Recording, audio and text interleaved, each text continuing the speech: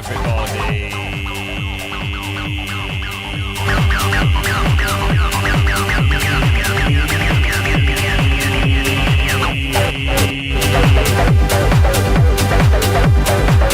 Hello.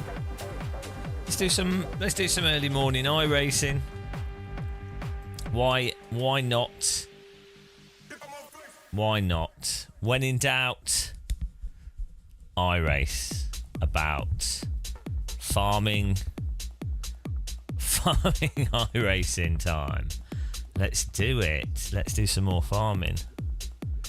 Got some coffee with no milk because I've run out of milk, so I've got no tea. So it might be a bit of a slow morning.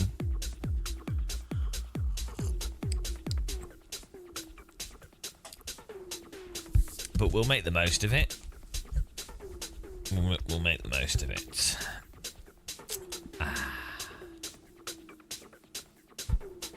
Beautiful. Hello, everybody. Hello, Skywilk. What is the title? Do you not get it? It just popped in my head. I was like, just 5 minutes ago. If I race, iRacing, then you don't, I race, I do.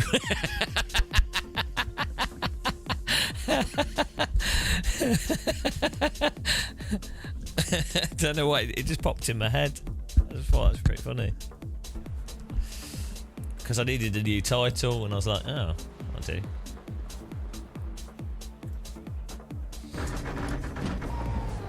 It makes sense and it sounds quite nice.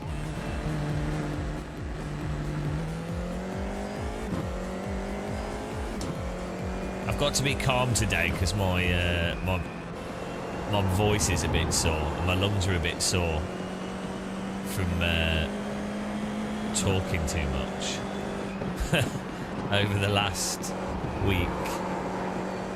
So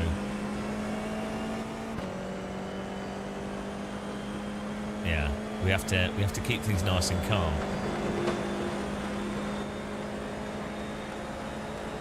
And for both of them, obviously. 7k everything. What do you think? I'm some kind of pathetic, some sort of pathetic weakling? We do stuff properly here. I operate at a level that few human would ever dare. I am the master of pointless.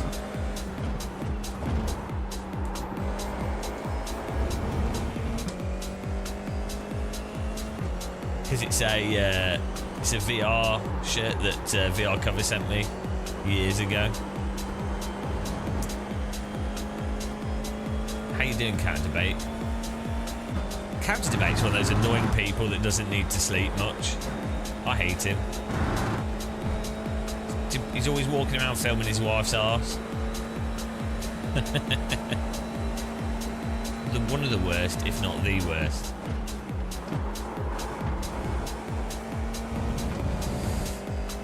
Oh dear. I've got some chips cooking in the air fryer for breakfast because I haven't got any cereal. Well, I have porridge, but I haven't got any milk, and I'm just not going to make water porridge. Yeah, it didn't sell very well. It's a shame because the demo and the first one was quite good, but I think the cable kind of ruined the game. But the mechanics were really solid. I also think these robots are a bit boring.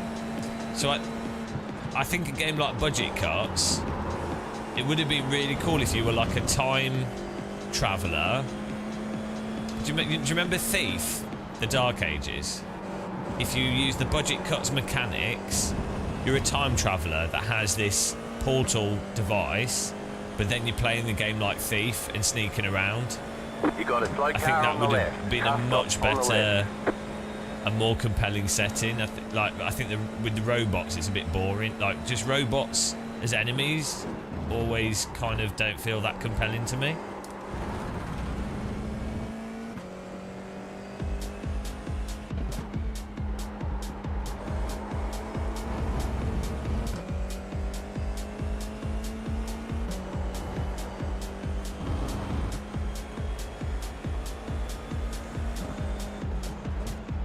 it's about time for a new thief type game.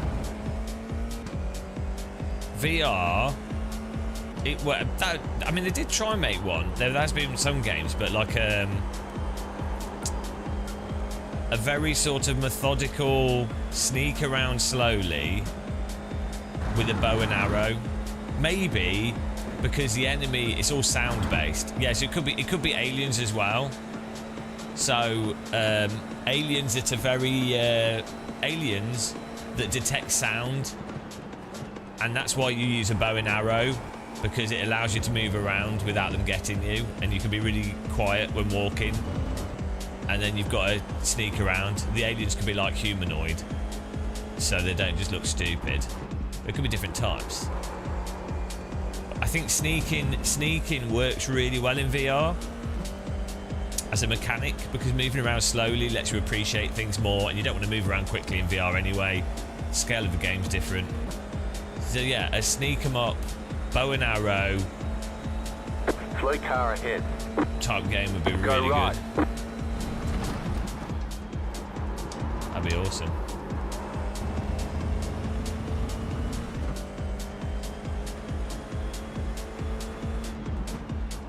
I hope my chips get ready soon. I need to take a painkiller, but I can't take it without any food. So I'll just sit here in chronic pain whilst we wait for our chips to cook.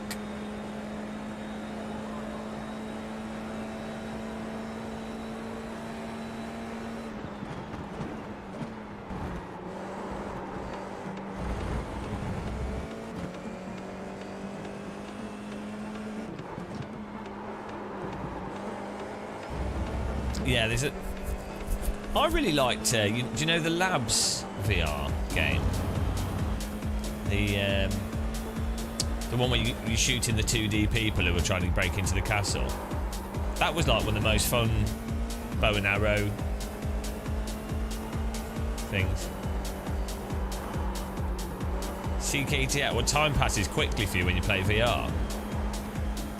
I get that as well, it's really weird. It's a really strange...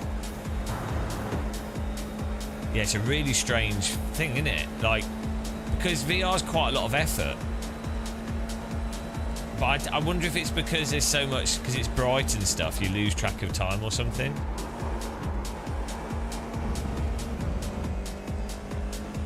Oh yeah, Leafs versus Panthers. I'm on the... I'm all about the Panthers. Leaves are for vegetarians. I'm more of a cat person. Right, let's just murder ourselves. Are you ready? Wonder if you could flip that. You're going the wrong way. Your car is smoking. Our driver's dead. You're going the wrong way. What if it was intentional? 10 punts in. I like all animals really, as long as they don't bite me. The only problem with small dogs, if they're not trained well, they can be super mega aggressive. Old small dogs are really nice. Young small dogs are really not very friendly, are they? Because they just bite everything because they're on edge. So I'm more of a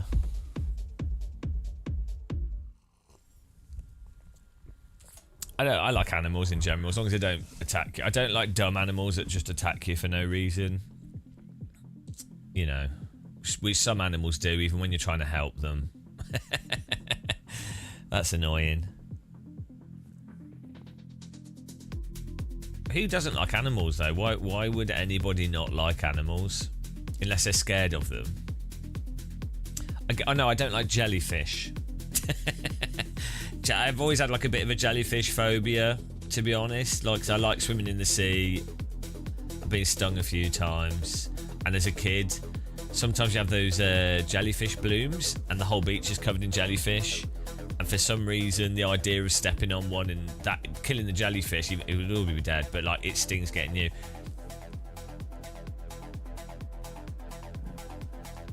But yeah, I know I like dogs.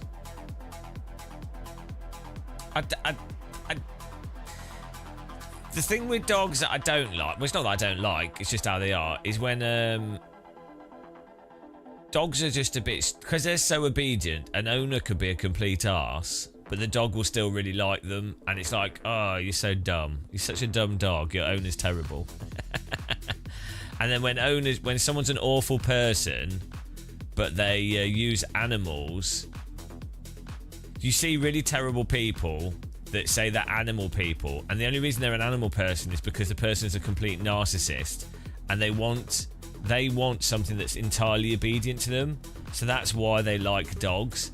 It's not because they actually like dogs. They're just a narcissist. Do you know what I mean?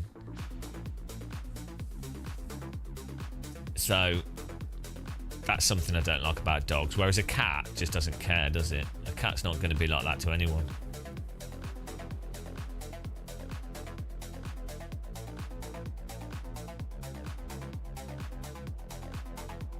When they hump your leg. Yeah, that they need to. I'm not saying you're a narcissist. I'm saying that it is quite a common thing for narcissists. You see, it's a common behavior where the reason some narcissists like dogs is because they're utterly obedient, and the reason they don't like people is because some people go against the narcissist. It's not because the narcissist is actually, do you see what I mean? It's just a tool for their narcissism rather than them actually liking animals. And also they'll specifically like certain animals that tend to be animals that are just very obedient. They won't, you know.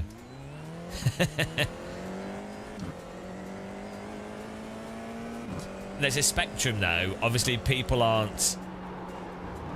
narcissists aren't binary, sociopaths aren't binary, nice people aren't binary. There's a huge range. You can't just label someone as like a, you know, there's a scale. Everyone's a little bit of a narcissist. It's actually really unhealthy. Not really a narcissist, but you know what I mean. Everyone's a little bit egocentric. Because if you're not, it's really bad for your mental health. It's actually terrible, and it's actually worse for everyone. Like, it's if you've been around people with some mental health issues, them having no ego at all is really quite bad for them and the people around them. Thank you for subscribing.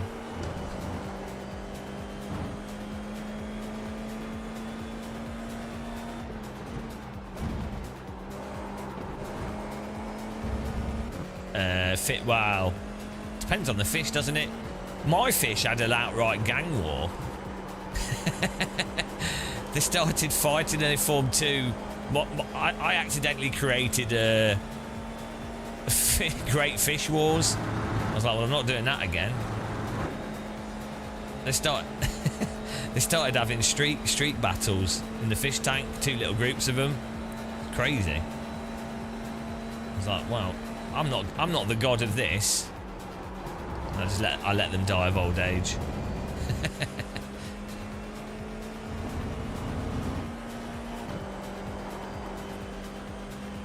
Yeah, exactly. Well, imagine forcing people to watch you play video games and demand money for it. That's probably the worst type of person. Green flag, green flag. Okay, here comes your first time lap. Thanks for watching to the Game of Muscle podcast whilst you work. Yeah, it was like West Side Story in a fish tank. Technically, it was a James West side fish tank story.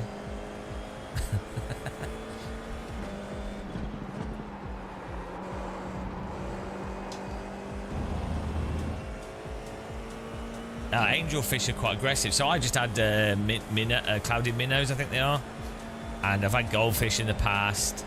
I think I might get some snails. Actually, I did want to get some prawns. And on the subject of jellyfish, I quite like to have a jellyfish tank, but they're a little bit of a pain in the arse to have. But I live on near a tidal bit of river, near the Thames, and jellyfish often get washed up the river when there's loads of them, moon jellies. Thanks for subscribing, Hot Curry.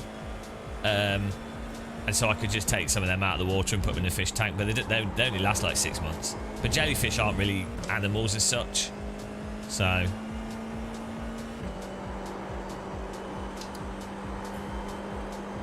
They're probably almost dead, the ones that have been washed up the river anyway, so they'll probably last even less time. You can eat moon jellies, actually. Yeah. Prawns are a bit finicky to look after. Snails are awesome, though, yeah. But they have a habit of crawling out the tank, so... I feel really bad for like squid and octopus and those kind of things because they're really intelligent, but they only live like 5 or 6 years. So it's like, well, it's a bit harsh, isn't it? Imagine being like there's quite likely that they're sentient to a reasonable degree, and they live 6 years. So hopefully they experience time totally different to how we do. So their 6 years isn't, you know, feels like a lot longer. But it's pretty depressing actually when you really look into octopus and jellies and squids and stuff.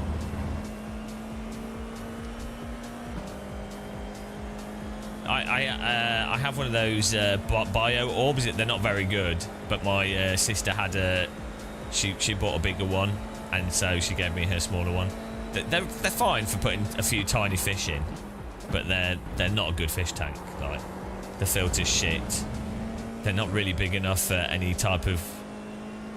Like, I would probably put 3 clouded minnows in it at most, because it's too small. Like, you need really, really small fish. It's not... I think fish tanks are cruel, fundamentally. Especially for, like, a goldfish... it needs like a pond really, and even that's probably too small. So I really don't like pets actually in many ways. I really like animals, but I like wild animals, and just to leave them alone really, unless they want to come up to you.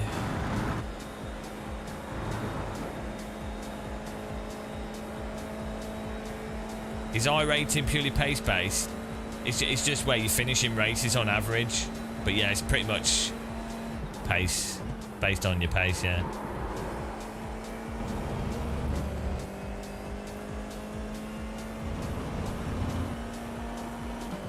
I really like goats. Alpacas and goats though, actually. And also of animals, alpacas and goats, they like being around people. Not noisy people, but they like being around people, so... They're pretty good to have as animals, I think. Like if you had... There's the flag. It's over. If you had like 2 or 3 alpacas and 2 or 3 goats, they'd be really happy animals. No, it's a bit of a tight fit. Do I realise that you're like a 400-pound person to crash diets? You're going to keep grinding? No, I'll stop playing iRacing. we just do this for the fun of getting rating. Fun of getting rating. Let's have some morning breakfast Guinness.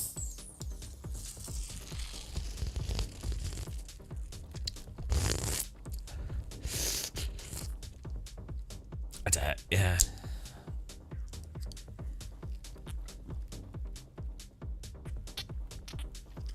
I do quite like how this F4 car is quite nice to drive around this track. It's quite satisfying how smoothly you'd have to drive it. So it's like the thing, I don't think it's realistic, but it's quite enjoyable. I wouldn't be able to do with the force feedback app. I quite like how it feels, and for me, like the feeling of driving in a simulator is really important. The estimated strength of field is 2,400. Breakfast Guinness.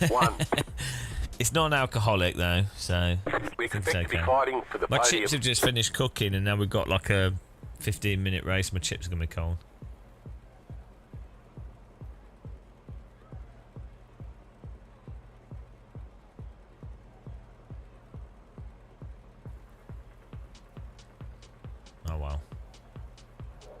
Yeah, we ran out of milk yesterday.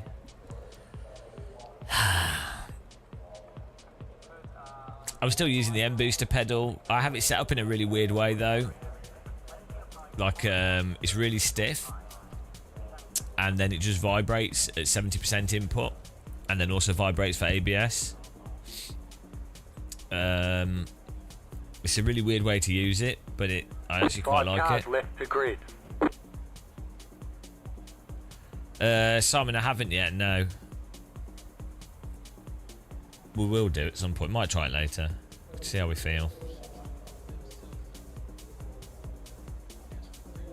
Yeah, non-alcoholic Guinness is quite a nice drink.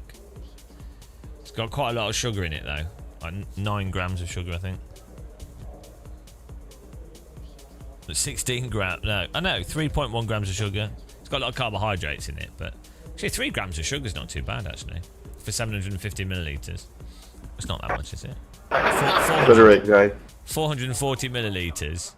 It's a lot of sugar compared to water, but Still waiting on 2 cars to grid. compared to have, if you put a lot of milk in coffee or a lot of milk in tea, it's not that different.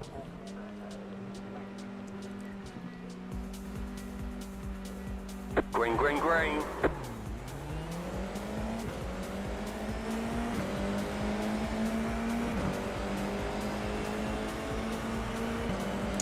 Left side. Stay on the right. Clear.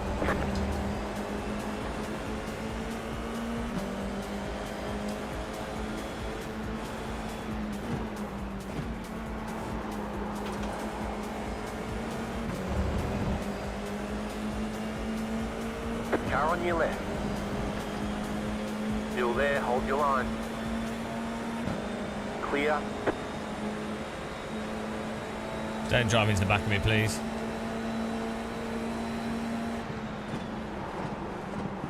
Right side. Still there, hold your line. Keep to the left. Clear on the right.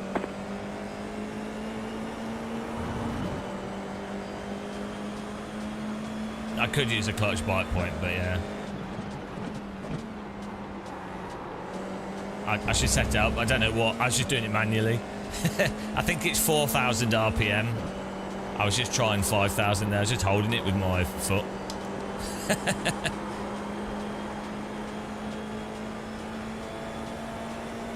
I know, Bobby, but we're used to it.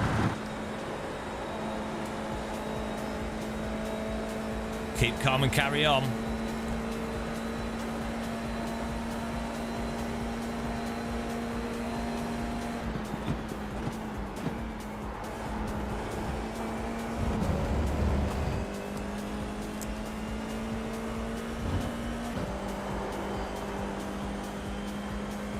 %.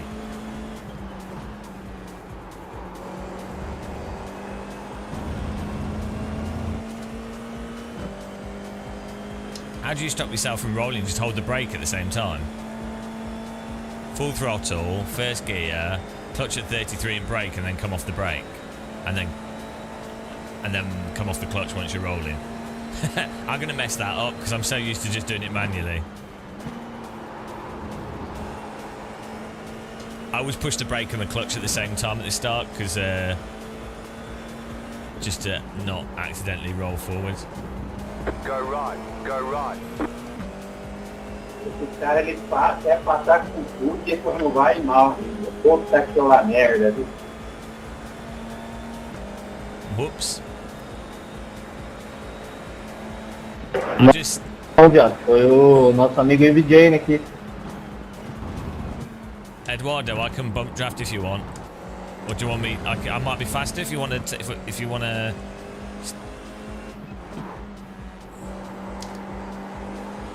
Try and lose the cars behind us. Do you want to do that, Eduardo?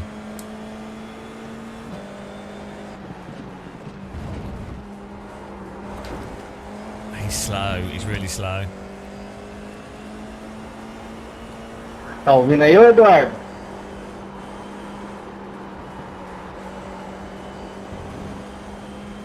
Tô ouvindo, foi o DJ lá mesmo, o DJ, sei lá.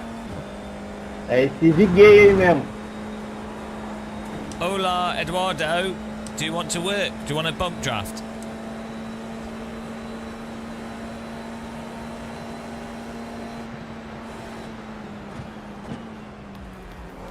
No? Eduardo, tranquilo bump drafto? Ok, no problem, ok. Mata ele, mata ele.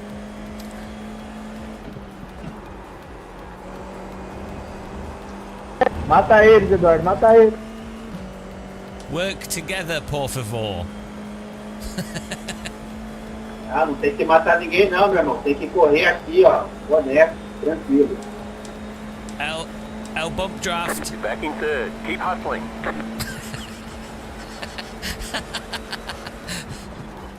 El bump drafto. Oh, he was too slow with the car behind caught up with this.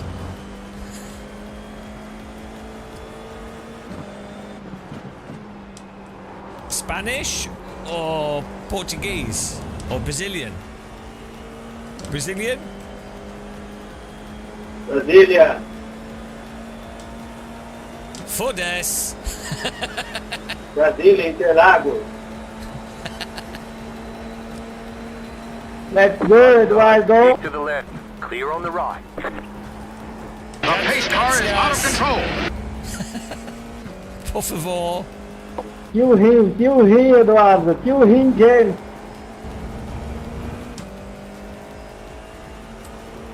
Gracias, por favor.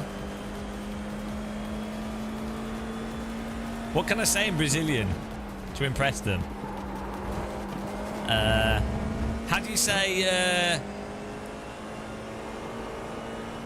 Bon Carrera?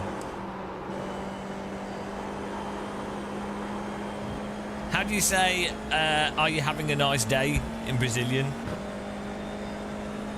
Tudo bien. Ben?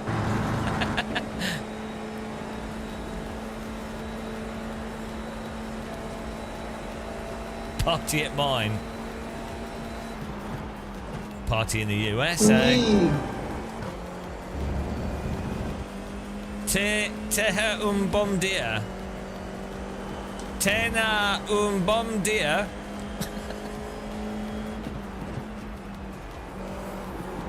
See? Oh no, the car behind's a wrecker. Esto tendo Left side. bom dia. Stay on the right. The car in P1 just set the fastest lap. 7.915. Still there. New fastest lap for you. Okay, you're in second. Hopefully this guy's got a good pace and we can not have a battle with someone that's slow. There's an incident behind. El bum drafto.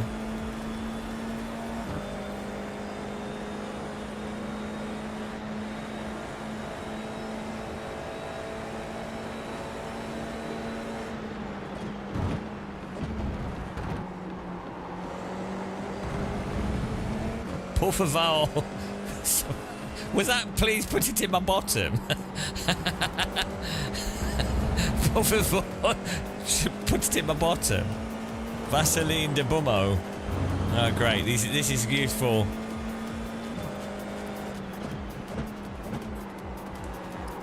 Do they have pastel de nata in Brazil? Please suck my ass. See, I can understand that. I don't need to be Portuguese or Brazilian to work that out. It's the beauty of language. Some things don't need to be translated.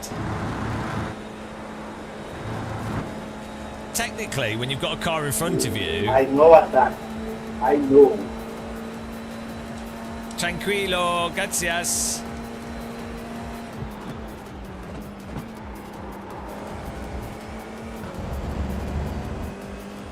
Technically, the car in front is sucking you into their bum.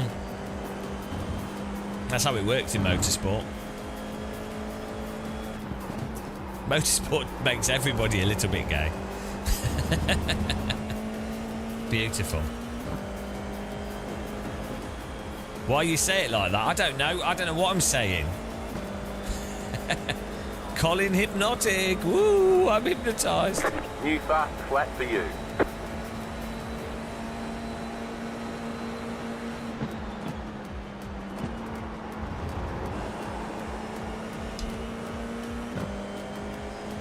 No, I don't want to pay for anyone to suffer iRacing. It's actually a criminal offence in the UK. No, I can't afford to buy people a year of iRacing. It's too expensive. It's like buying a Rolex watch.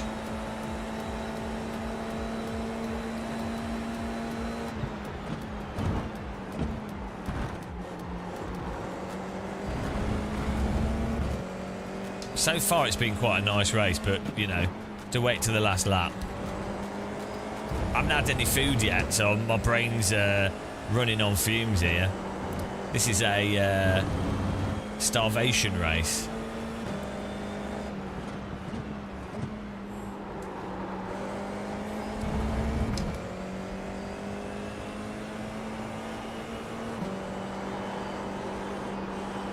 Yeah, but Skyworld, 500. The pace car is out of control. Back in the 1960s, £500 would have bought you a 4-bedroom house, so it was expensive back then. 5 laps of fuel left.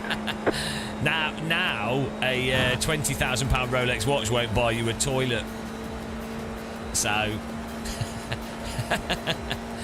no, I know, but I'm also making a separate joke, Skyworld. I'm making a separate joke. Keep with it.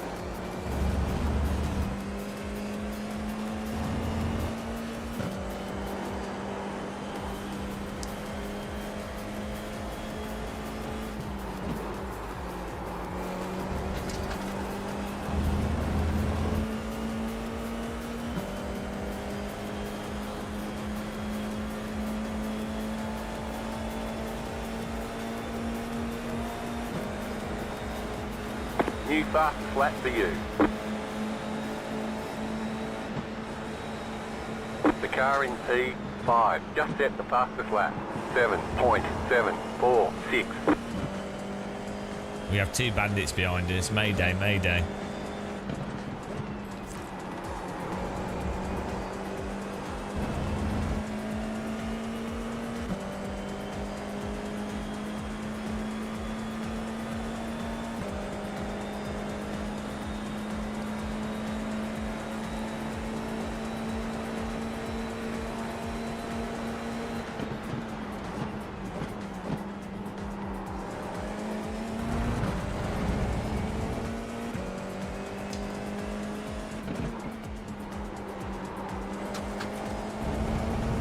Incoming. So we're in a Red Bull sandwich here. It's the worst kind of sandwich. Full of like energy drink.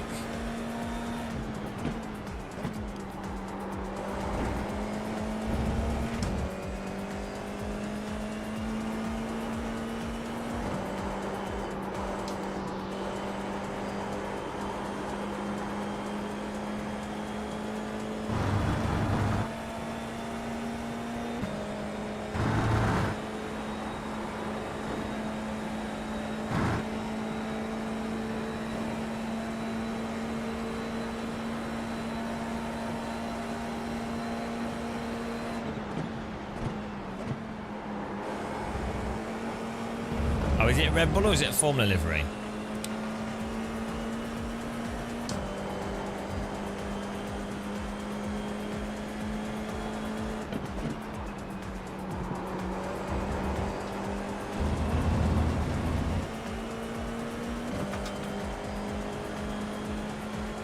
White flag, 1 more lap to go. The leader just did a 7.875. New fast flat for you.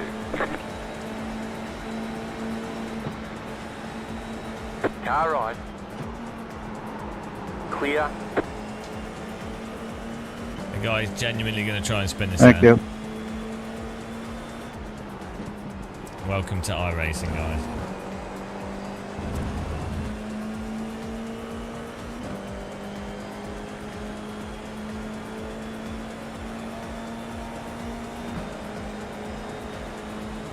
Car right. Still there. Keep to the left. I believe that's Keep called to the left. weaving, defensive weaving, what he just did there. Clear.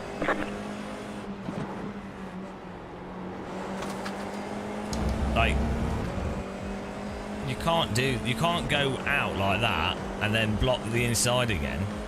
I mean, you can, people do it all the time and iRacing doesn't care, but do you know what I mean? You should just stay on the inside.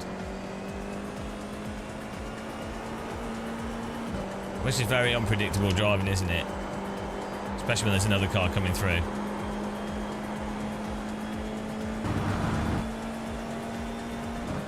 These guys will wreck me if I do a really good overtake on them, which is unfortunate.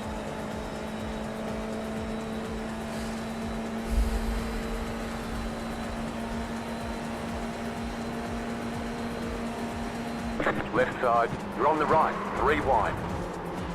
Hold your line. Left side. 2 wide. Clear.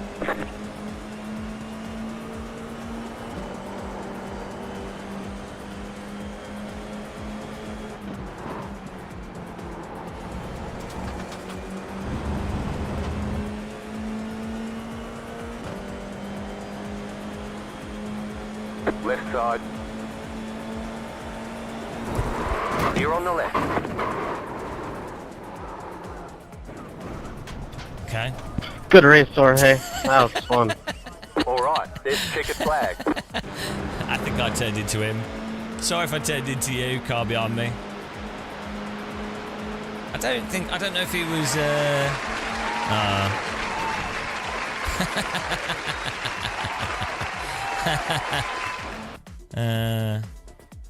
he had his nose there.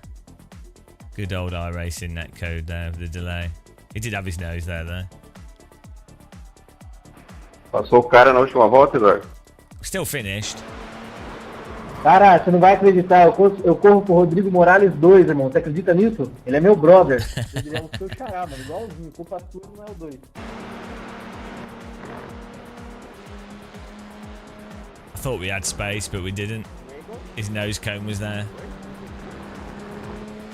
Should have snapped his nose cone off.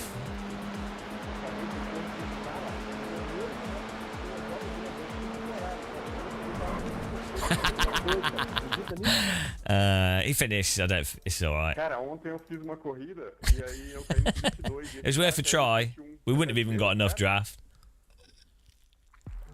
Ele é brasileiro, mas ele mora nos Estados Unidos, mano. Good finish though. Yeah, not bad. It's a good finish. Finish with 3 wheels. I'd feel bad if we wrecked him. We didn't.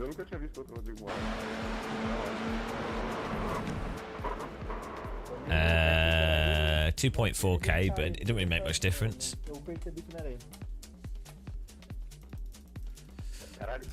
Well, unfortunately, we got stuck behind some slower drivers early in the race. Right, let me get my chips. I'll be back in a second, guys.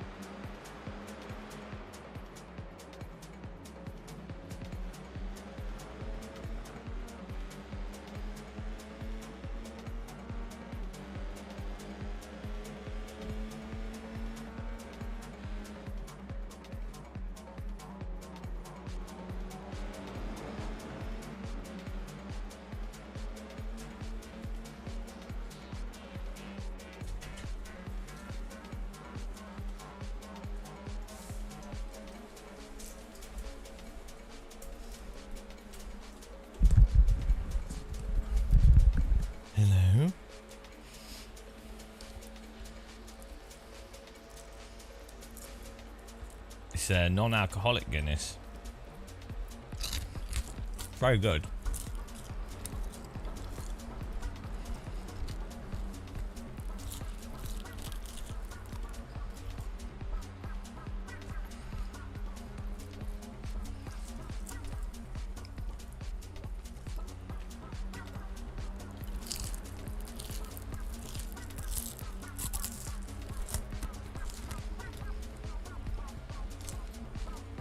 It's a VR cover, top.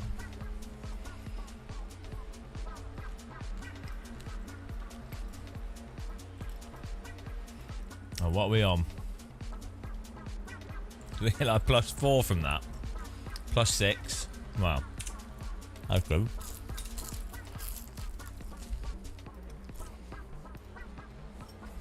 Thanks, Oko Pro.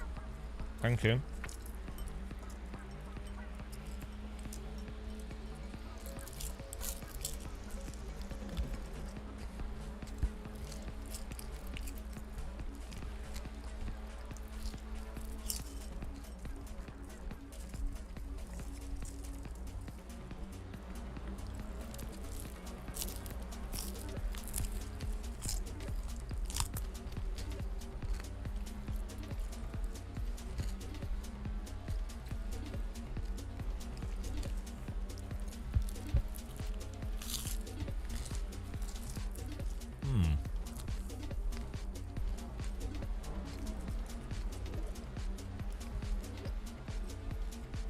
Exactly.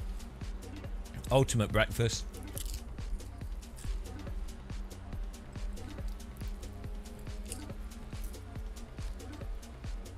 There's a sweet potato.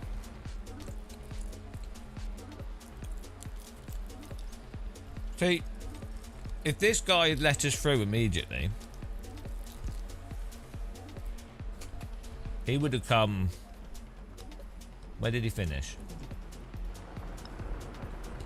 4th. Oh, he did all right.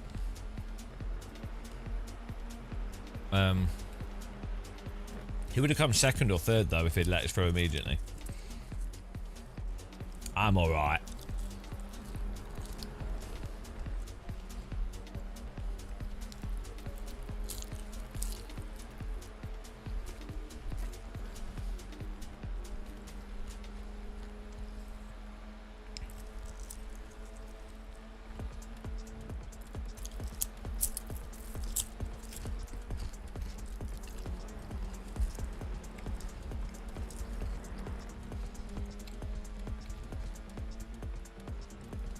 Well, because if I tried to overtake him, it would slow us both. It would have slowed us both down, and the car behind would have caught us anyway.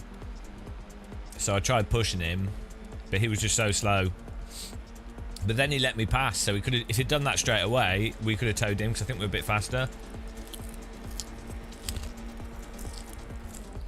Wow, wow.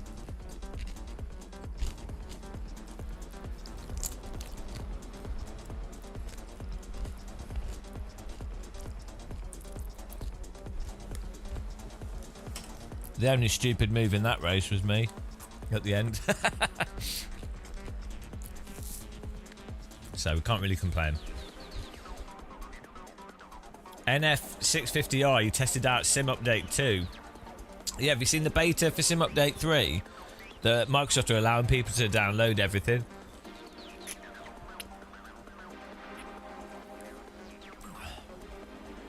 If I didn't have a sim racing channel, would I play iRacing? Probably not. No, I mean, well, no, because I wouldn't have bothered to get to learn its crazy physics. Now that I've learned its physics, I would play it to do. If I didn't do YouTube and stuff, I would play it for the big events they do. But before, well, hello. Lentillion was live, and now he's here. Lentillion in his rig.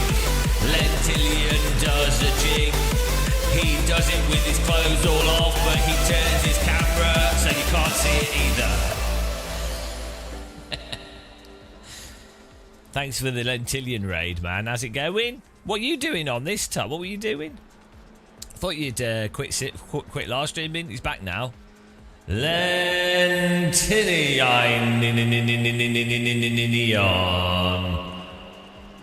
So much for saving his voice. Oh, we was playing a real sim. I don't blame you. Were you doing one of those push forwards maps? Well, welcome along, Lentillionites.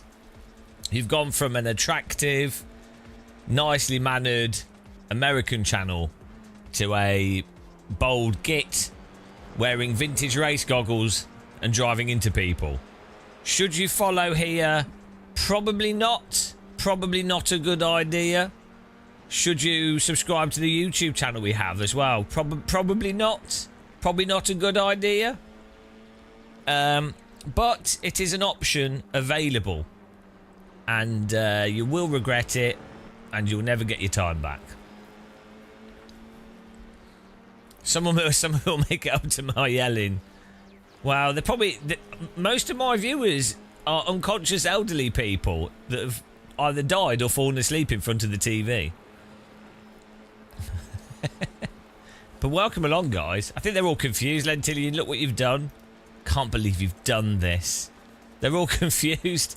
They don't know what's happening. They're like, what's going... why are we here? What we're doing here? What's going on here? This isn't Trackmania. It might look like Trackmania. This looks like the car from the what's the stadium car. No complaining on this channel. This is a complain-free zone. The last person to complain here got banned, and it was me. Are you really good at Trackmania, Lentillion? We should have a Trackmania off. I bet you're better than me. I was okay. In my peak, Trackmania Sunrise and Trackmania Nations. In my peak, I was pretty good with my Xbox controller. Ringmaster's running a rubbish car at the moment, I think. Yeah, it's the M2, which is like a trampoline.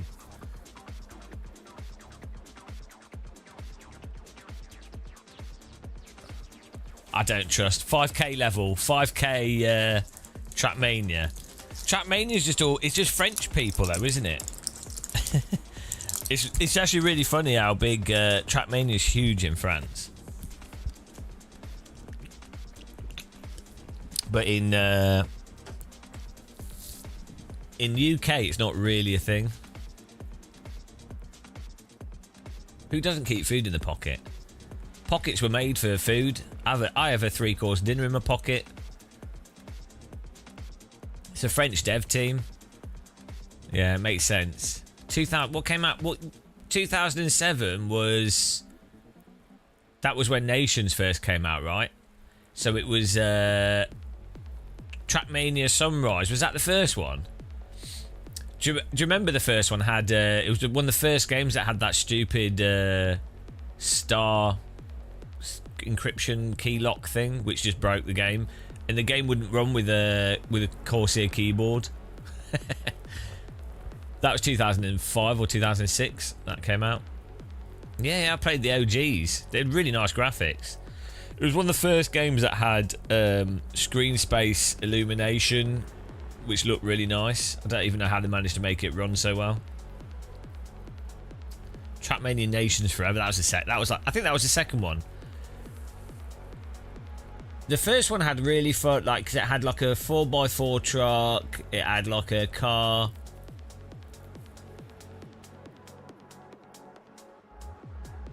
Yeah, there's a specific type of track name.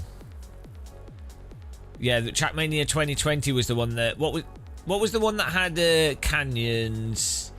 They did 3 different things, but then nobody played it because it was on Uplay and Ubisoft publishers terrible.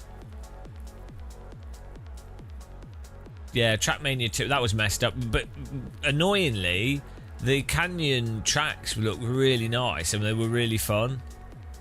They just made it too hard to get the game. That was a problem. Like, a game like Trackmania it needs to be a game that's like really, really easy to load, because it's the type of game where you don't really necessarily, you're like, oh, I kind of feel like playing it.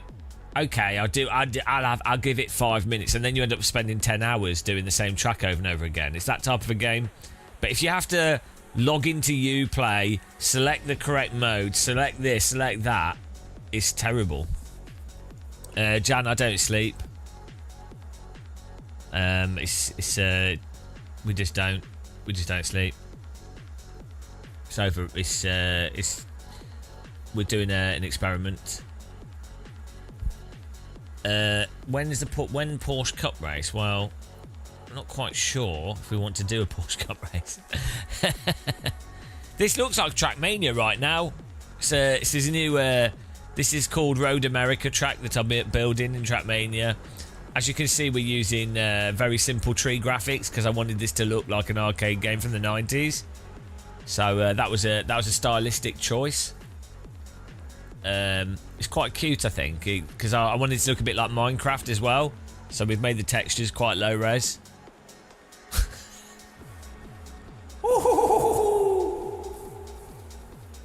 Sick burn on iRacing. But you, what's going on with you in terms of your time, Lentilionitis? Are you not, are you hanging around for a bit? You were just like, oh, I'm done streaming. The David Blaine of sim racing.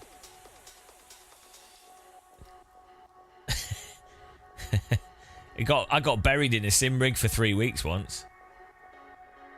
5 hours stream. That's not even a warm up. I mean, does it actually feel like a long time to stream for 5 hours for you? I think I have a mental issue. Like, I genuinely don't... Because I was talking to other streamers about this. And they're like, oh, yeah, 4 or 5 hours, really long stream. Oh, yeah, I guess you're building. Yeah. It's true. Building's pretty hard work. Lifting those blocks with your bare hands, moving them around the screen, walking forwards and backwards, pretty hard work.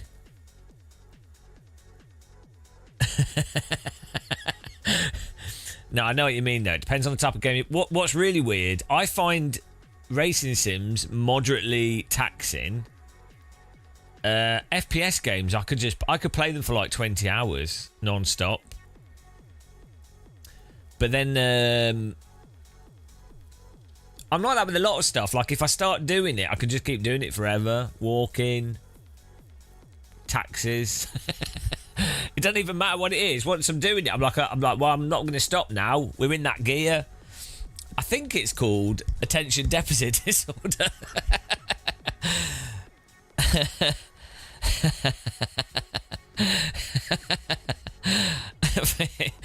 It's like I can't task switch. That's the problem. That's a specific thing. Is some people can task switch. Some people task switch too often, and some people. Let's see. Let's Google what it's called. It's called being dumb. Hang on. I don't really mind it. It's not good for people around me a lot of the time. Depends what we're doing actually, because if something needs to get done and I'm already there, I'm like, get it done, but then I'm dead the next day, so I guess it's not that helpful. That's why I don't drink either, because, well, A, it makes me sick, but I would just keep drinking. I'm like, oh, well, I'm a bit drunk, so let's keep going.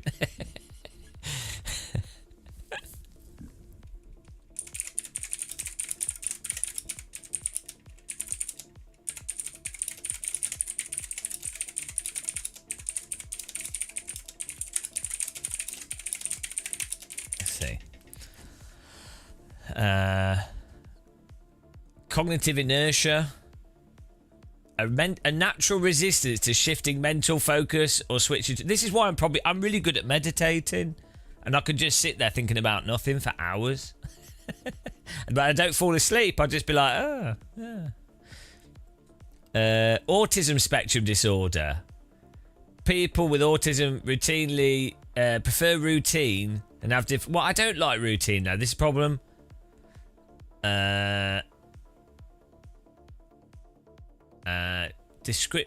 ADHD, attention deficit hyperactivity disorder, especially in inattentive types. Task switching can be hard due to trouble with executive function. Yeah, basically it's ADHD, isn't it? May hyper focus on one task and find it hard to break away from it. I mean, I wouldn't say that. Yeah, I'm impulsive as well. I love it though. I really like it. I like it. So I don't really care. Yeah. It's not really a disorder when you're not having trouble with it. That's the thing. All these things, it's like if it's... Well, I mean, I guess this is pretty bad, but... denial is another one of the symptoms. Anxiety disorders. I have anxiety every time I start an iRacing race. So... every F4 start seems to cause a degree of anxiety. Probably for everybody on the grid.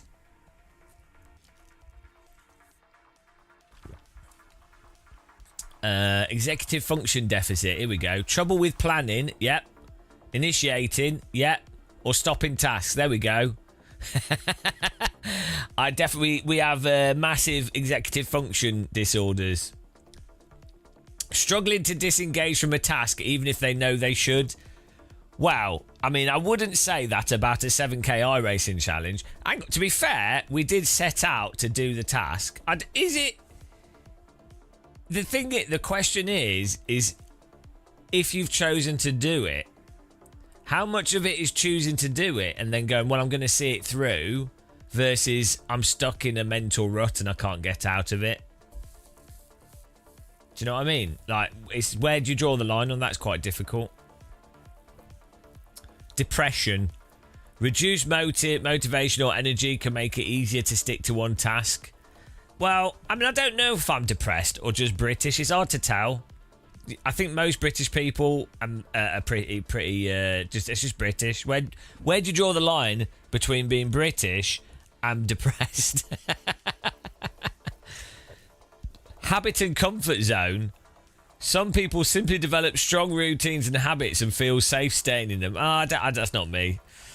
I like to do stuff that I'm not comfortable with. I don't enjoy it, but I do enjoy it. But I think that's because I'm a bit of a masochist. Like, I will do stuff I know I really won't enjoy because I know I won't enjoy it. But then I like that I'm doing something novel. Like, I like the novelty, but I hate it. But then I'm a masochist to some degree as well. So it's like, I think because when I was younger, I got quite comfortable with being in very uncomfortable situations. And so that probably just feels normal now.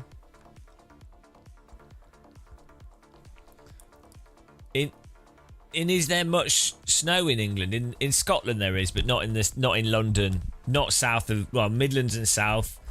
Apart from the Wales, some of the hills in Wales, some of the hills in Devon. There's some hills in Kent, but in terms of in the towns and general countryside, no. South of Midlands and south, not really. Well, I'm not into it's not that kind of a thing, Richard. It's not that kind of masochism. I'm not into that. It's not arousing.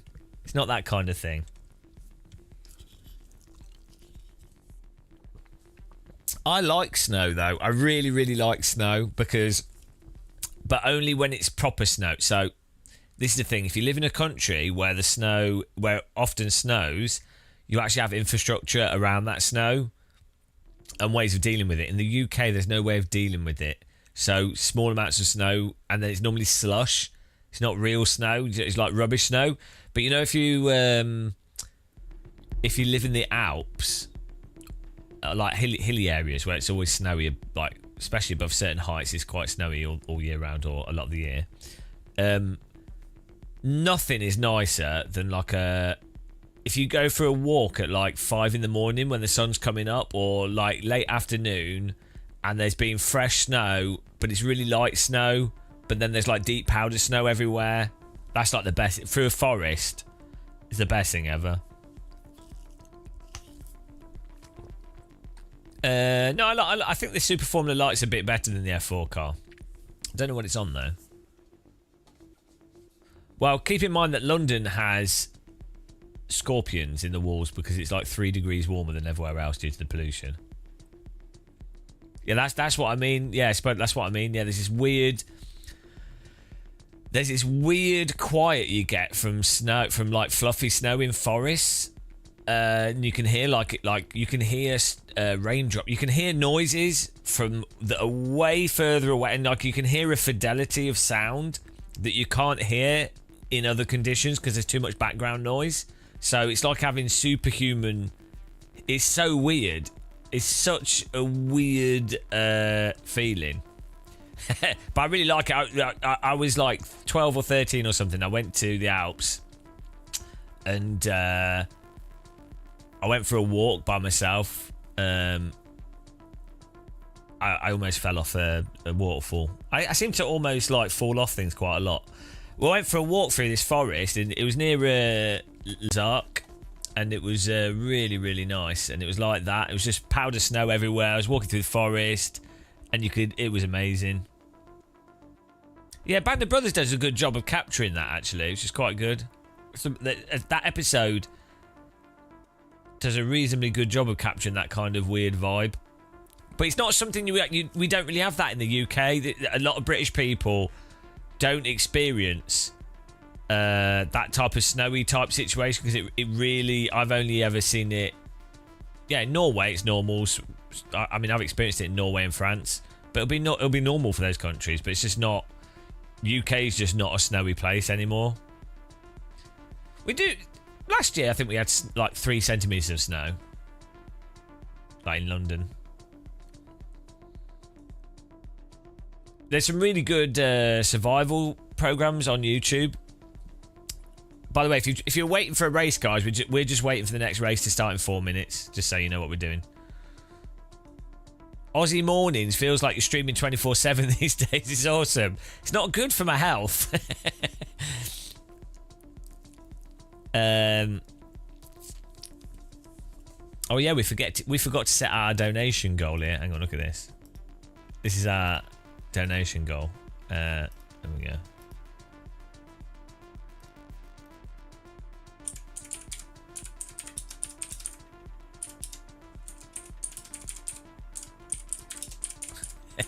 Are you ready?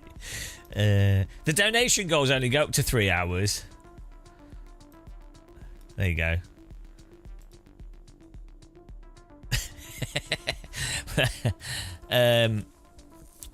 Feels like, yeah, right, yeah. Brain, I just read your comment again. I've just read that. Yeah, I was talking to Champion Joe, who's a good German streamer. So if you want to learn German, go and watch Champion Joe. He's doing really well, actually. He's only had a channel for like 2 or 3 years, and he's doing a really good job. He was saying, because he was playing like some medieval game, and he was like, oh, he just does 10 hours of work every day. But I think that's a healthy way of doing things. I think if you're doing YouTube as a job, or even if you're self-employed with your own business, limiting it to like 9 or 10 hours is good for your health. I don't do that because I hate myself, but I don't dare like tally up how many hours we actually work. I don't see it as work, but you should have some balance. Stream lady. ChatGPT stream lady. Hello, Hell Knight. How's it going?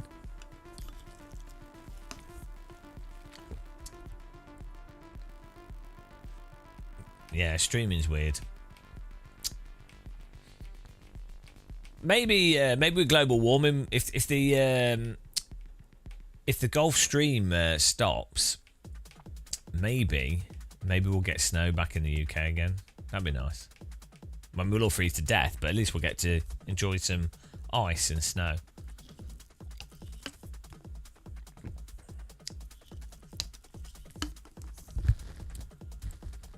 Oh yeah, I was going to say there's some really good YouTube survival channels of people that like live in Alaska in cold countries, and they're like, it's -40 outside, like, you know, you're like, oh okay, and then they're like just camping in like a tent, and you're like, what on earth? Or like a big log fire. I mean, I guess minus like 15 or something is the coldest I've experienced, like Norway in the winter, in Oslo. And that was cold. That was like take your gloves off and your hands start hurting straight away cold.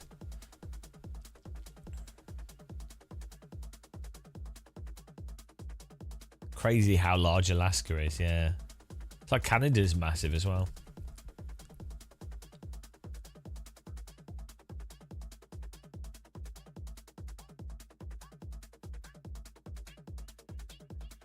Right, 30 seconds, next race.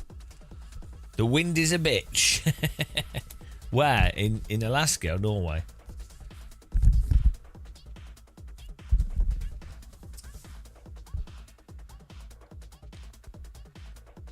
Yeah, it's nice to have a bit of techno every now and again. We need to remember to sign up to the next race.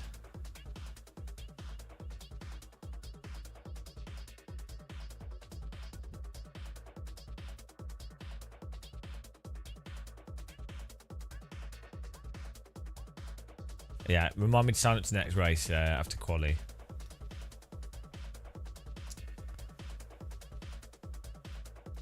Here we go.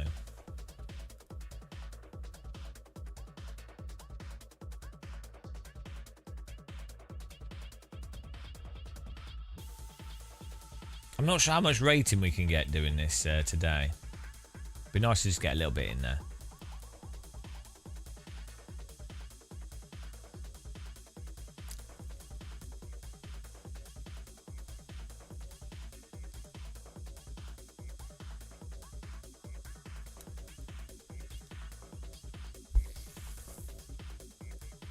Get in there, here we go.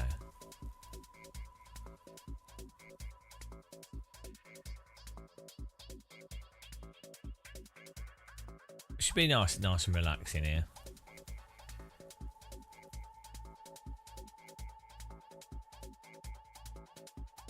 This is a full grid. It's whatever you're quick on the track, can't debate. Whatever you can be quick with is good. That's it. So it just comes down to lap pace, and lap pace plus how clean other drivers are. So you want to be able to finish in the top 5 and not get punted.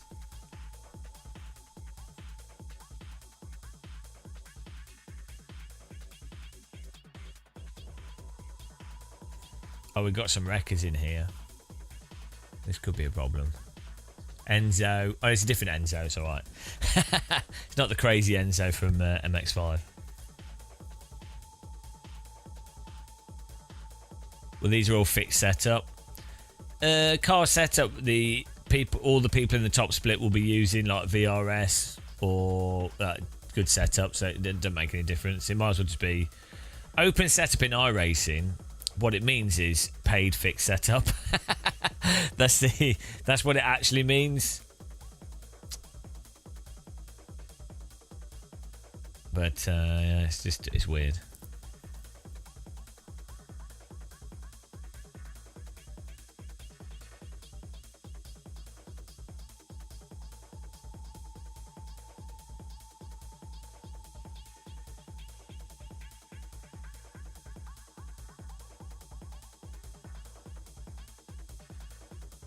VRS are good. I know I've met some of the people that work for them. They're nice people. Don't think they like me too much, but they're nice. I think I annoy them. Like my personality type is probably very annoying to a lot of sim racers. a lot of sim races are very kind of like engineering, regimented, focus, do this to get this, to do that, works like this, you know. So I'll probably really annoy a lot of sim racers, but that's just how it is. Yeah, it's not just sim racers, but in particular, I could see how someone like me would really wind those personality types up.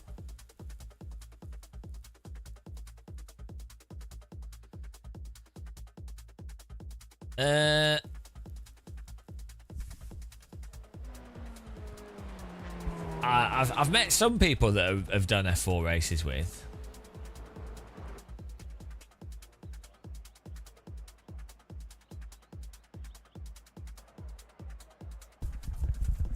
Because we have been to the zoo a few times.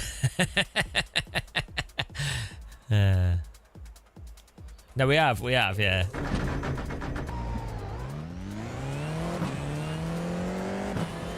Oh, here we go. It's all about the quali lap, guys. The quali T.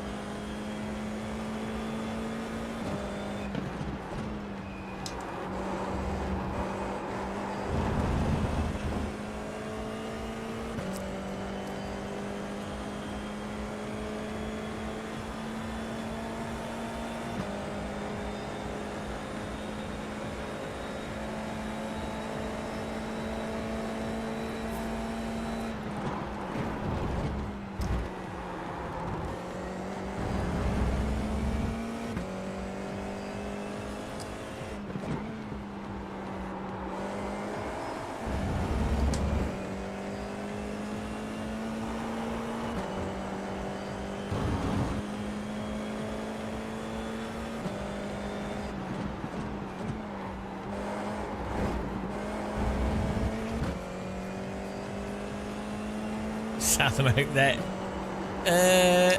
It depends actually. As long as the problem is the strength of field's often a bit low. It depends. Like the UK's good time as long as there's not bandits. Like if there's people driving sensibly, it's great. But when there's bandits, it's not really about pace. It's just about drivers driving safely is the main thing. Because a wreck is minus 50, 100 iRating, right? So that's a big problem.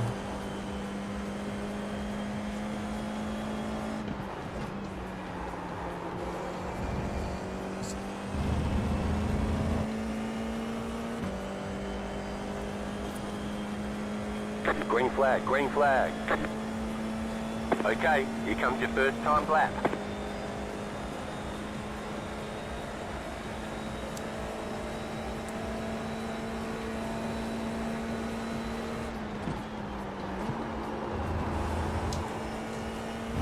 It'd be nice to get our 107 before this changes.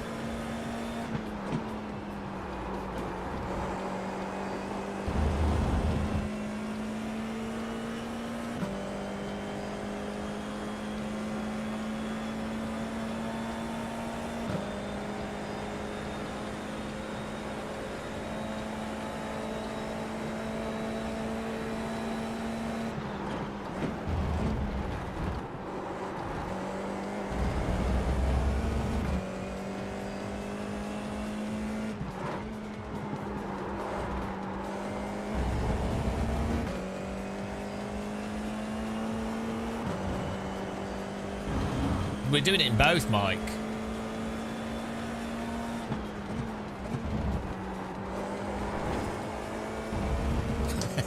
Come on. We do things properly here.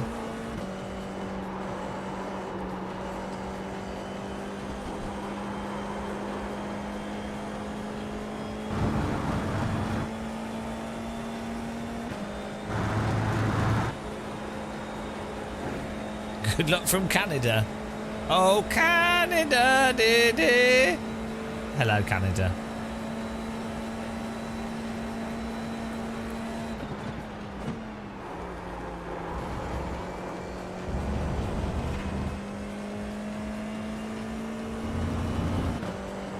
can't believe you've done this.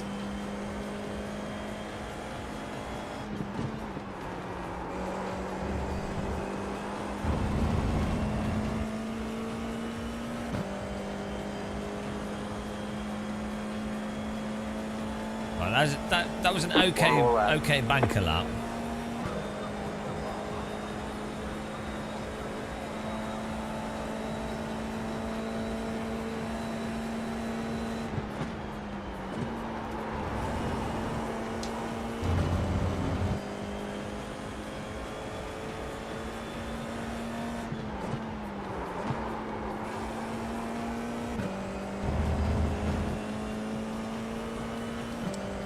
I could do with some maple syrup actually. A pancake. Oh, that'd be good.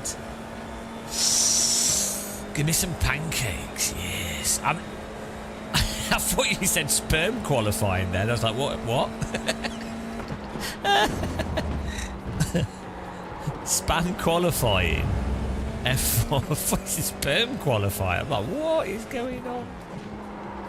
Ah, no. Well, that wasn't very good. Well, guess we're going to be starting in like 7th or something.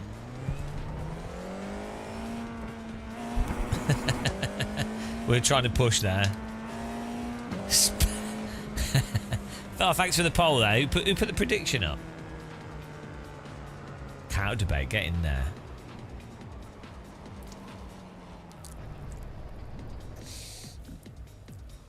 Yeah, no, pancake would be nice. So I haven't bought any unhealthy food really for ages. We've just been having... yeah, I've just been eating vegetables and things.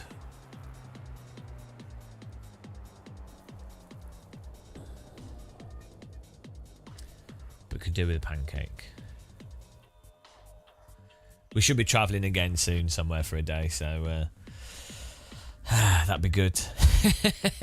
we can have a filthy hotel breakfast. Well, that's my rule.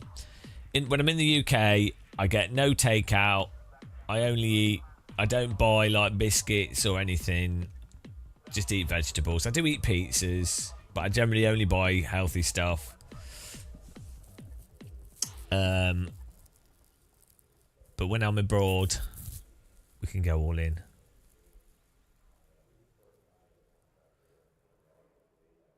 Let's see if we got away with this. Oh shit. Oh, we would have been. Oh bugger. Yep, this is a bad.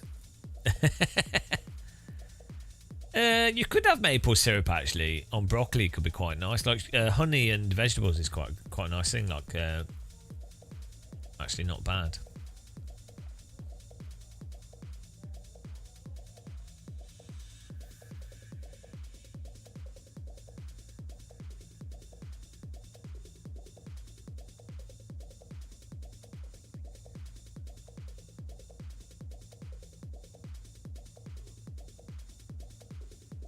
Wankedi. Is that like a New Zealand name? Wankheader. Doesn't exactly translate into English that well, but maybe it's like it could be a Canadian. There's some like a Canadian, you know, like native Canadian. Some of those translations are a bit unfortunate into English. So also like some Native American stuff has some some interesting crossovers. Oh, well, we need to sign up, guys. No one reminded me. No one ever reminds me. You know. Greetings, Earthlings. Hello. Oh, we need to do this clutch cheat, don't we? Oh, I don't want to do that.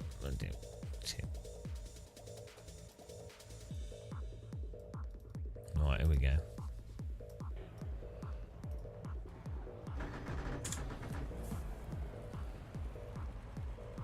The estimated strength of field is 2,792.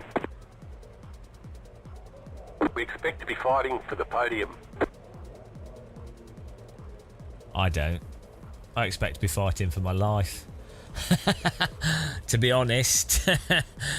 I expect to be fighting to maintain all 4 wheels on the vehicle.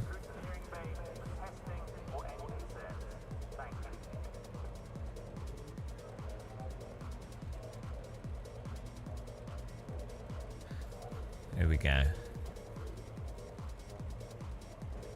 5 cars left to grid. Drive to Survive. That's a good name.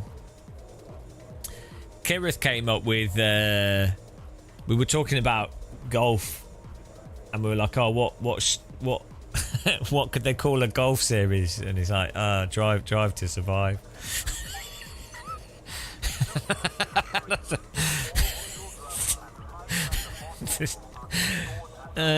Just so dumb. Yeah, it'd be really funny if Netflix did Drive to Survive and it was a golf series. They just acted like it wasn't the same name, but it is.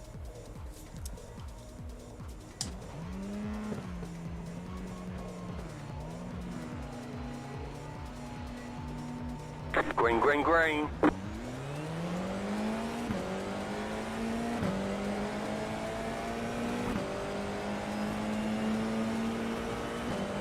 Left side. Keep to the right. Stay on the right. Oh, these 2 orange Stay on the cars right. wrecked last race, so... Clear. Car on your left. Clear on the left. Be aware.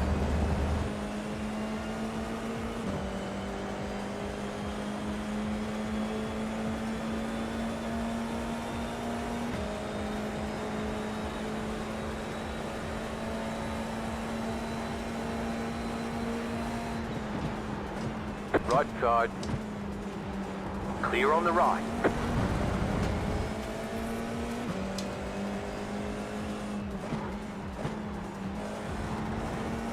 It's like, the skill is looking in front, but also looking in the mirror at the same time.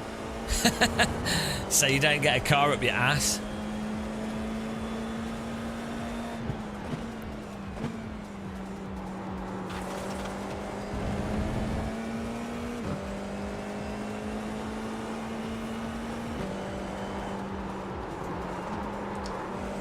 Left side. Clear. Right side. Still there, hold your line. Why? I'm always losing places Clear on the right. due to other people's stupid mistakes. No bus, bro. Sorry, bro, for the glitch. Sorry. I have understood. There's an incident ahead. Slow car ahead. Car on your left. Car stopped on the right. Go right. Clear on the left. Oh, man.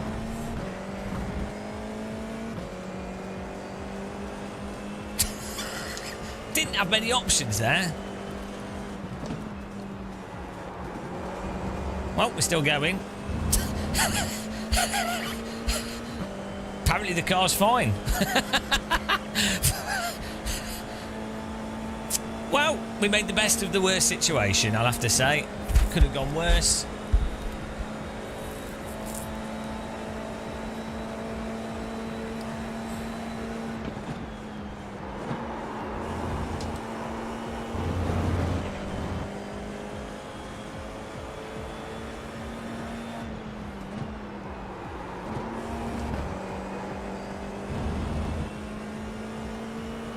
That was a very, very interesting roadblock.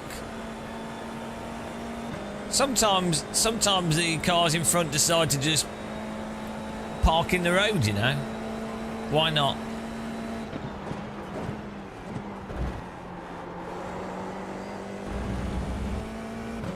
There's an incident behind. I think chat's all gone silent from the shock of the incidents. Everyone got a concussion from that. I can't believe my car's not damaged.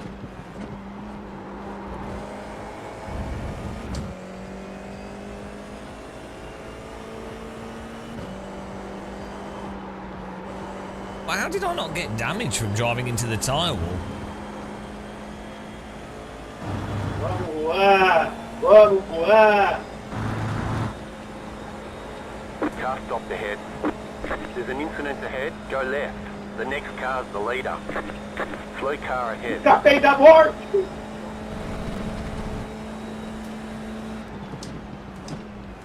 Well, this is an eventful race.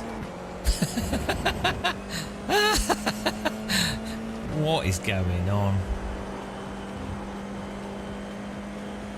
Some good clips. Ay caramba.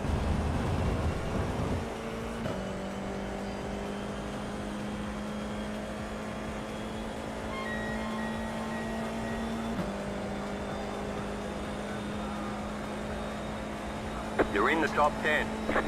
Oh, not too bad actually. Considering we've driven into a wall.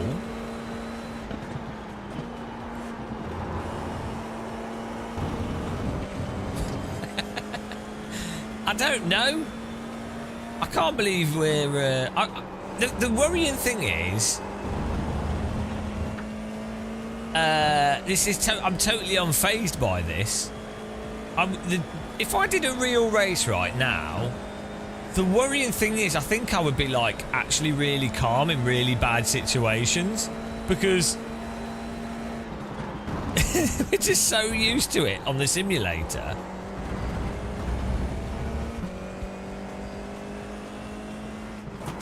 I used to be like proper anxious when I play iRacing.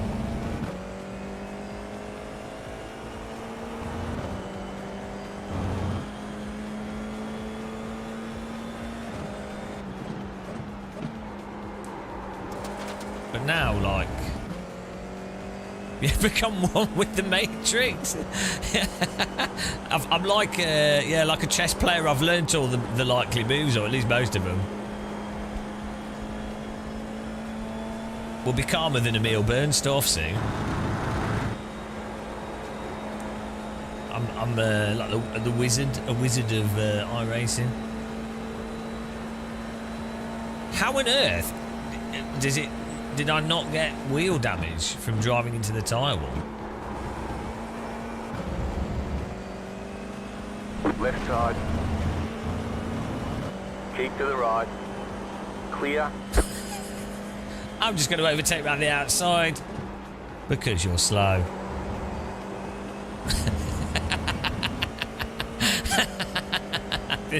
It's just easier this way. It's just easier, I'm sorry. I know it's not racing, but it's just easier. 7.949. Still, probably still drive into me, but...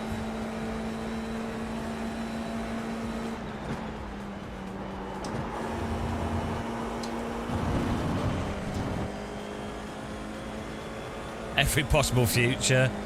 Maybe that's the point of life.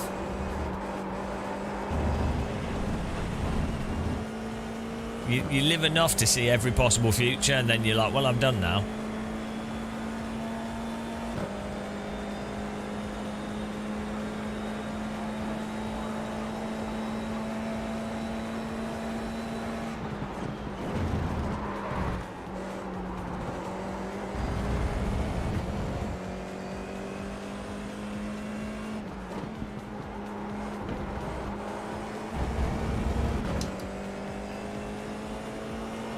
This is a nice drive. I mean, considering we've almost died 3 times.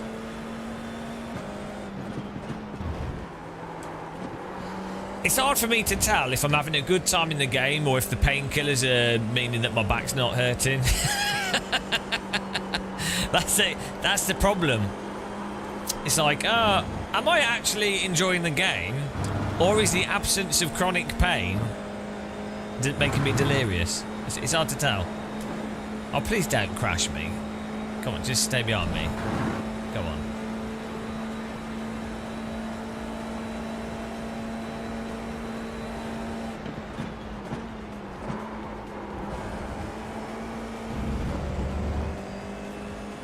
It's talking fish.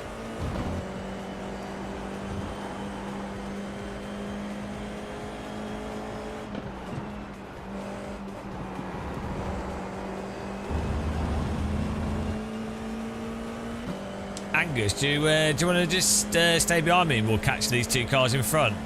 I mean, it's up to you.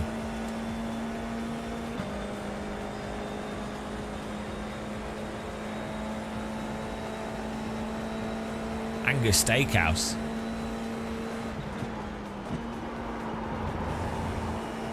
I think he does.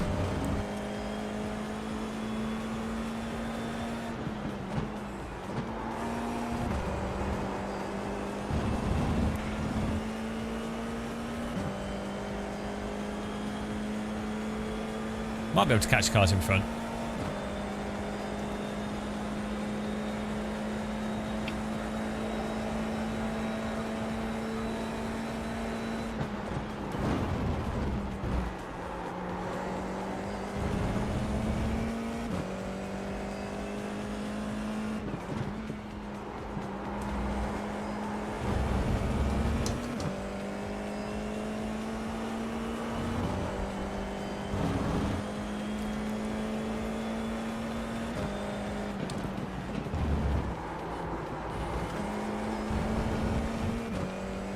Let's go. You have about 5 laps of fuel left. Yeah, I need to try the new Flight Sim update though, because I need to make a video about it. Chair Muscle's much better than me at live streaming. He doesn't complain.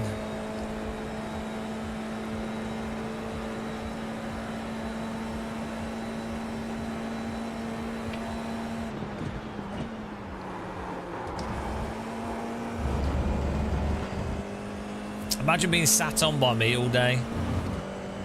A life not worth living, really. Of course, a fantasy of many beautiful women. But, you know. Obviously, that's the fantasy of many a 30-year-old Eastern European supermodel. The car in P2, unsurprisingly. But, you know, I can't accommodate them all. 4. That was your fastest lap of the session.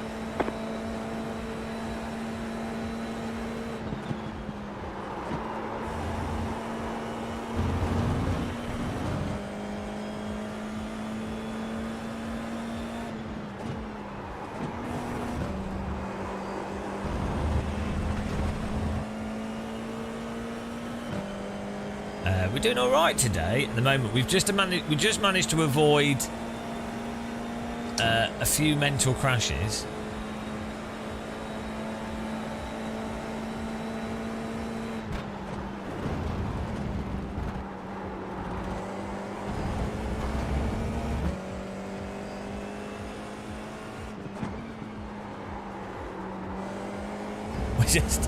We put the car, we drove into the wall and somehow got away with it, which was rather interesting.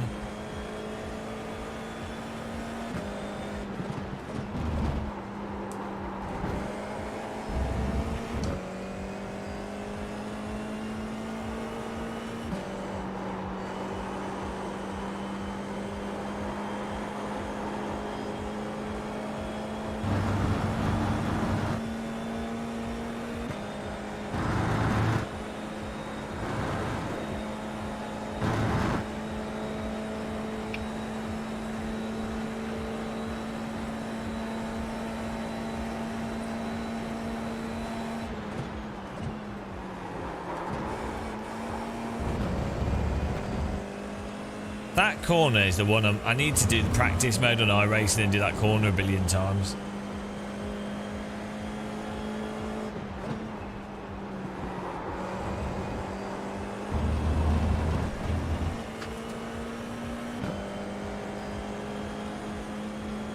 Last lap.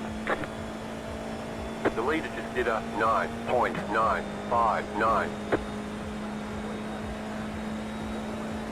Car 11 is now leading.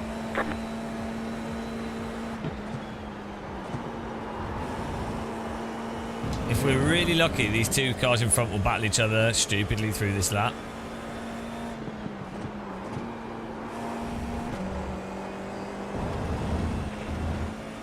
Oh no, he just messed up.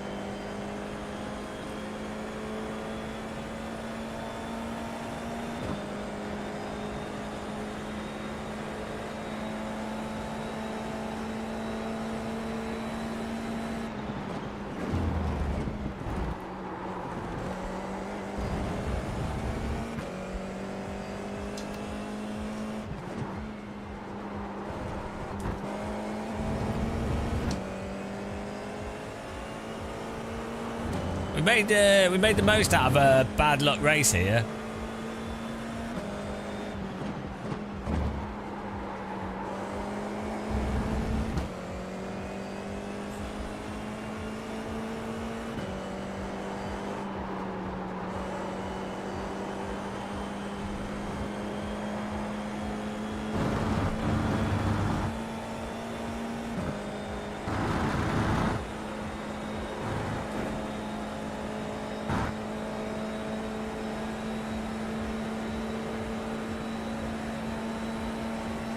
Car on your left.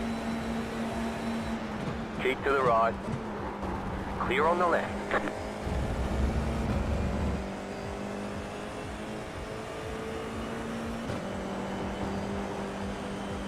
Left side. Still there, hold your line. You got it, slow car on the right. Clear on the left. Car stops on the right. You're gaining on the car in front. The gap is 1.4 seconds. Right side, still there. Car stops on the right. Keep to the left. He beat me by cheating.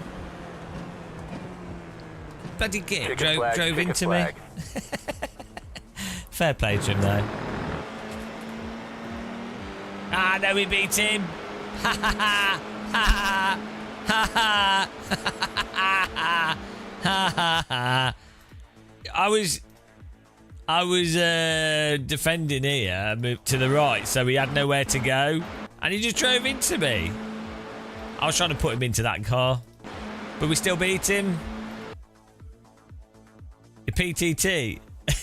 Nah, it's all good. I thought you beat me there, but you were just tiny bit. I was trying to make you have to drive into that other car that was going slow. Teníais 3 metros de piano más afuera, loco. Oh, what a shame. What a shame that I beat you. 0.03. It's close. But I mean, to be honest, I knew I had it. I worked it all out. I planned it all out, and I knew I was. I drove into a wall that race and still finished. Good racing. Right, let's take a look at this, guys. We have to go to the next race very quickly. Right, look at this. Yeah, good race. Oh, he disappeared as we were going past him. Oh, bloody hell. Didn't even need to drive into the wall. Oh, well. He could have disappeared a little bit quicker. I'm pretty sure he was still there whilst we were passing. But then we still hit the wall. Oh, I don't even know what happened there. Didn't make any sense at all. We got some gains though, guys. Where did we finish? In that one, let's have a look. Results.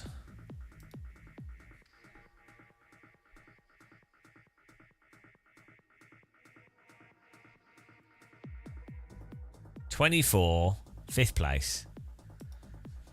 What's 24 plus 6? Is that 30? Yeah, we're on 30. 30R rating. Not bad. Everyone's falling asleep. Chat's dead. Do we need some nice jazz music to wake everyone up?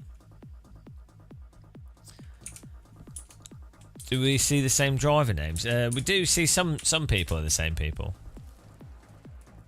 It was a little bit of a wreckfest race, but... James. Hello? Are we gonna have a fucking problem, James? No, not a problem. You can check my front wing before we go out. Make sure to stamp on it. We checked after that other race, and it was bent as foretold. I pre-bend them before I go out. It's part of iRacing. It checks your username, and then they give you a model with a bent front wing. Yeah, no, it gives me more arrow to the high speeds. Only the right, though, so I've done the left side.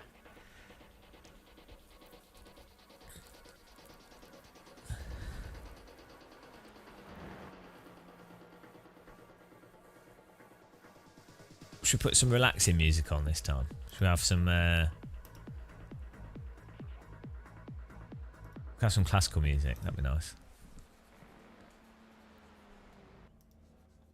Here we go.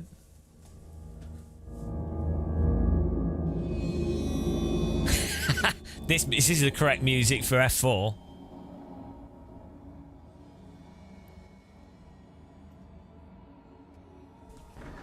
Beautiful.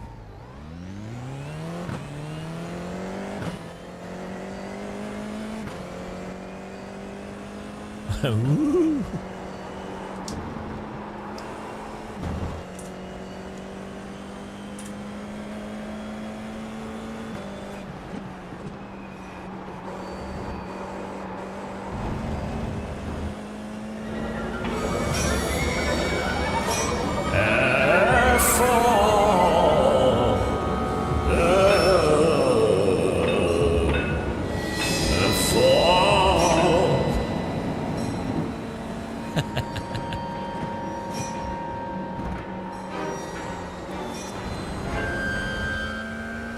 The next Saw movie is just F Saw. Ah, can I cut my leg off? I don't want to play F4.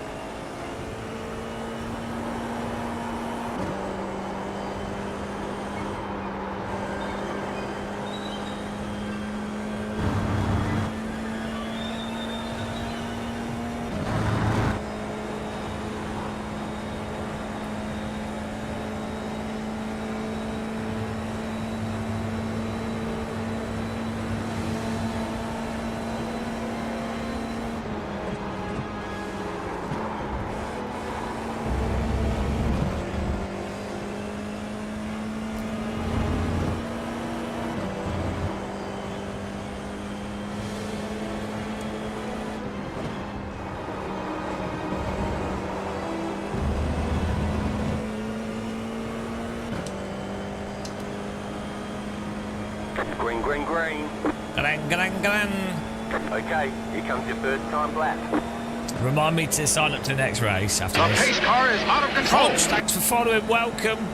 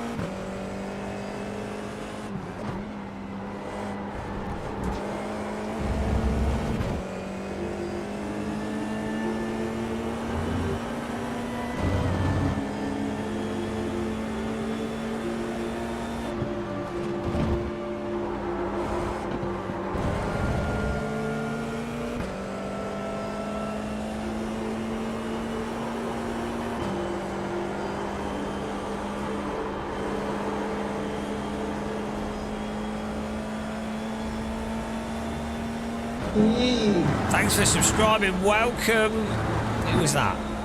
Thomas Lupzicki. Welcome. Welcome. Lipinsinski. Welcome.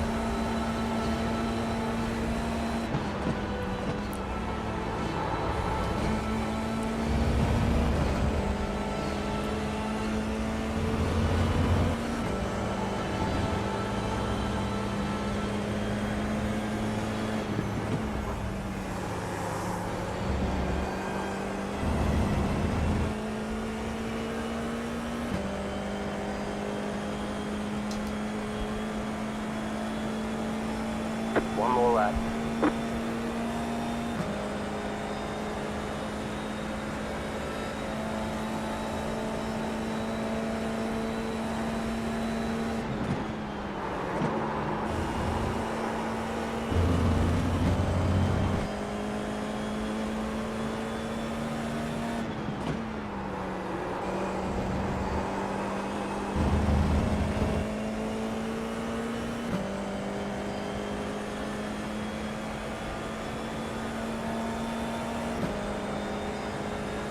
We need to do a 2:08.5 at least.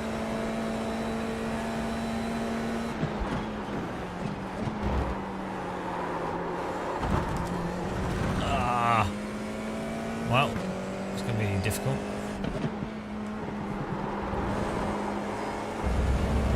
Every time I try and do that corner faster, I get stuck over the limit.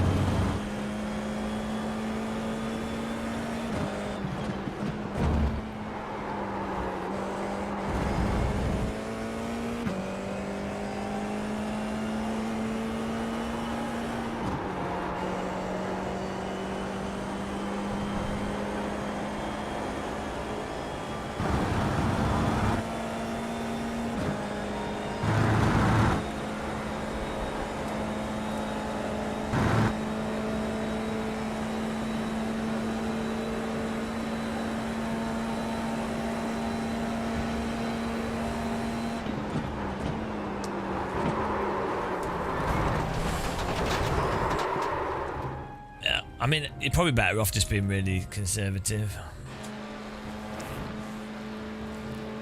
It's so weird how you can't counter steer in that slip.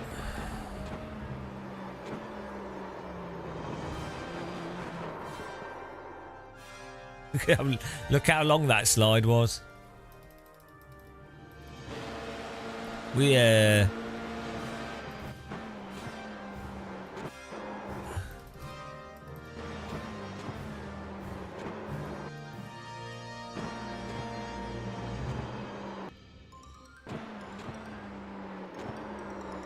illegal driving style is lift off brake. This is actually something that iRacing has. When you come off the brake, you get brake lift off oversteer.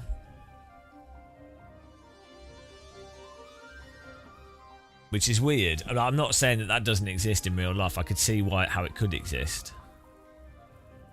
But normally when you come off a brake, you're not on the accelerator. Your car's still braking because of the tyre resistance and the wind resistance.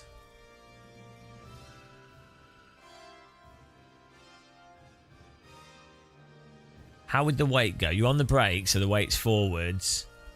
You come off the brake, but the car's still slowing down because the... I mean, I guess the weight is coming off the front, so you could expect... But then you'd expect more grip from the rear, not less. Oh, yeah, thank you. All right, there's the checkered flag.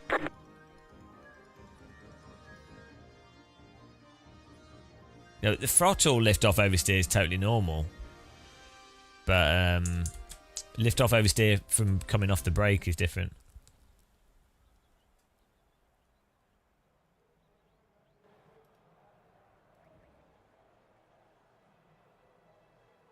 But you can have like different diff behaviours occur when you're on and off the brake. Like it can change the load quite significantly. So I'm not saying it's unrealistic, it's just interesting.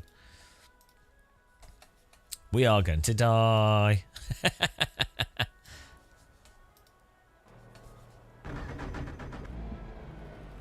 Oh well. The estimated strength of field is Here goes 2,631. all our rating.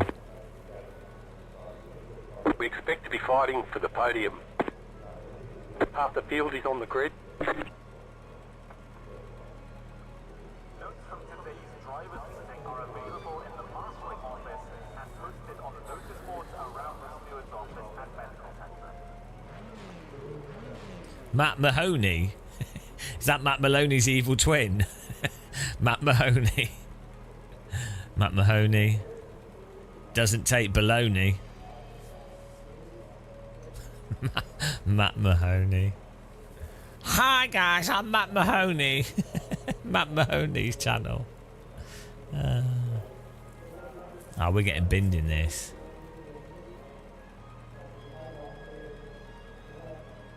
If you don't qualify in the top 6, you are dead. All competitors, please note the session time. Any late submissions or changes will be subject to availability. Murdered. Okay, let's go. L game over. 5 cars left to grid.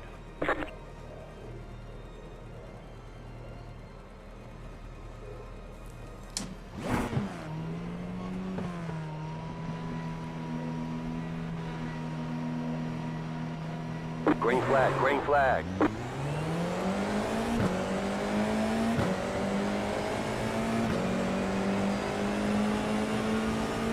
Nice and easy for the Car on first your 2 left. laps. Merry Christmas. Still there, hold your line. Keep to the right, clear on the left.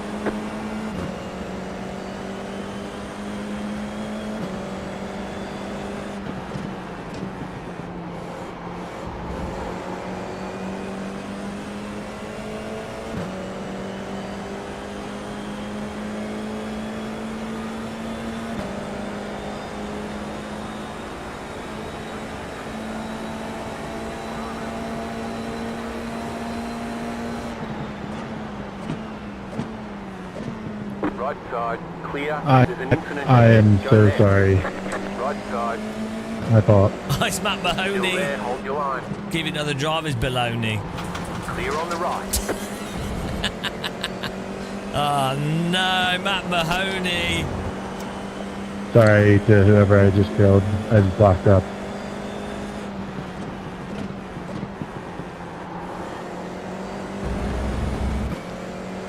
There's an incident behind.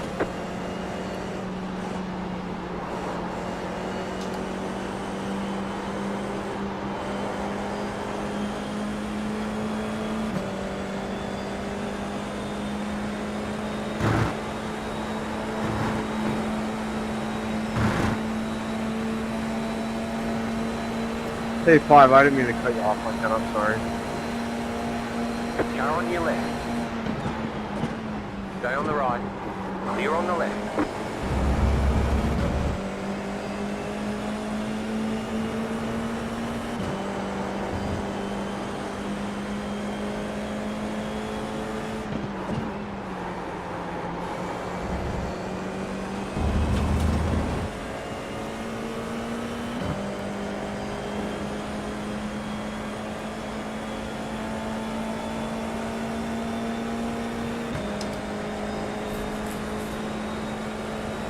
Moving in reaction. Number 6.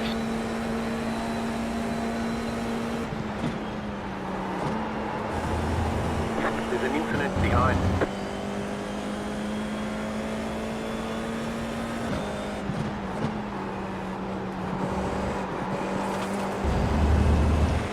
Nice, Thomas.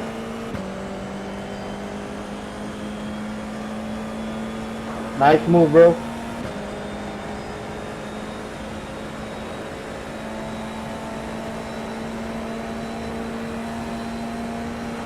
You are set to your challenge.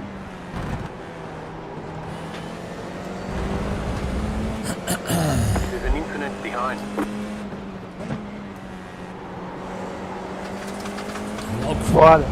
Nice. A lot of crashing behind us.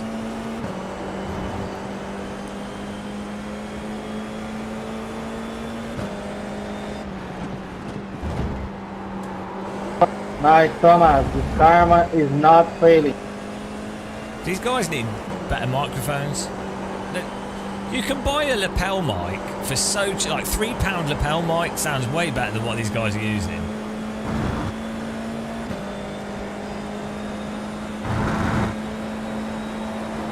There's no excuse for a bad mic these days.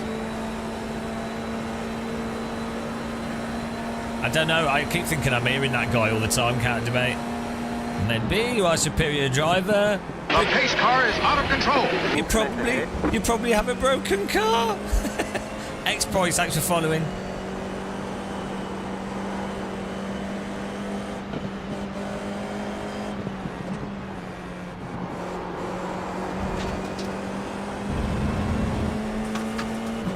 I'm just following behind this, hopefully. Trying to avoid a crash, keep a bit of distance.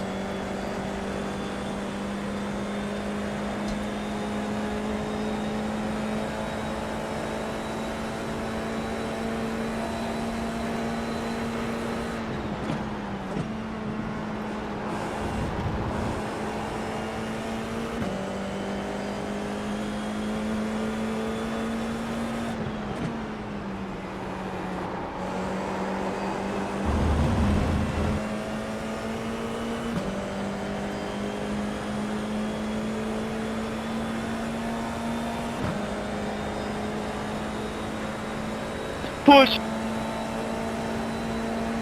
Push!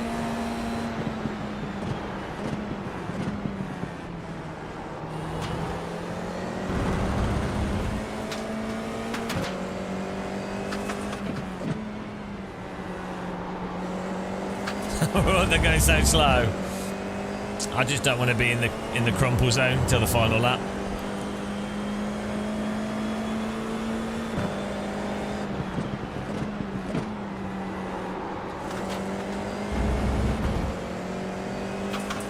I do quite like when people have a speaker and you hear the car through the microphone a bit. Actually, that actually sounds quite good.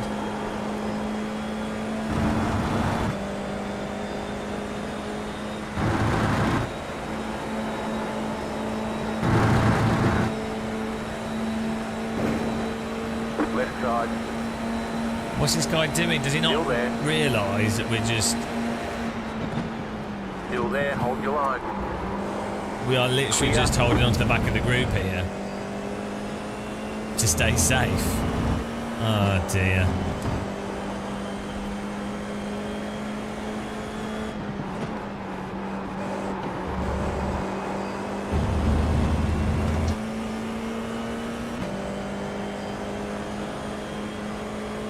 It might have made us lose the train by doing that.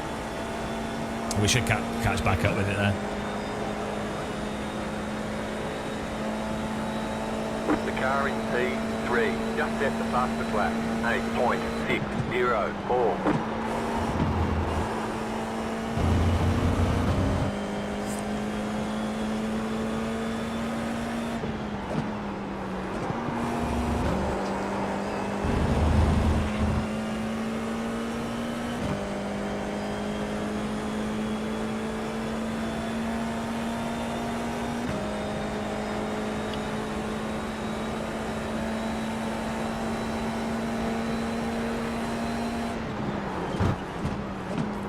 You got it, slow car on the right. Go left. There's an incident ahead. Oh my the next God. car's the leader. Don't drive into me.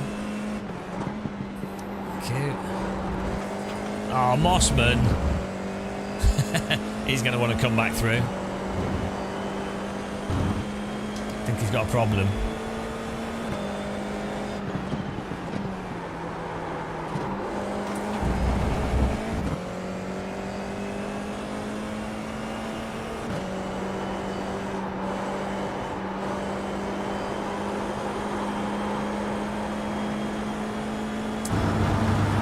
Yeah, we need to be like another 0.2 closer. A bit far back.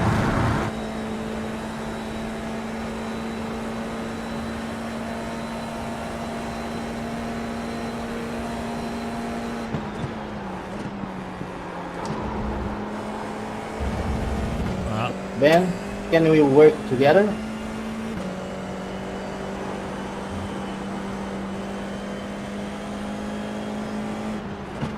The leader is coming up on you. They're not outside.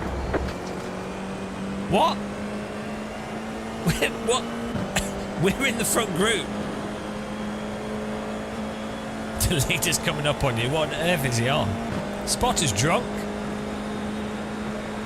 New fastest lap for you.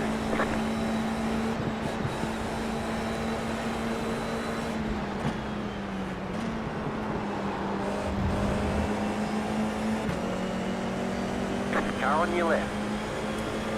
Is this guy dumb? I think he might be. Clear. I think this guy might be have a deficit of brain cells. Car right. James. Still there, hold your line. Stay Trust on the in it. left. Just go around that outside. Keep to the left. Clear. Ben, I have the measure from my car.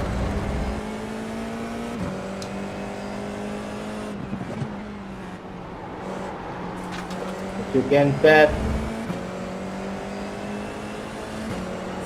This Justin's terrible. He's really slow, but he's kept up due to draft.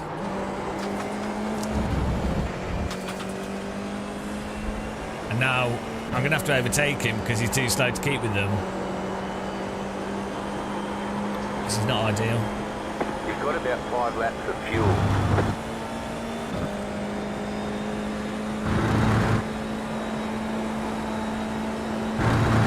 Okay, let's go.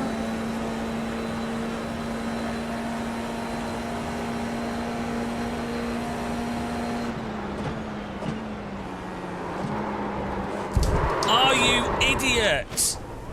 You fucking idiot! Right side. You're losing on the car in front. Justin, Gap is you're 4.9 what? Come on, man! seconds. You Still there. come Hold your on! line. James, is there a problem? Yeah, we're obviously behind the back of the group of the cars. Then this Justin guy battles us like a tit, and then loses it in front of us. Oh, like, come on! I'm carrying you forwards, man. The car in P7. Why? Why? Just at the fastest lap. Why is it 8.003. always the bad drivers that do this to you? Up the front. They're the worst. It's constant. Left side. Clear. What a I told you, like, he's so predictable. What an absolute arse.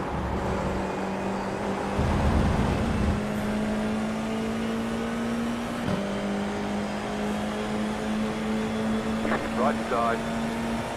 It's always the Still shit there. drivers that do it as well. That's the problem. Still there. Hold your line. Parker, are you fucking kidding me? Stay on the left. Car stop on the right. Clear. Go left. Parker, what the fuck? You're gaining on the car in front. The gap is 1.2 seconds. We could do with another wreck. But what is it with shit drivers that then draft you, then overtake you, then always wreck in front of you in a way that you can't avoid, and they're losing pace?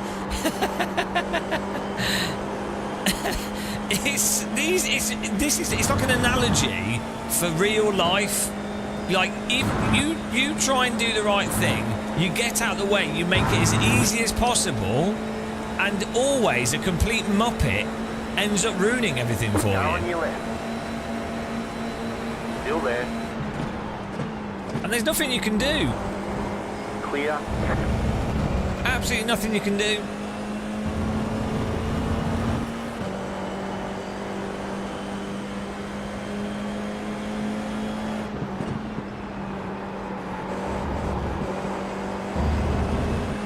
Car on your left. Stay on the right. You just got the white flag. That means one more lap to go. Still there. The leader just did a 8.64. Still there. My apologies, Frank.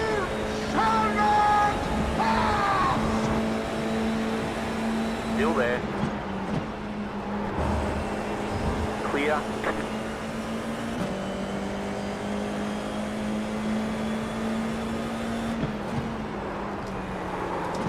He's just killed the car behind us now. There's an incident behind one. Nice work, Justin. Nice work, bro. You're pulling away from the car. It's a good behind. takedown. The gap is 1.2 seconds. Ah, this game.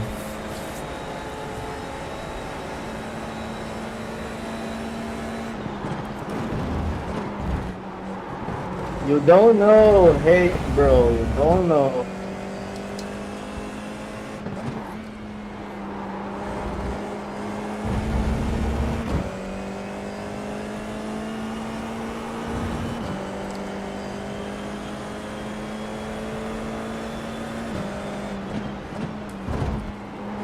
Naughty, naughty. If we're lucky, there'll be a crash up front and might get some more places.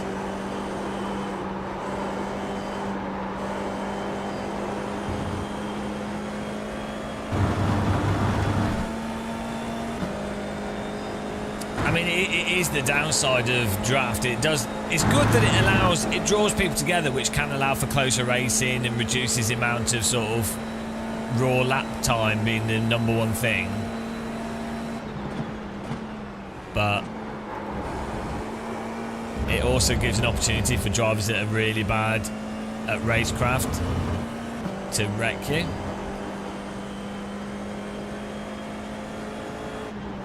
I want to intervene, but I feel like I'm going to get wrecked if I do. Yeah, no, -5. -5. No, not Slow even. car ahead. You got a slow car on the left. Go Ah, right. did we beat him? Did we beat him?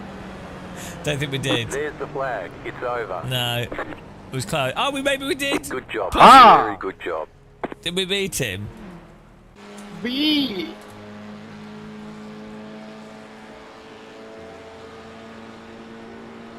No. Ah, we beat us with no front of his car. Oh, no. +3, though. Could be worse. This guy. All race. Like, we're obviously following the trail of cars. There's no point in doing this. Like, if he's got pace, sure, overtake me. Try and move up the train of cars if you want to do that. That's great. But if you have no pace at all, don't overtake a car that's towing you to the front of the grid and then slow them down and then wreck in front of them. Andre, you suck. Oh dear. Look at this constant stupid battling from him, and we're obviously following the draft train. Andre, I want to point out something. You know, when you're... We even let him go through with this car. We're like, fine, you go through. Fine. Oh, okay. So you'll let him through, and now you're gonna be really slow. Great. Okay. And what you're gonna do now? Oh, there we go. Fantastic. Really good. Great. Ah, yeah. Perfect. and then now you're gonna race me after that. Great. Oh, and then to add the spice on top of the cake, he's not done. He's not done, guys. No, he's going to. Great. Yeah. Good move there.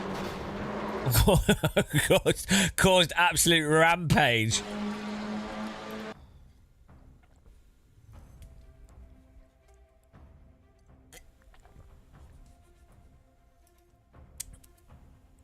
Oh, what a takedown!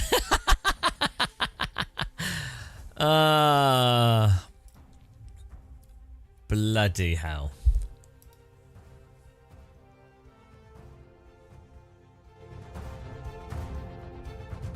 All that for 4 iRating.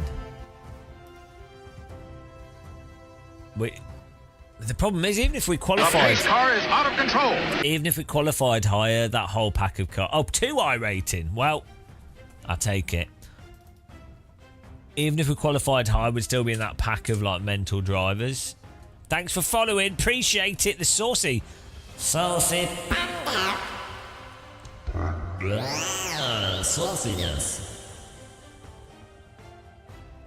Wow. He turned when he should have not turned. It was just a standard F4 racing. Well, I mean, I quite like this car track when people aren't driving like tits. I would do the IMSA, but we're not A license. Next week is Super Formula at Silverstone, Super Formula Light, so we might do that. We'll give it a bit of practice, maybe. Yeah, no, it's a tale as old as time. Slow driver, gets draft, proceeds to wreck in front of you. I mean, we're well overdue getting 100 iRating loss. Somehow we've managed to avoid... already we've had 3 races with just crashes everywhere. Oh, yeah, that... Yeah, when you can't get... when there's no line to take, rather than just holding behind and waiting for the right moment, or, I don't know, like, forcing them to stay on the inside, weaving around like a tit as if there's going to magically... Hello CR505, weaving around like a tit as if it's magically going to cause a magical extra hole to appear. It really is something spectacular.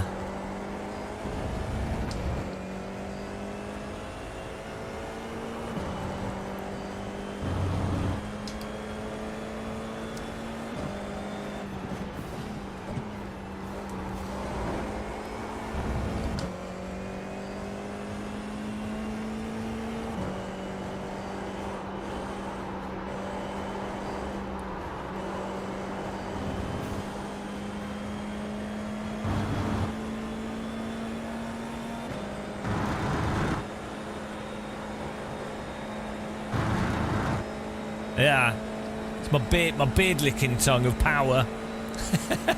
It helps me stay calm.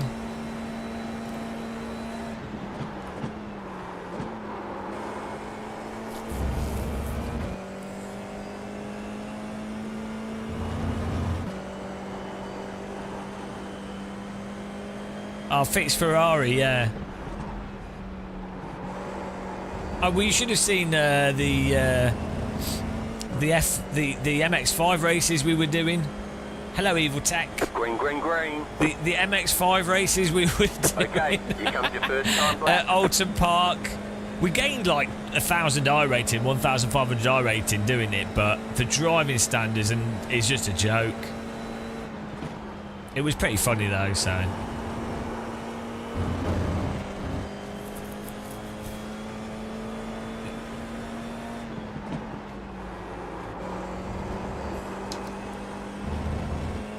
Dave McLaren. How you doing, Evil Tech? Appreciate everyone watching as well, by the way. Lentillion gave us a nice Trackmania raid earlier, which is great because you don't normally get many viewers at this time of day, so that's really helped pump up the Twitch numbers, which is nice. YouTube's actually had alright views through the night. We have a massive... I probably have one of the more international audiences in sim racing, which is weird.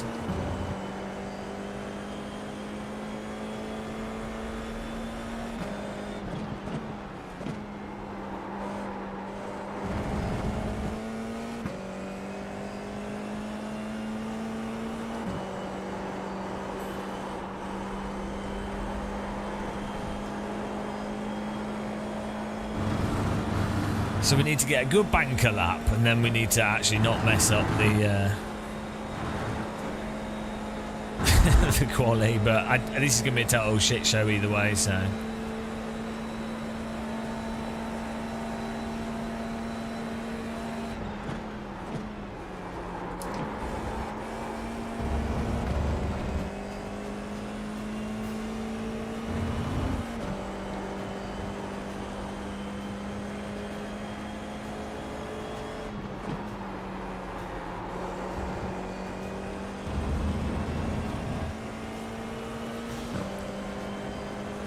We're up the creek without a paddle. One more lap.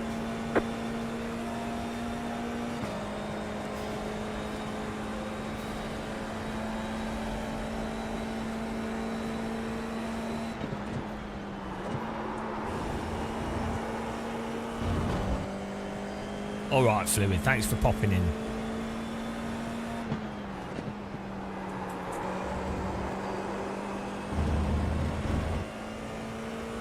Northern California. Nice. Nice. Give me the California. Nigel Word. Word up.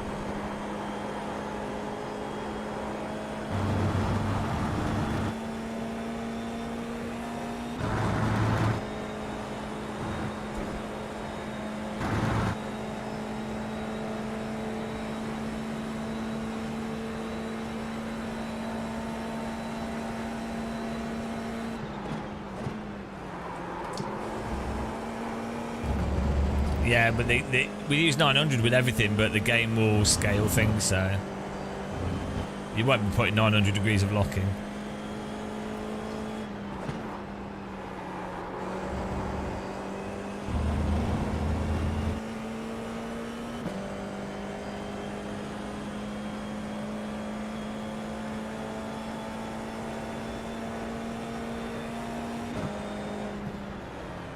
Two 285. I would really like to do 207, but we really need to do something fundamentally different on the second lap.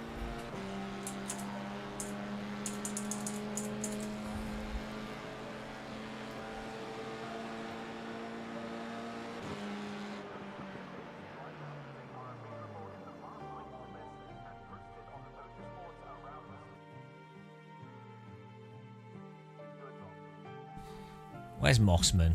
Is he not in this? He's gone on holiday.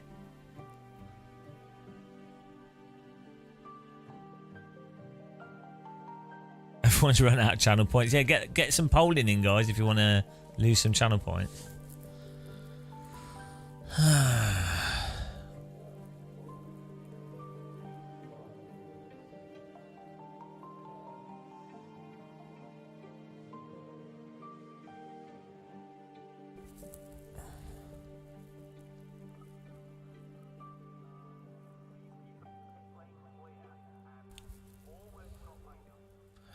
The crashes in this, guys. I mean, yeah, I think Super Formula Light at Silverstone could be quite good for us. And I'm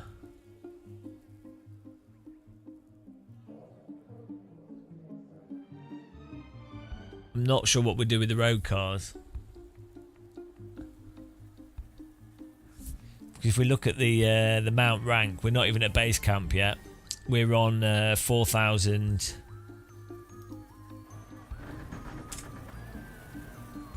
4,400 in the Formula cars. 36.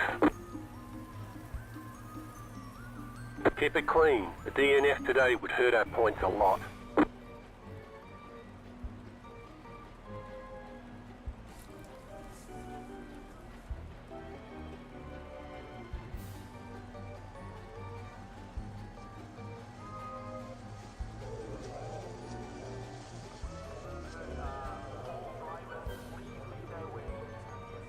Every race is a meme race in F4. There's no escaping it. You can't get 1.6. Just drive into everyone.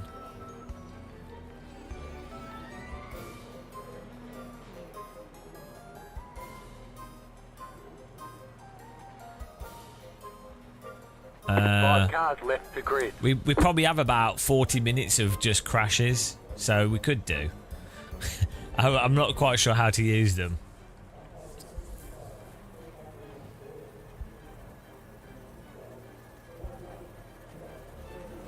Still waiting on 2 cars to grid. Waiting on the final car to grid.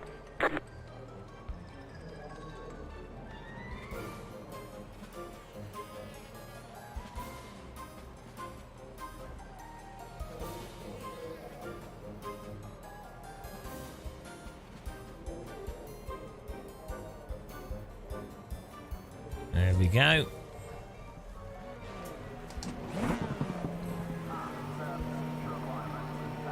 Green, green, green.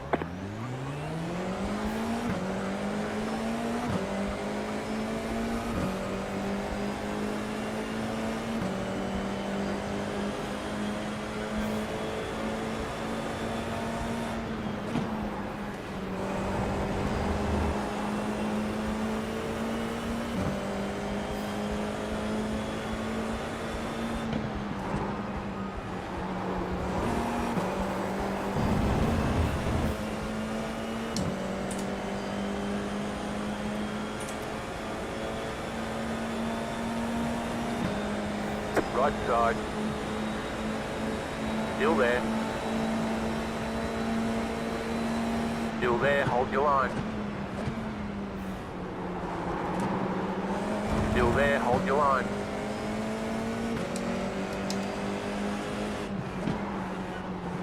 Still there. Is there a reason to be squeezing me Clear. so hard at the start of the race on cold tyres?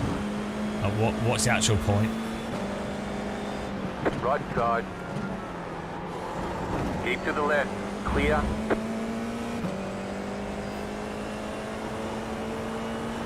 It's really helped us keep with this front gaggle of cars, hasn't it?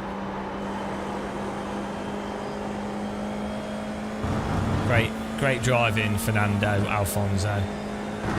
Great strategic move of the decade, I have to say. We might have just lost the front group of cars purely from this guy's bad driving. There's an incident ahead. Car on your left. Clear. Is that Alfonso another completely brain-dead driver? There seems to be so many of them in F4.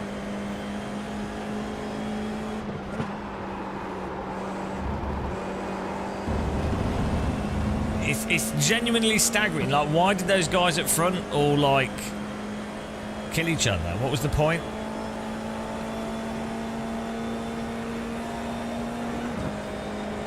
You're now in third.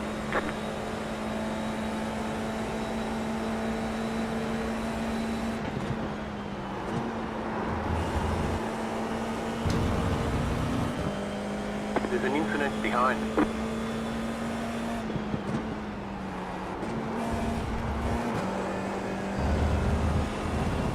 I'm from London. From all over. Right side.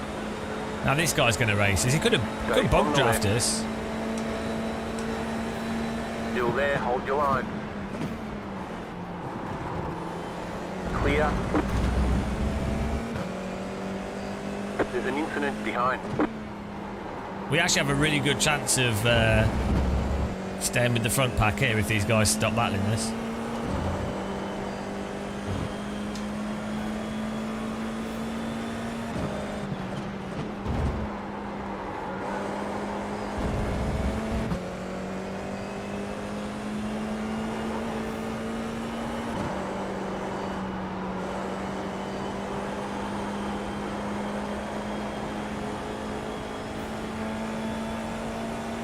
Do you want to bump draft me and we can get with the two front guys?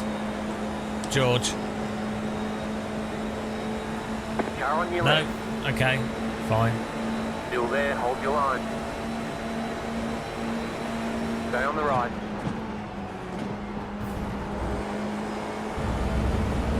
Clear on the left. Right side. Are these guys for real? Like, Clear. honestly, what is the point?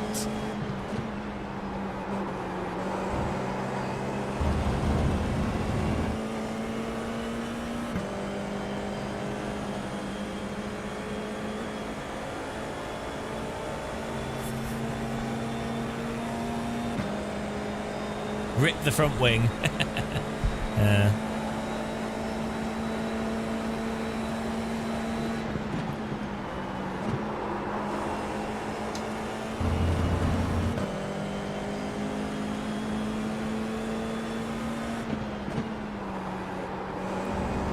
At least he's not a slow driver, so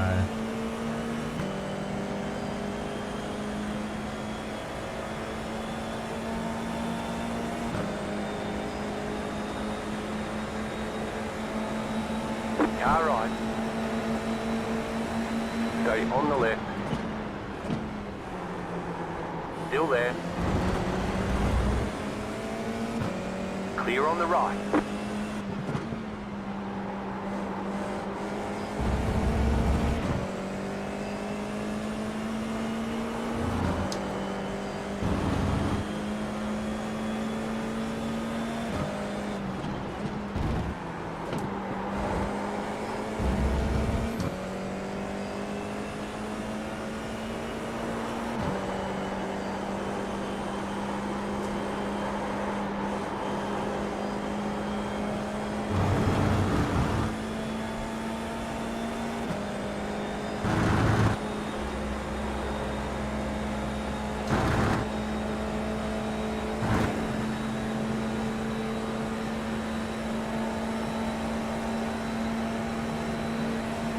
Left side.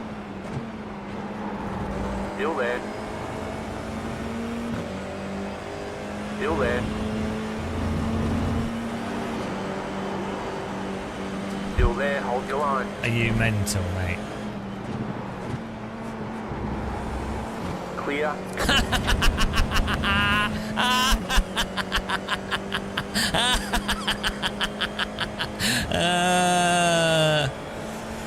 Yo! What a shame. What a shame. The car in C1, just at the Oh, fastest dear. lap. 8.53. Nice three, guys. 1 is now leading. What a shame. Oh, dear.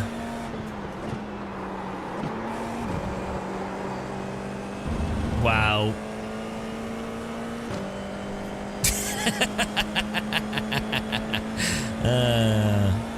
That was beautiful.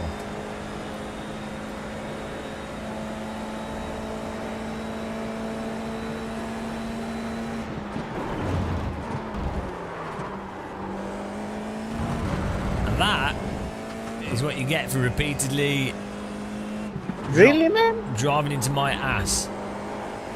Also, he tried to punt us off on that other corner. But I don't think it was intentional. But oh well. To be fair to them, it wasn't actually the worst of driving. They weren't doing anything super crazy, so.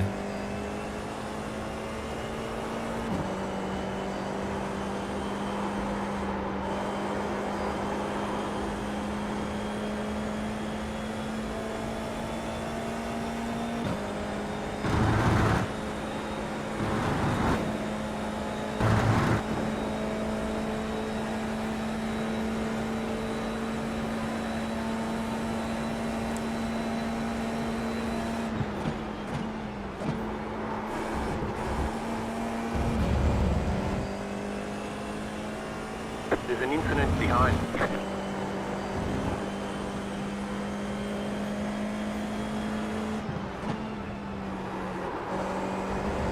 I need some milk, guys. What time? Tesco's doesn't even open till like 9 on a Saturday. Shit. I need milk. I haven't got any milk, so we can't have any tea. It's really bad. That was your fastest lap of the session. The car in C1 just set the fastest lap. 8.531.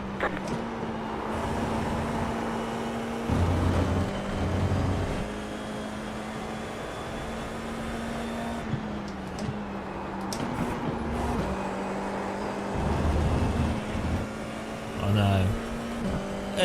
Near it, there's no petrol stations near me.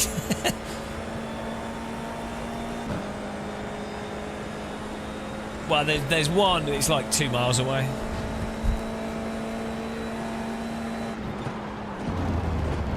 I did, at one point in time, I did live right next door to a petrol station. It was well handy.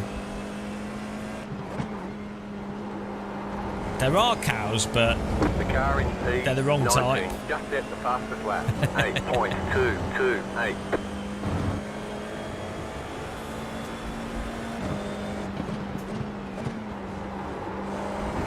You've got about 5 laps of fuel. Well, you say that kind of debate. It's hard to know. 3 laps to go here. A nice cruise though. I normally have a secret UHT thing that I've hidden somewhere, but I don't think I do. I'll have to have a look.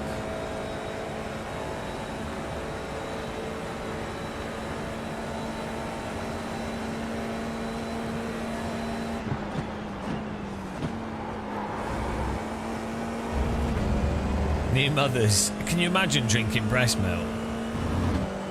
Ugh.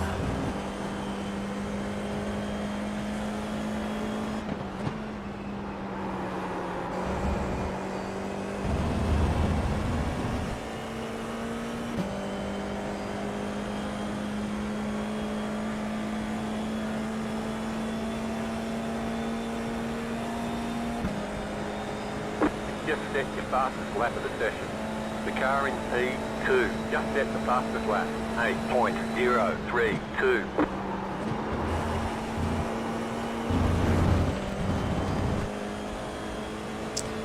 Bitty! Bitty! That's so funny. Bitty!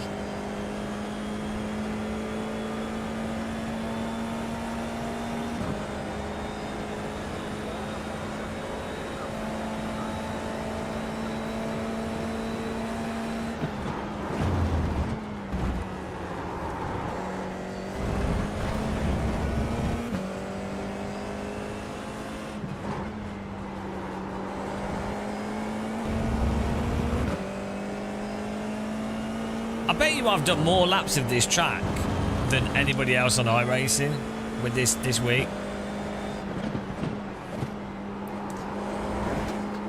When the Super Formula Light came out, I was a #1 Super Formula Light driver on all of iRacing for a week. Which was pretty funny. We did Hockenheimring like 150 races or something.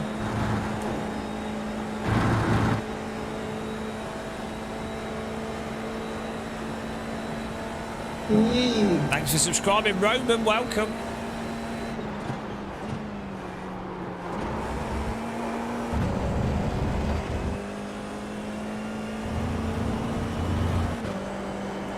This car should have like tea making facilities because there's plenty of straights here.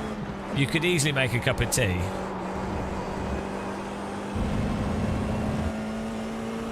Who cares about iRacing?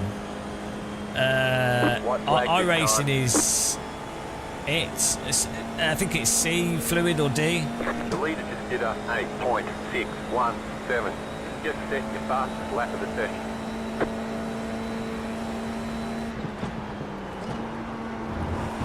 iRating is what everyone's EPs are built on.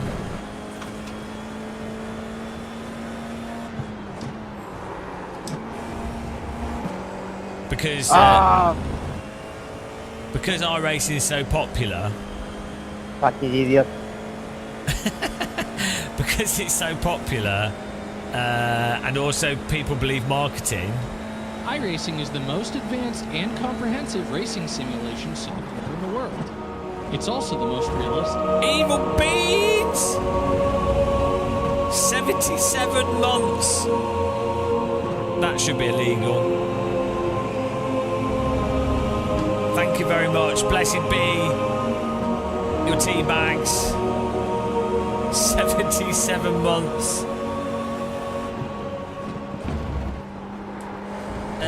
What's the likelihood? Hello, Tortini. What are you doing up at this time? Tortini's in the Poland. I don't know. I think it is possible. I think it'll be very hard, but I think it is just about possible. Thank you very much, Evil Beans, though. Likelihood? I don't know. It is possible, because I know drivers that are worse than me that are 7K. So I know it's possible. But it will require it'll require me to actually practice, which sucks, and it'll require me to grind like we've been doing, which sucks, but it's entertaining viewing for people, so that's good.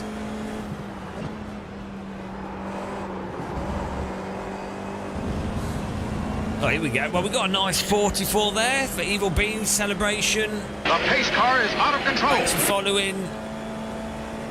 It's not really tactical.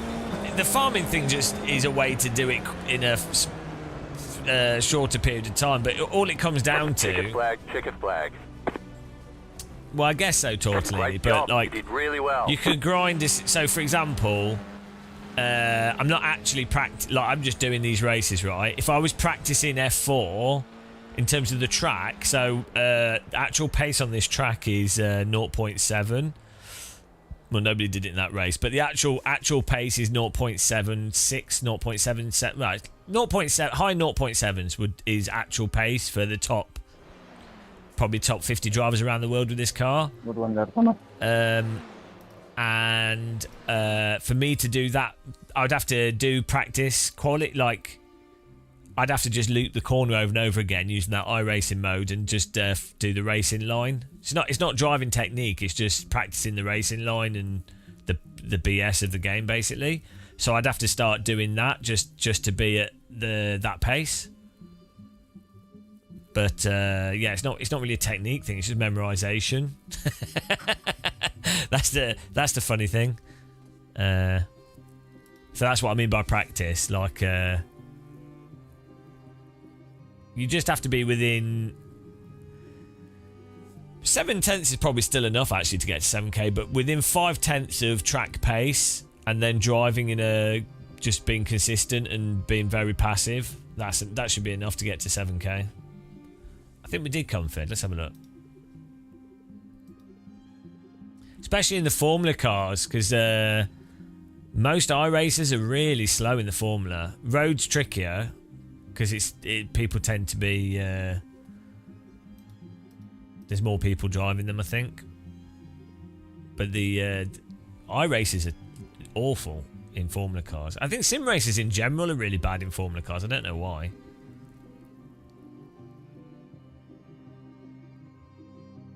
Yeah, that's it. I'll go rescind.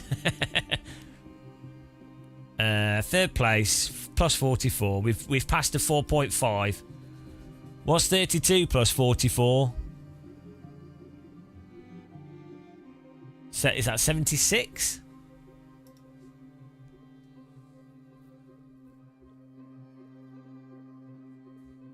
But this is what I find. It's what I find funny with sim racing, right? Is the fact is, it's so much of it is just memorised. It's just Guitar Hero. Until you get to like actual esport, like there's a bracket basically where there's like, so there's a bracket of skill where people are fundamentally doing incorrect driving, which I'm in a really bad way. Then there's a medium bracket of drivers that are sort of somewhat okay, but doing still doing a lot of fundamentals wrong. And then there's a next bracket up where it's drivers that kind of have the general, they're okay, but they're not actually applying the technique optimally. And that's kind of where I am. And then there's like fast drivers, but they're still shit. They've just memorized what they can and can't do. They're not actually good. And then you get to like the sort of esports category where you have drivers that are they're really quick with the memory, but they're also fundamentally very good, and they can also learn stuff very quickly. And but it's weird that I think sim racing is not presented as if it's Guitar Hero when really it should be. Especially iRacing. It's less worse in other sims, but it's fine. That's what it is. Just it's fine.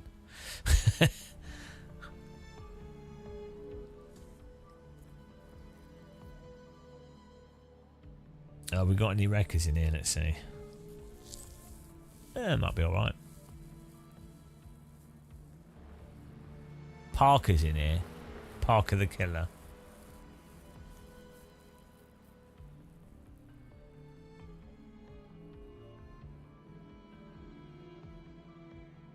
But yeah, the difficulty with 7k, 5k you can get easily by just being consistent.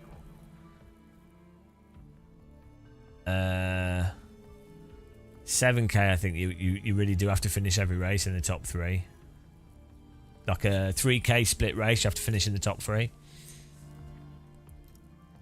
So maybe it would be easier on road actually, because there's more drivers and there's the I ratings are generally a bit higher on the GT road side, and they are easier to drive than the Formula cars. So if you can qualify high, it's harder for people to overtake you. So it might actually be easier.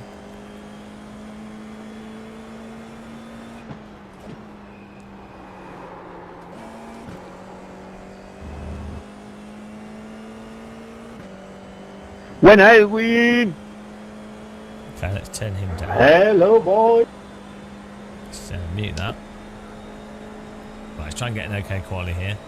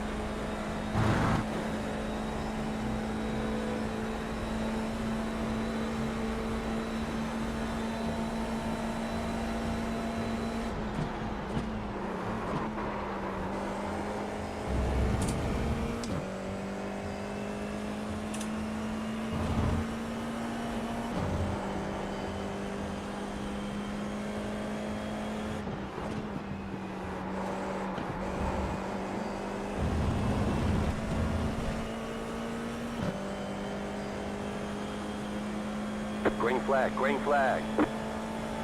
Can someone Okay, check here what comes your times first time back. Tesco's open in the UK on a Saturday?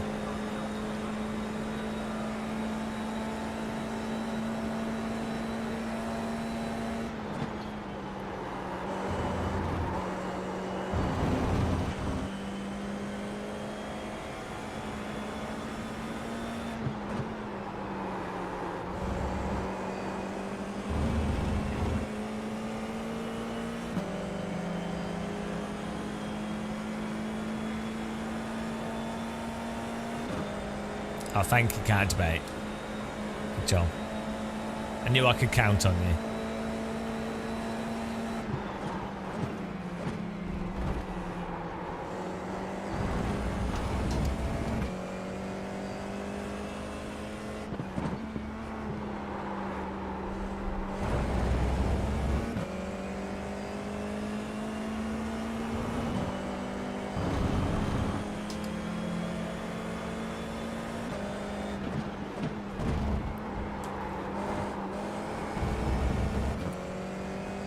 It is Saturday already where I am, yeah.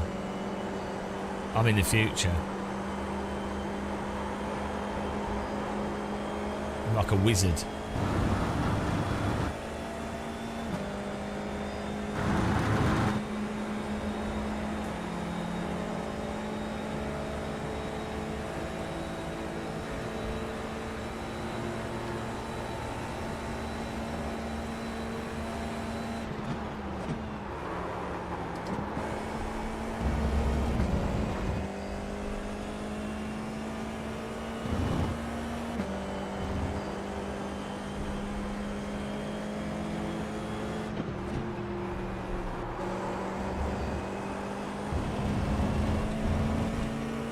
Well, this is not the best of laps. It's not a terrible banker lap.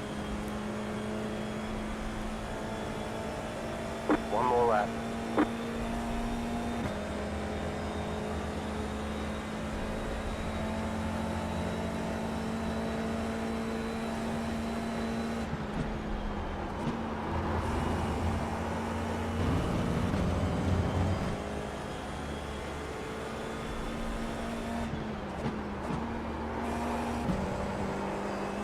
Oh, ho, ho, ho. We're getting better. which is well high compared to our previous laps. 207 would be wunderbar.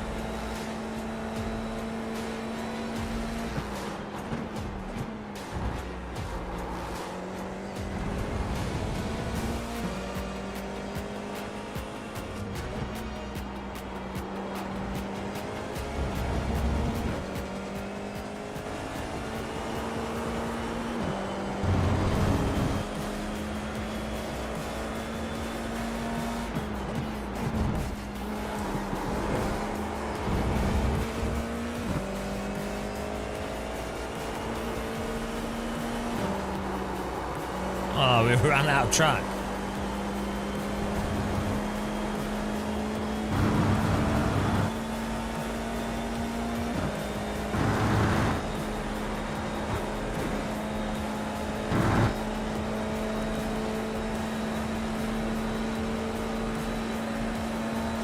Well, it was a good line, but we ran out of track, so I had to lift too much.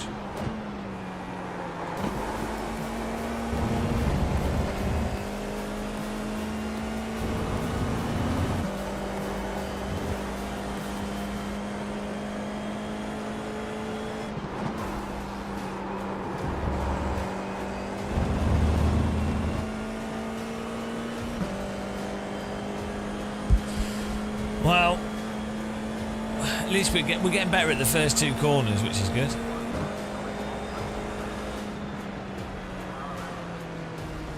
Checkered flag, checkered flag.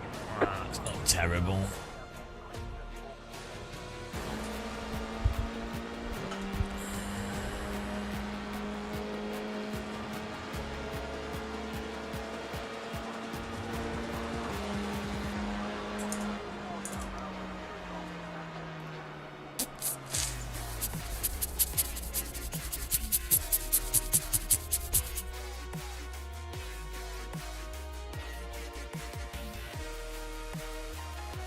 Do you remember Skrillex? Or was it Dubstyle or whatever it's called? What was it called? Was it Dubstyle like Skrillex in 2007? And so much music was just... It was just so shit. Yeah. Dubstep's so shit. Like most of it. Some of it was alright. But like, as far as genres go, like there was so much total shit dubstep. And that people thought was amazing when it was so obviously shit. Which is why no one listens to dubstep anymore. Like, some aspects of dubstep are fine, but there was just so much bad dubstep.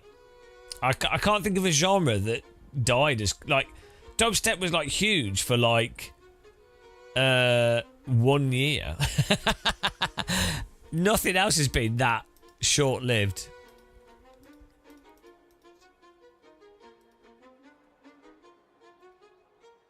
Yeah, it's emo, shitty emo stuff. Screamo's terrible. The estimated strength of field is 2009 to 2010. Like I don't mind. Like I'd say some of Skrillex's songs are quite good actually. Like and some dubstep's quite good. But I think what happened was, it was so easy to produce shit dubstep and people couldn't really tell the difference, I guess. And then so the space just got saturated with absolute shite. And so I think that's what killed it.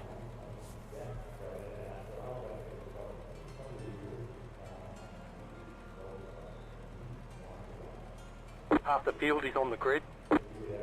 Also, I think it's a bit fatiguing to listen to as well. Whereas like drum and bass, dance, techno, all those things, that they're not as like noisy, just noise.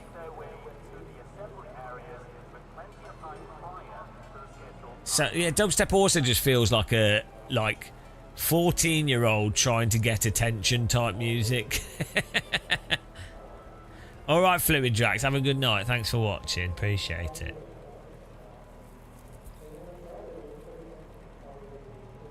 Drum and bass was quite popular as well, actually, in the 2007. Still is popular now, actually, but drum and bass sort of had a pretty solid, like metal and rock and stuff. and dance and techno. It's always those drum and bass had a Still waiting on 2 cars to solid grid. fan Waiting on the base. final car to grid.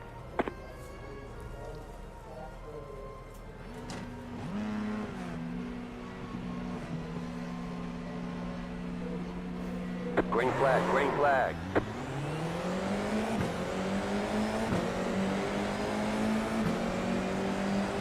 Take it easy, first 2 laps, guys.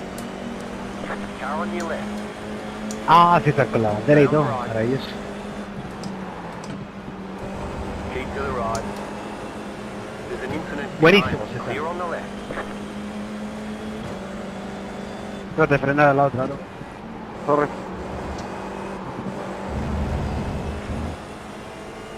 Take it easy. Take it easy. Chill out. If everyone drove this car like Bob Marley, it would be much more pleasant.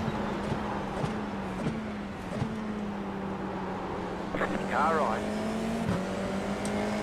Stay on the left. Keep to the left. Still there. Stay on the left. Sorry, Thiago. You're on the left. That's 3 cool, wide. Car right. 2 wide. Stay on the left. Let me in, otherwise we'll lose the draft. Let me Stay in. on the left. Let me in. You're gonna lose the draft. GG. Clear.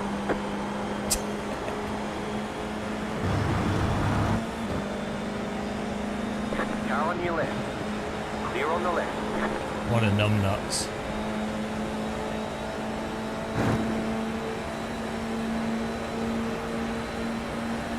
Car on your left. Still there, hold your line. Still there. What a numbnuts. Dum dum dum dum dum. Yeah, that's it.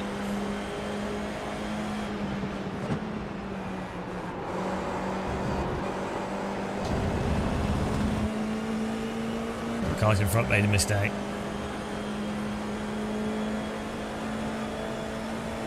Vamos, vamos, Manuel. Me voy a intentar empujarte. Vamos, vamos.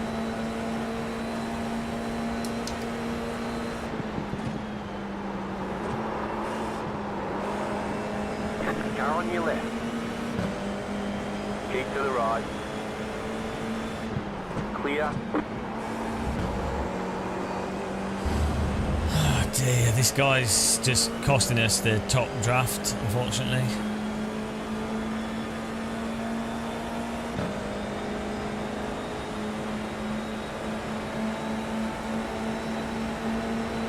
Oh, move over then, don't move over. Still there. You're on the left. 3 wide. Car right. Car 2 in the wide. ass. Clear on the right. Bloody hell. Come on. Let's go, Manuel. Let's go. Quick, quick. Come off the brake, straighten up the wheel, and the car in the Oh, ass miraculously doesn't kill us, but kills himself. That is mirror, ultimate mirror technique. the old not bothering to brake because there's a car in your back. The stuff you have to do to avoid getting wrecked in this is on another level.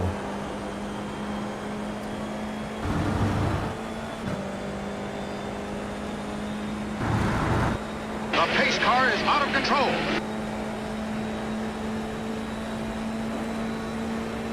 Left side. Oh, this guy. What is it with these people? Keep to Just the because you've got right. the draft, Clear on the left.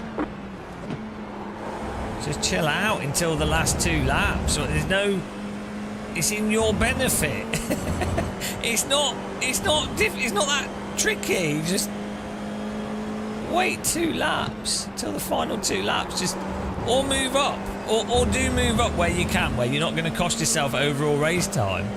You know, it's not that hard to like.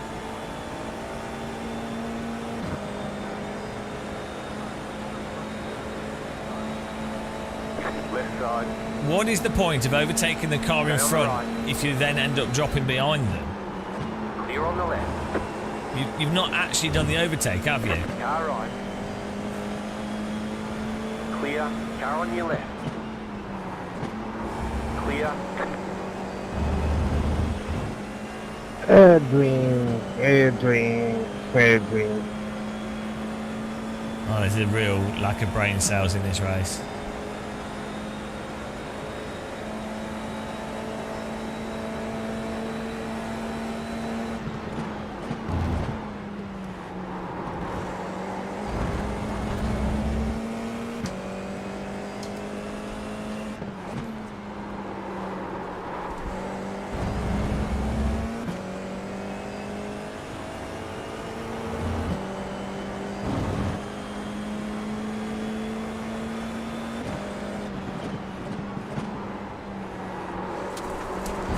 Left side. My God. Why's my car so slidey? Didn't we got damaged when we were driven into before?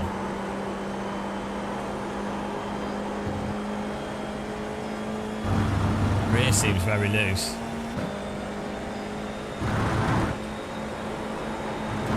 Left side.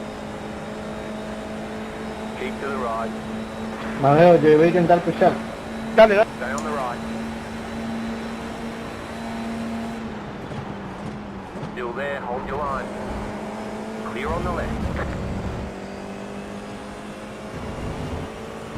Oh, this race is going to be... We're just going to get punted eventually. Oh, well. For some reason on the brakes, my back's like sliding all over the place. Left side. Stay on the Puede right. pasar, puede pasar. I think we got damage from the guy that drove into us. Alejémonos al de Stay atrás. on the right. The car is P1. Just set the fastest lap. 8.578. Keep to the right.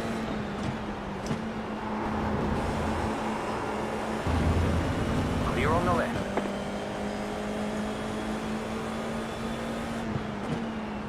Car right. Clear.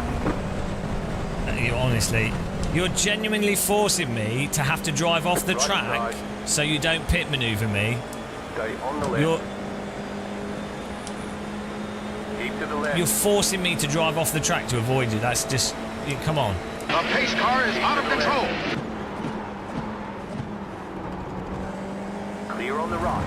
Again, how many times do you want to drive into me? You shouldn't have to drive off the corner because the car behind you is in your ass. It's ridiculous.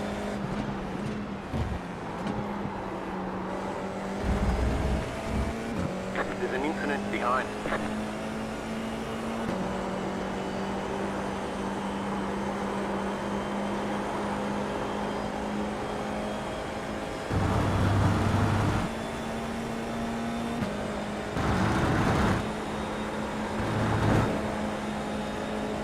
Pasa Lucas, me ven acá. Still there. We're on the right. 3 wide. There's an incident ahead. Still there. You got a slow car on the Sorry, left. Manuel, Car sorry. on your left. 2 wide. Keep to the right. You got a slow car on the left. No acaba de Keep to the traccionar, right. chico. Keep to the right. Sorry, sorry. Clear on the left. You've got wheel damage. Yeah, of course I got wheel damage. The car just drove into me. Sorry, bueno, y he dañado también. Damage. They're so bad.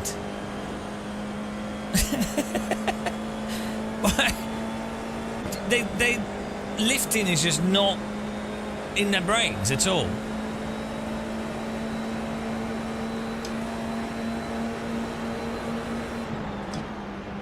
Car on your left. Clear on the left. You fucking idiot. So you're going to go through the outside line and then go super slow through it. Absolute muppet. The car behind is closing on you. The gap is 1.3 seconds. I can't brake though, just end up hitting him anyway. Nothing I can do.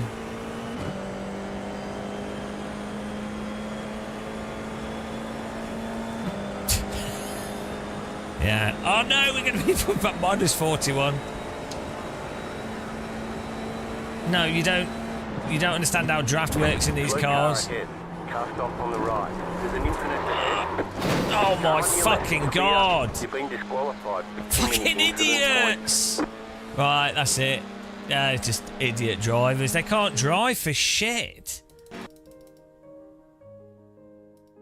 Fucking idiots. There's no awareness from them. Just plows, drives into my ass at full speed.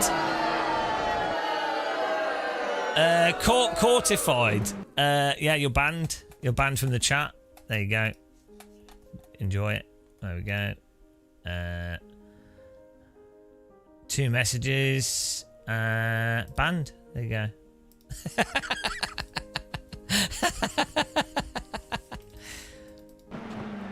Yeah. Yeah, F4. I think we had damage really early on from... yeah, that's what you get. It's just people driving into you that are absolute shit drivers, but they get draft, so they don't think they're shit. So, and then that's it, you're done.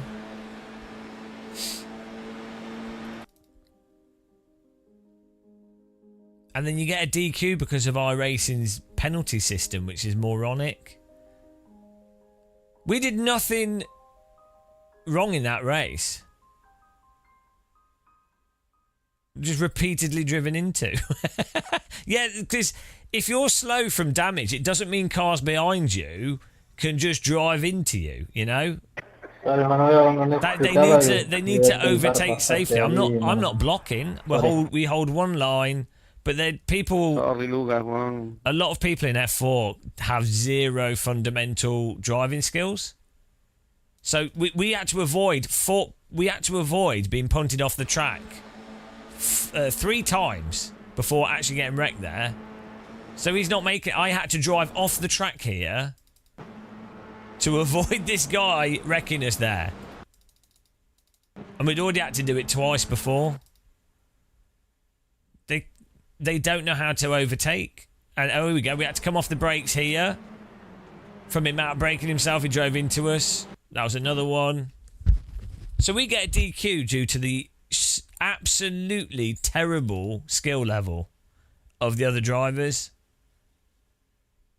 Because they can't overtake. Yeah, there was another one there because he wouldn't lift. This orange car. There's a car in your way. It just outright drives into you. Absolutely insane. Flat out driven into the back of me. So that did wheel damage to us, so that slowed us down even more. Nothing you can do. What a bag of shit. So bad. The drivers in this are so bad. And then he's just lost it there. Oh, they're so bad. It's absurd.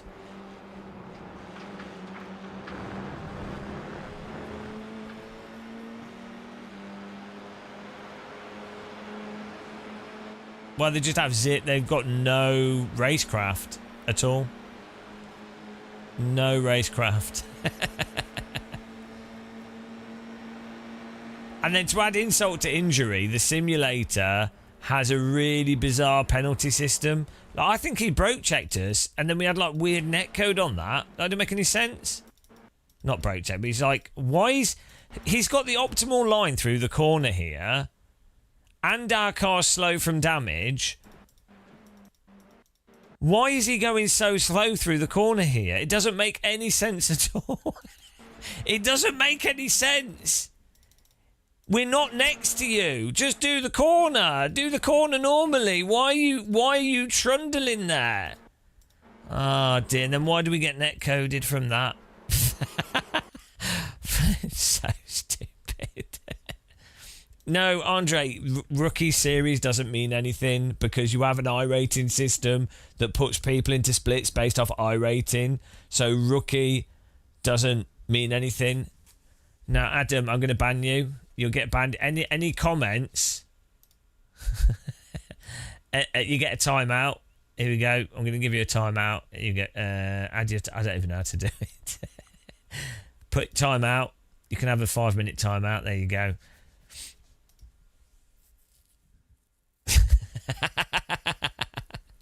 If you don't understand how drafting and overtaking works, yeah, the guy that's qualifying in the top 3 most races and is being faster paced for all the races, yeah. Hello, Spinelli.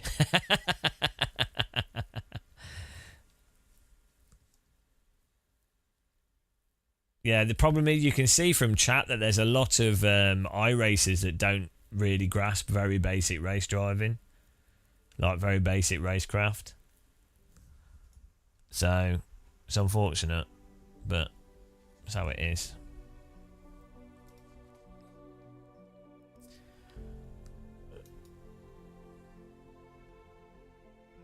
Let's have a look here.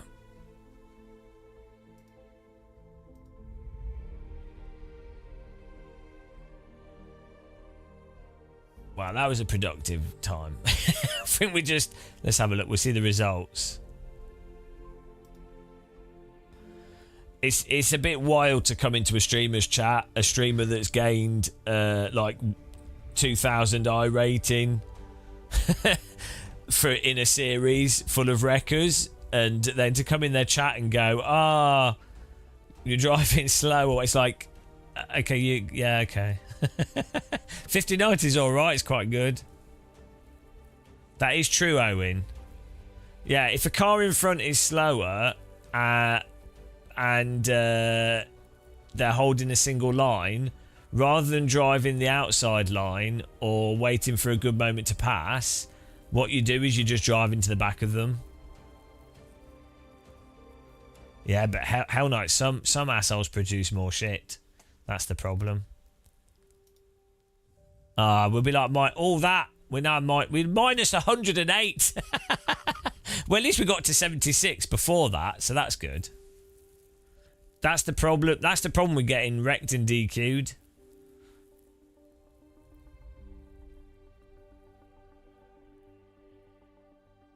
I don't know what you're talking about, C-Clan. Like, are you talking about the incident with the car in front? Yeah, it's my fault for driving into him, but that's a separate issue. The issue there is that the driver in front has the race in line and then decides to trundle through the apex where it makes no sense at all, but we didn't take him out. So it's fine for me to complain. I didn't wreck him or anything, so you know, I'm complaining about him being slow, but I'm not complaining about his we didn't hit him. The whole point is, if I was another iRacer, I'd have just ploughed into him, and ironically, probably would have took him out and not us. Ironically, us avoiding him was the least I-rating thing to do. We should have just driven into him full on. Yeah, you normally need significant overlap to do a corner. To be like, oh, it's your corner or not.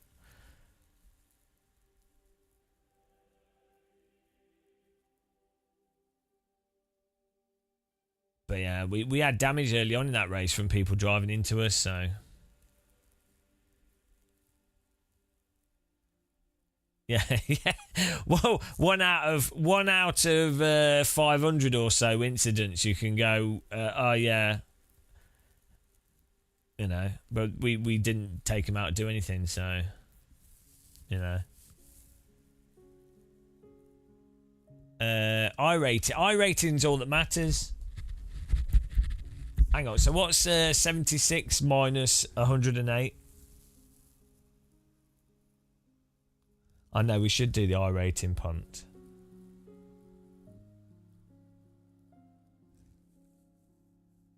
We need the numbers, guys. 70. We were well overdue getting a big punting in this, though. It's annoying that it was actually iRacing's stupid penalty system, though, rather than a crash. It was other drivers driving into us, and then iRacing going, well, there you go. And we didn't do anything. The one guy that we tapped on the back into T1 was a 0x with me spinning off. Every other contact, 17 points in that race, was other drivers driving into us. And like you can see the inclusives for every other race I do. 1, 4, 8, 2, 5, 9, 0, 4, 0, 2, 6. So it's insane. The penalty system's so dumb. 4, 1, 6, 5. They're all 1Xs from just driving quick.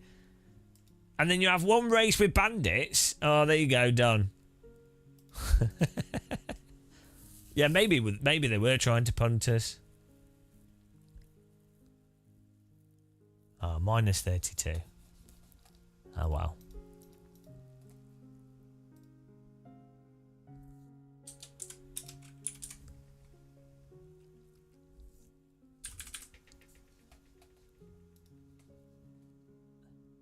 What's 3,000? What's 3,616 minus 32?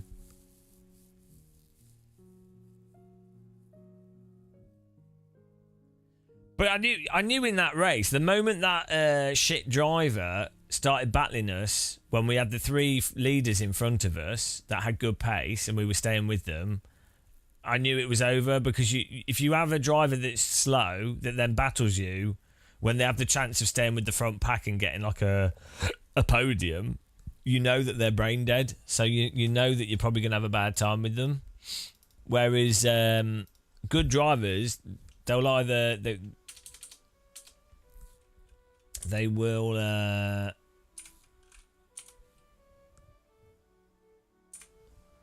they won't battle you. They'll just stay behind you until the last 2 laps, or they'll only battle you if you're not catching with the leaders or you're not with the leaders, because it's not in their interest.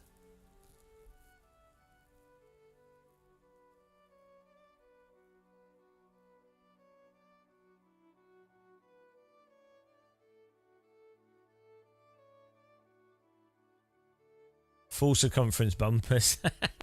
They're getting these rockets. It needs rockets.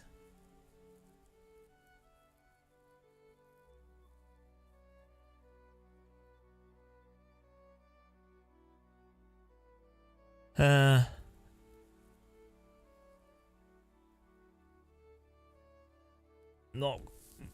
not really sure what to do. Like the thing is, it's not even about fast drivers. That's the problem with iRacing. It's not gaining I rating isn't about the fast drivers. It's about avoiding the wreckers. You would think the challenge would be being a faster driver or having better racecraft, but it's not.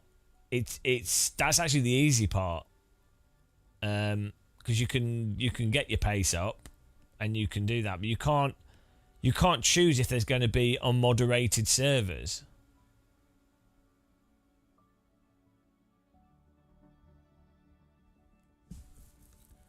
I see it spell it. I brainwashed you.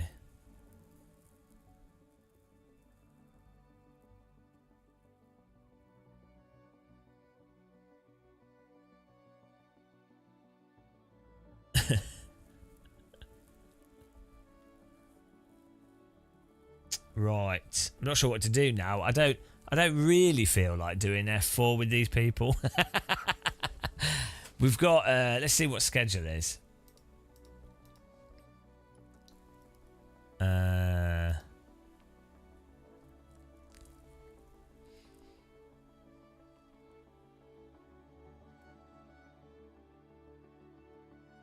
I mean, there's not enough people registered to the other stuff.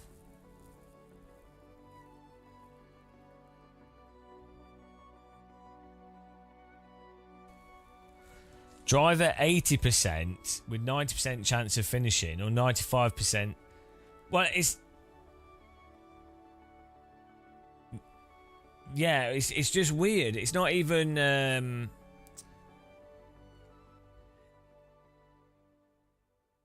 it's not even to do. It's not really to do with the racing. It's like it's going, okay, this guy can't drive, and when you combine that with netcode, it will be a wreck, and the damage, it will be a wreck. If you drive properly, because this is the problem with not having the moderation. If you drive properly, you lose.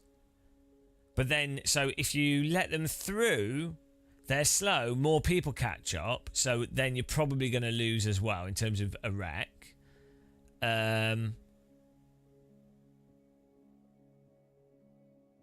So you're kind of it is out of your hands entirely. It's basically a statistical thing of, like, the only thing that's in your hands is qualify high and get with the front pack of the fast drivers that can use the brake pedals. So that you can do that. That's about it, really. Otherwise, it's just a random. It's just a dice roll. But it's not based on your skill of driving or racecraft. It's just based on, are you with drivers that will just drive into you? Which is that's not meant to be the point of racing, is it? It should be, oh, you drove better. It should, like, you know, oh, you defended better, you attacked better, you held your lines. That's why you need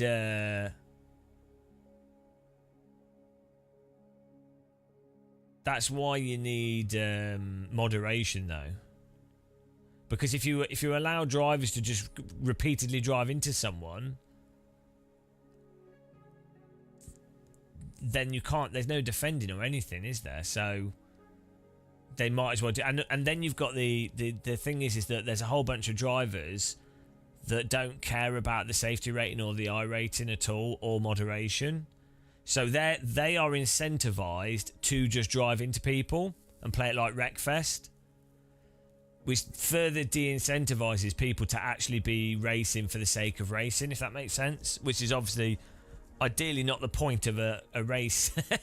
You want the game to incentivize good, hard racing.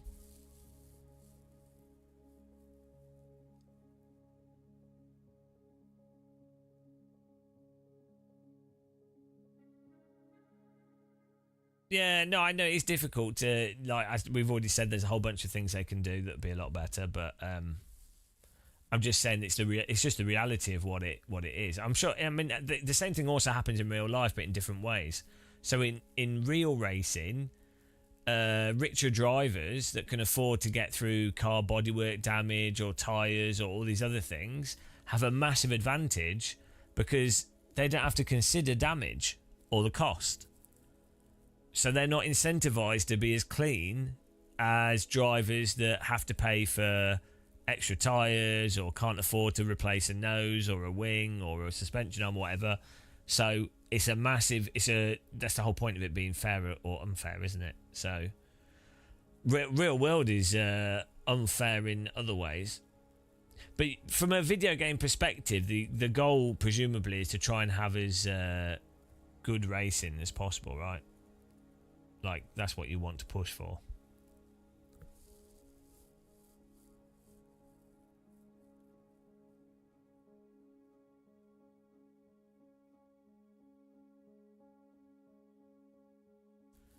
So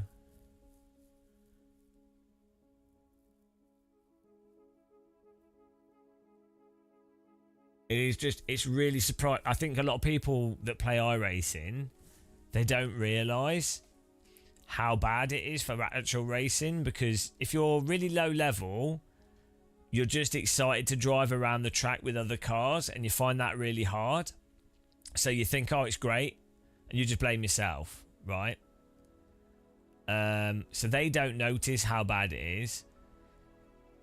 If you're a medium skilled sim racer, I think they get it the worst on iRacing. If you're super high skilled lap time, you're basically with other drivers in that are at pace, and you're separate from a lot of the wreckers. But your average iRacer, your sort of average mid-skilled iRacer has the worst time on the service.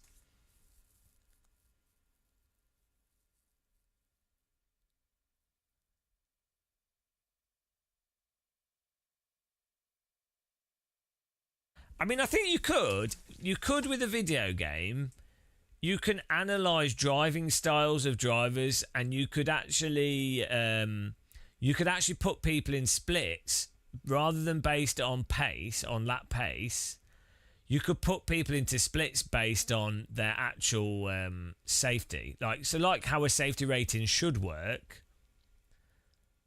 Because there are plenty of drivers in iRacing and other simulators that are actually really good to race with. And what you'd really want is to be able to put all those drivers together and then put all the people that are playing it like Wreckfest, put them together. But you could, there would be ways to analyse it, to analyse the driving, and then an actual license is actually based on how good you are at driving with other cars. I think ACC kind of had quite a good idea with so you get a safety rating, but it's gained faster when you're close to other cars without incident.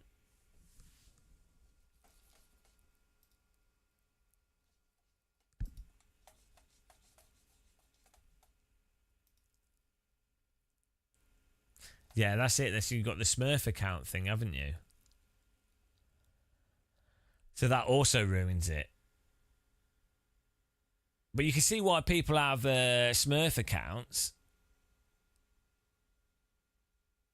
Not necessarily with this system it would be, but there are ways to do it. But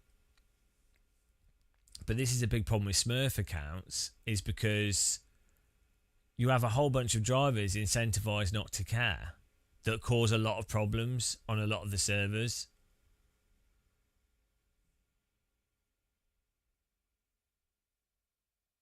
Yeah, I don't know. There's not many people, is there, online at the moment?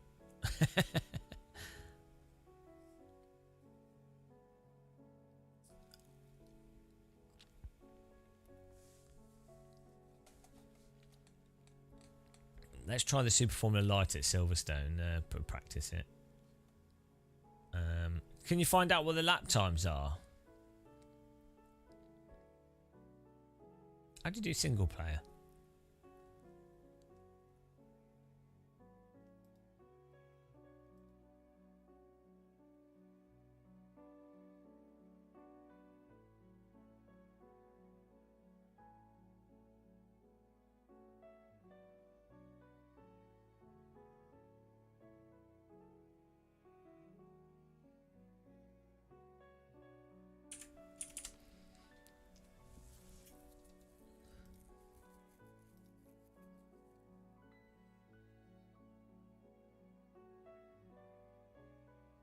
No, the Smurfs are everywhere.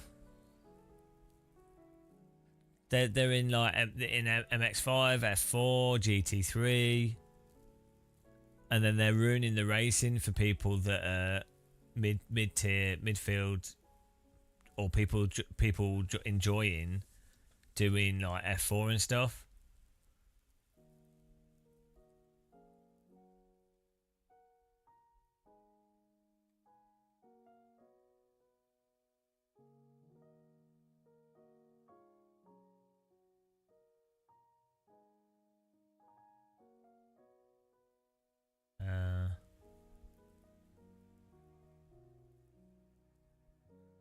Yeah, they don't have. This is next week's session.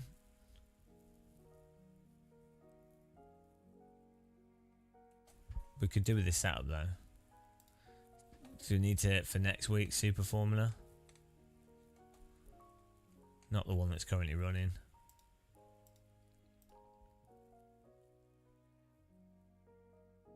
Yeah, but we want the next week's, not the one that's currently on. So.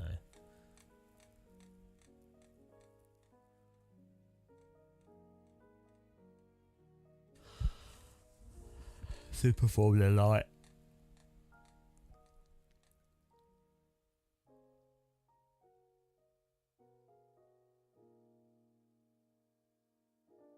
Is this what it is now? Oh, that's the closed one. Where's the closed setup one? Oh, here we go.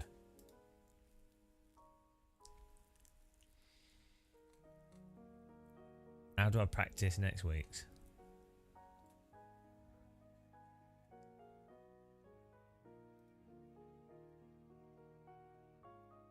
Ah, here we go.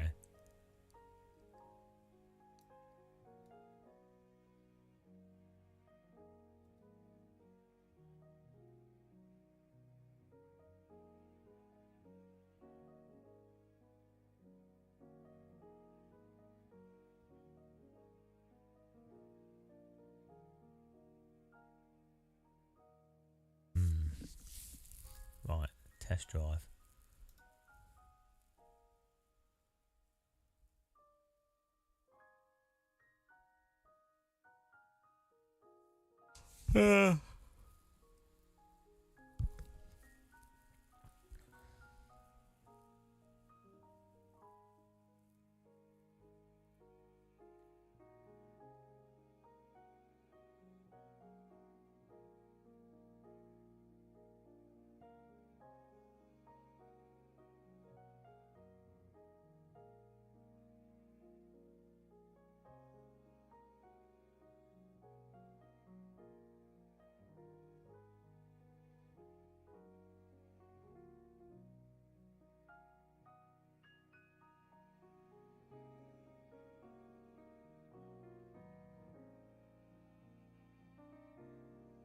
Silverstone's a big track.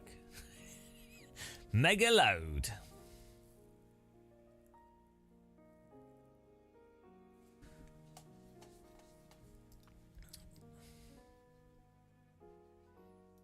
I've not driven this with Marvin's force feedback. Why is it doing that? Okay.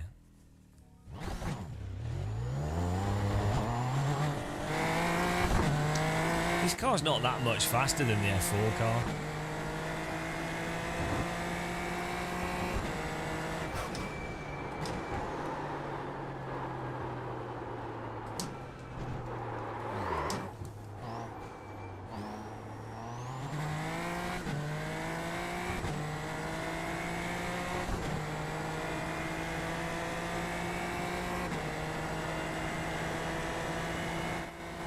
Yeah, I'm always always contemplating my life's choices. It's so much. It's a lot more grippy than the F4 car.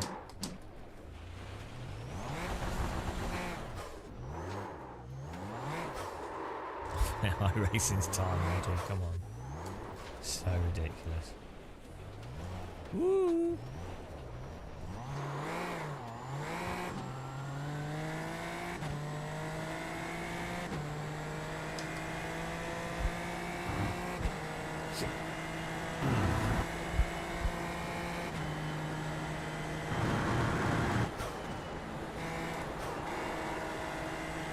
Well, it doesn't. The back of the car doesn't drag the front of the car along properly, so the car always. Yeah, it's just iRacing's physics are really weird. They've always been like this. You just have to drive everything like a bobsled. Then it makes sense.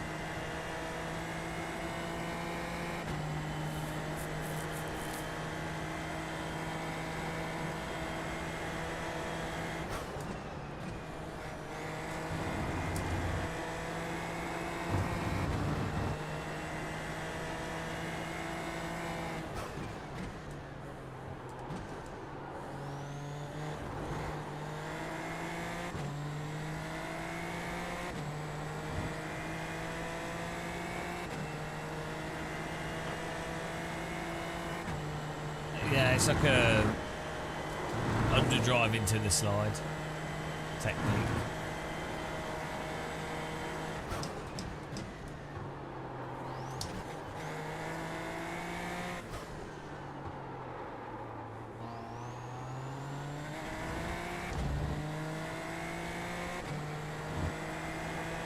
Does anybody know what pace we need to get? The good thing with this car is because the tyres are more bitey,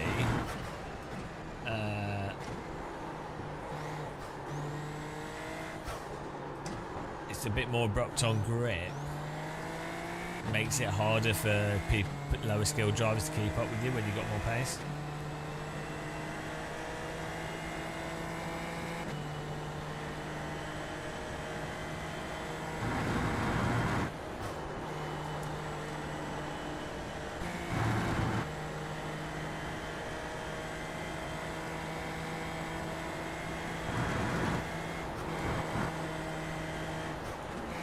The nice thing with this car is it has mega grip once you're going. Sega Mega Grip.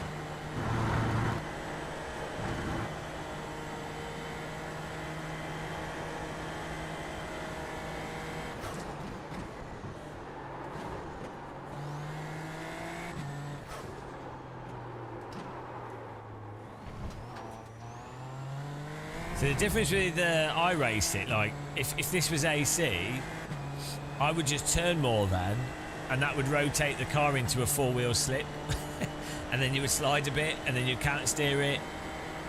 But in iRace, if you do that, you'll just spin.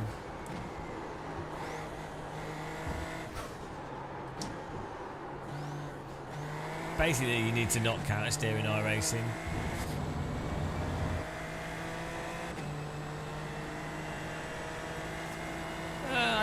I find it more direct, Kobu. So it depends on what you're used to. So yeah, it can be more. It's more pointy and precise. I think the bigger thing is that it doesn't have as much draft. But the trickiness with the F4 car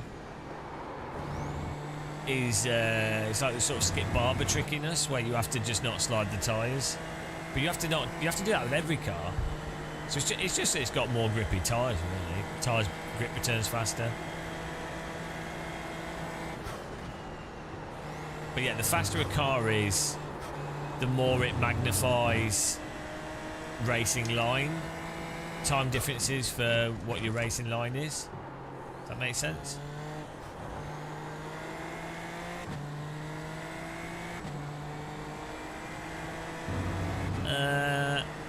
Well, yeah, but I mean, you can say that about every car, can't you? It's just happening faster. So it depends. It depends what people are used to. So if you're used to braking in shorter distances and modulating the brake faster, you'll find that easier, won't you? But personally, I normally find that easier than cars with slower braking. So I find sloppy road cars a lot harder to drive and to be relatively quick in.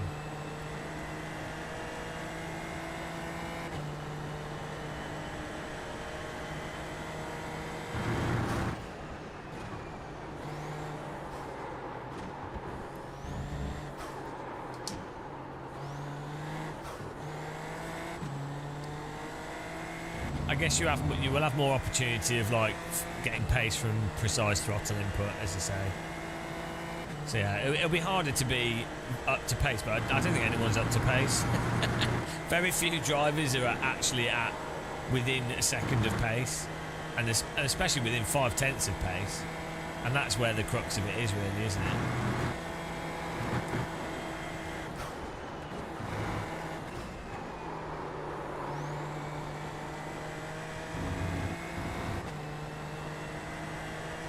Can someone Google a Super Formula Light lap time at Silverstone for me?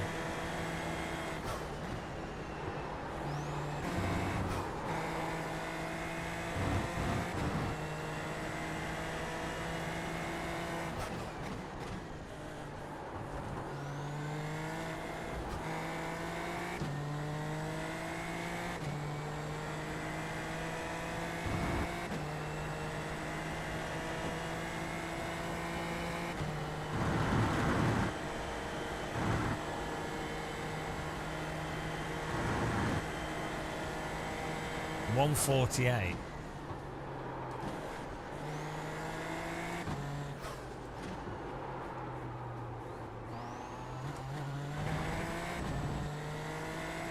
.149.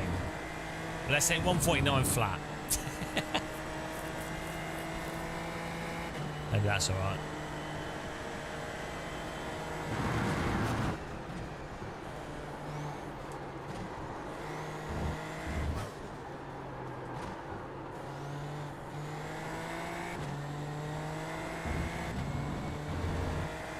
Yeah, well, I'm not doing that. 149.6. Oh, 149.5. Okay, let's let 149. So 149. 150 flat is probably quite a good lap then.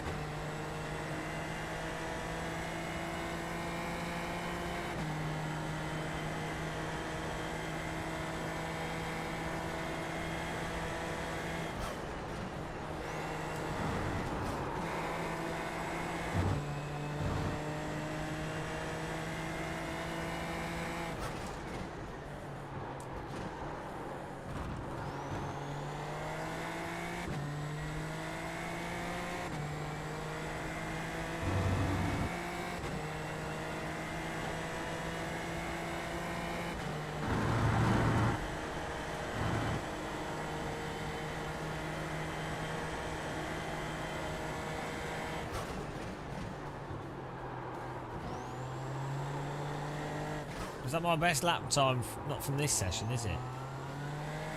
We did a 1:51. It's my best ever lap time.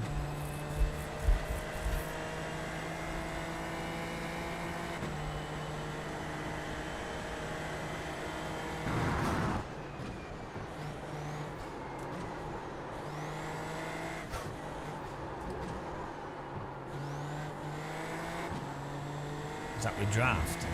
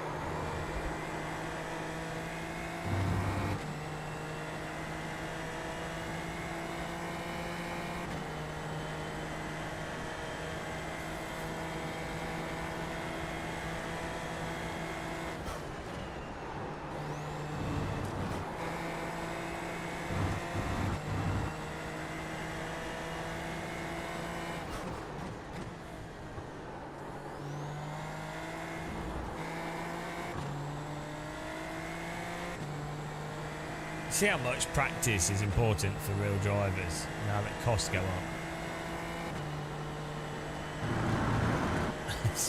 That's the downside of ghost cars, Full House. They're too spooky. Can't get any draft from them. Rubbish.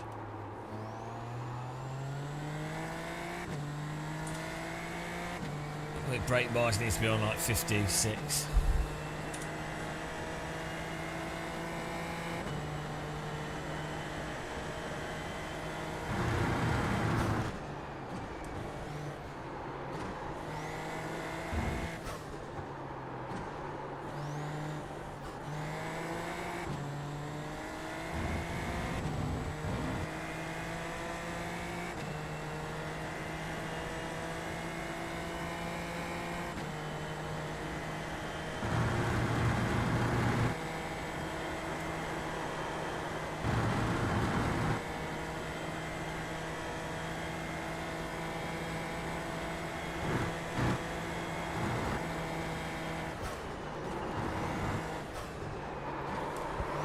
It's so mental how this car handles through there.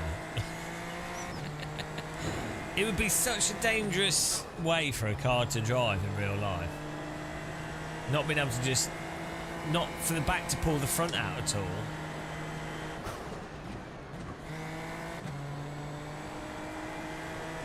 Whee!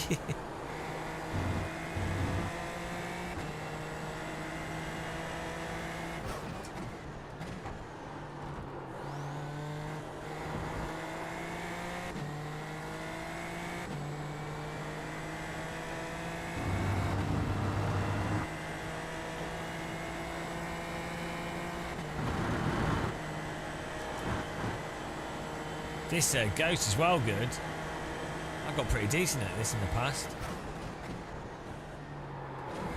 So my brain's deleted it.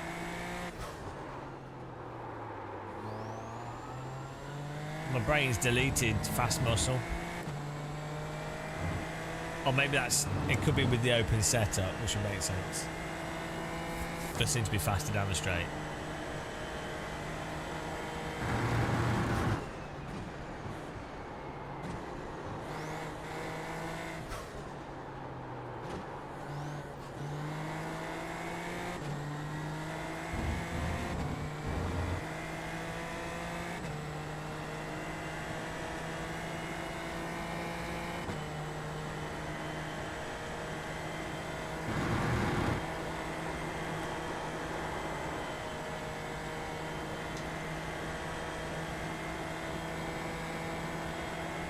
Car sounds a bit like a Hoover. Maybe it is.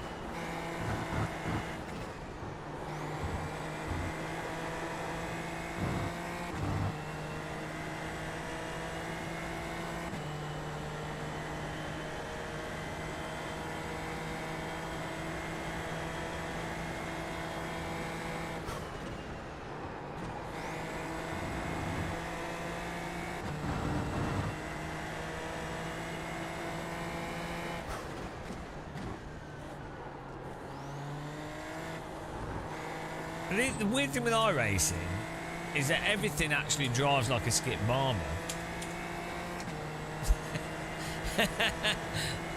Everything actually drives like a skip marmer, just with weird random differences to like the speed and stuff. But everything in iRacing drives the same due to the tyre model. It's all the same thing.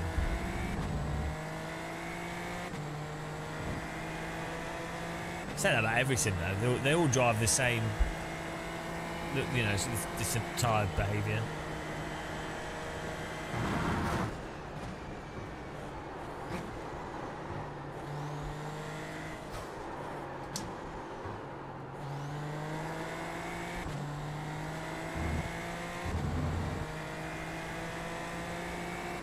It's quite nice. It's a good car track combo, this though.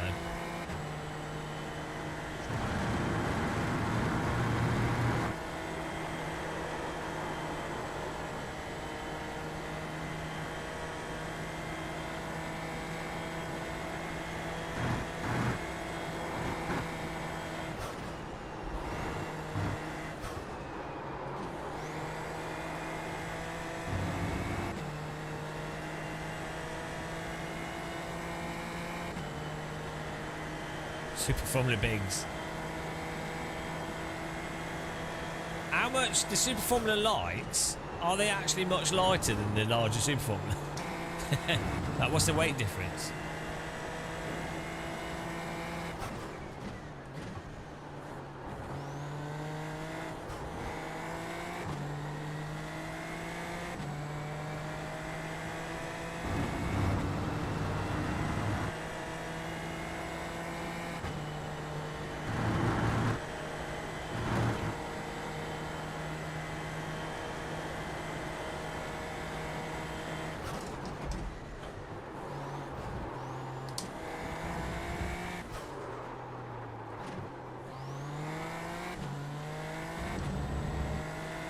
Is the Super Formula Light about 700 kilograms?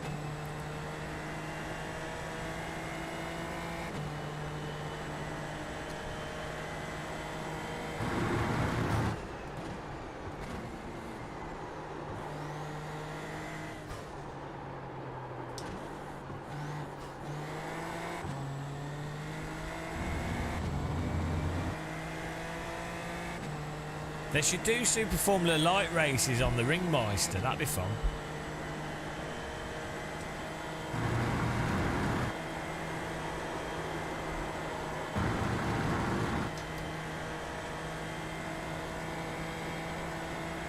Oh, they're very light cars, like a Radical SR3 is 700 grams.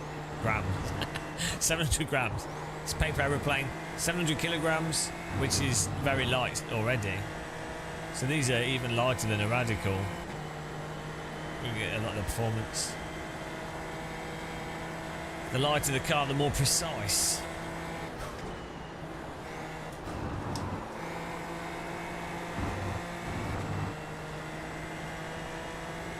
Less mass, less inertia. Good times.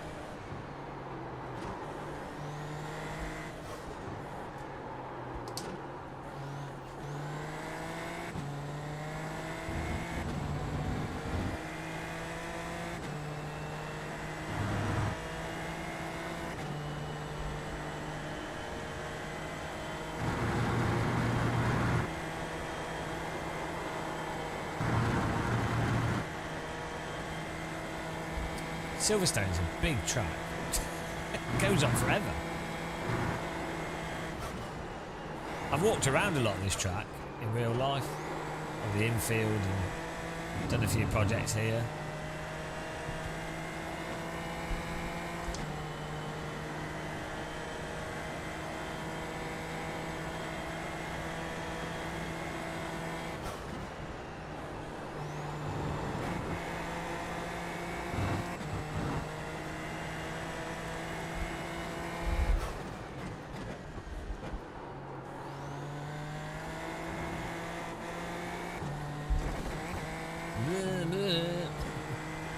Bleh, bleh, bleh.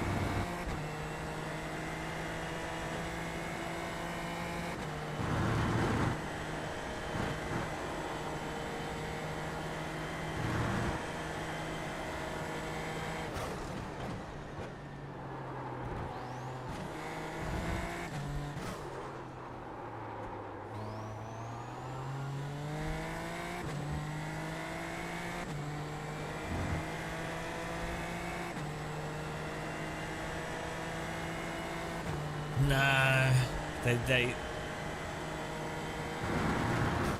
let me in, and I mean, I even we talked with the guy that owns it. I don't know if it's the same guy that owns it anymore. The guy that manages it,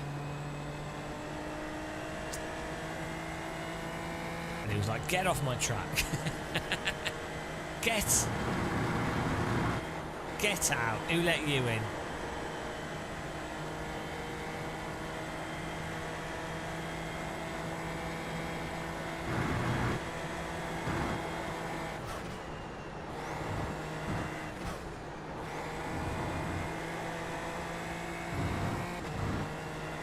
Is there a racetrack manager game for managing racetracks?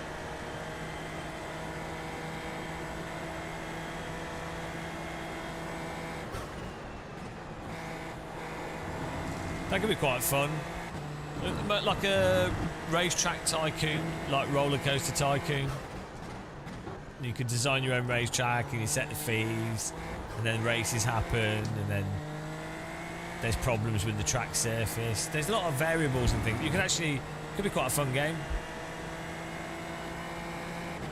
Especially if it was done in a Roller Coaster Tycoon pixel art, so it's kind of, you know, a bit silly, a bit, well, like silly stuff like protesters have invaded the track and you didn't have enough security to stop them. Could be quite fun. Yeah, you have to sign a license with the race series. Yeah, it'd be quite good actually. It's probably too much of a niche though. Like the thing with roller coasters is more people like theme parks and racetracks. So.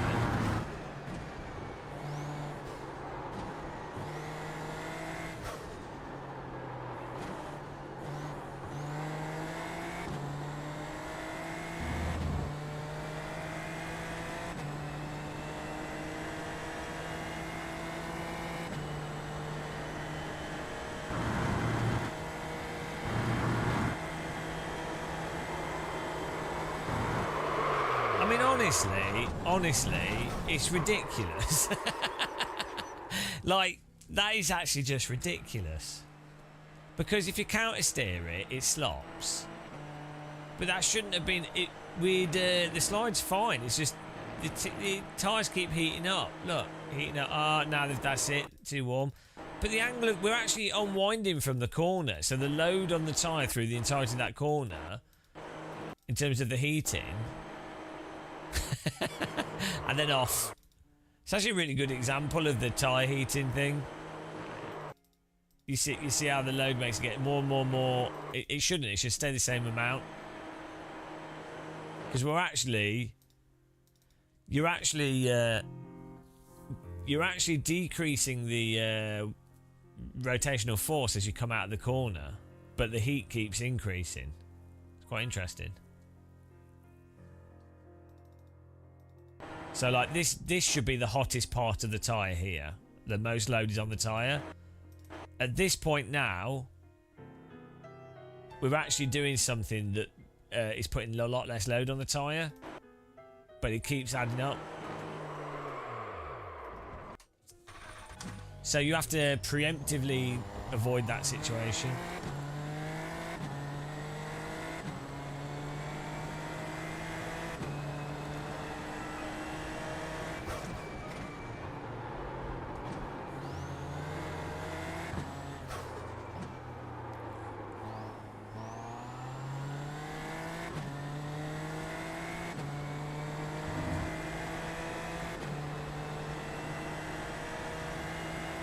Couple of jumps, water splashing, that'd be good. That'd be awesome. A water section on a racetrack's not a bad idea, you know. Like, or a section of racetrack that's just slightly lower grip, designed to be driven with slick tyres. Like the Bernie Eccleston sprinkler idea. I don't think that's a bad idea. Everyone was like, oh, dipping. It's like, actually, it's a pretty good idea. Just a light sprinklers at a certain point in the race. What have you walked into? I don't know. What have you walked into? A lamppost?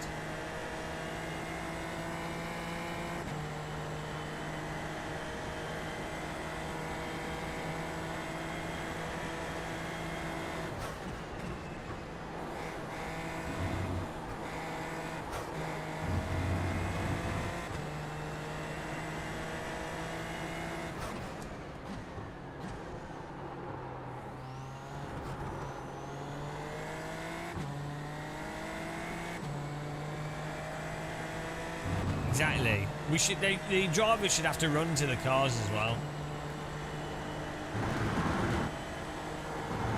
Piggian, thanks for following. Welcome.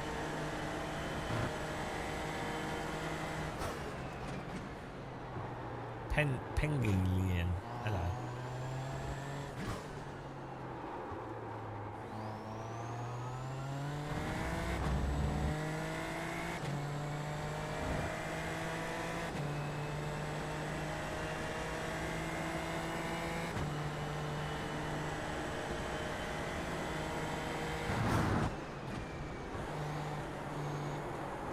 I never have one.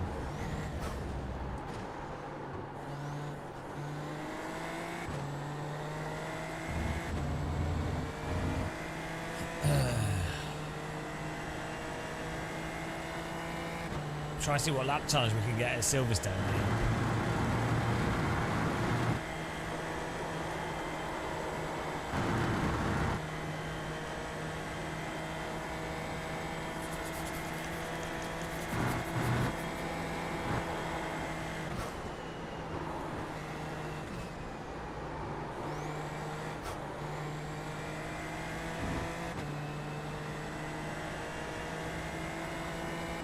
Random, yeah, you could just push it randomly when you know there's a load of corners coming up.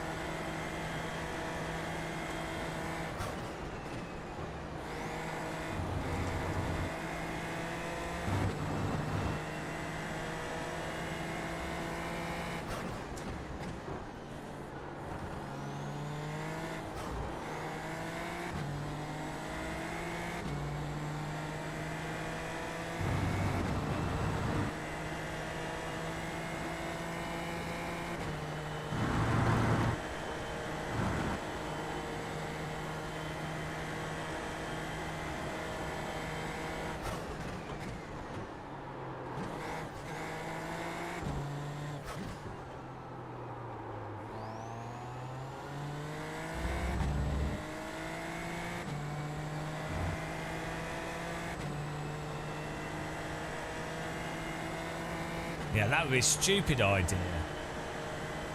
Only a really dumb and corrupt entity would suggest that.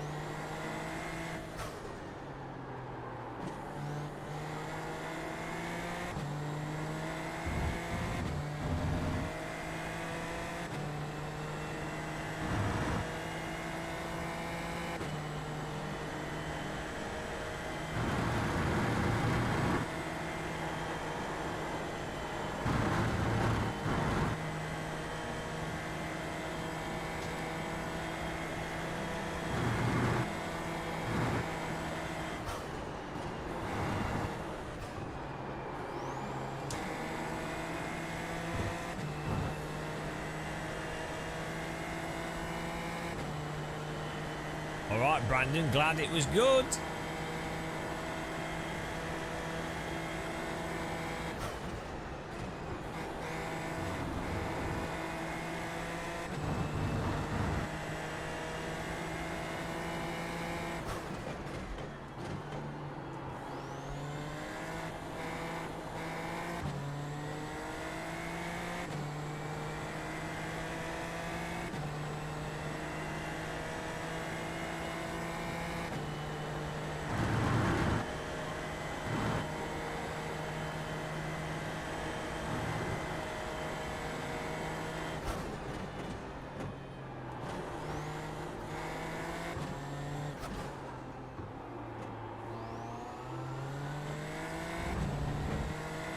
Butt kickers are great fun for immersion, yeah. A good value immersion.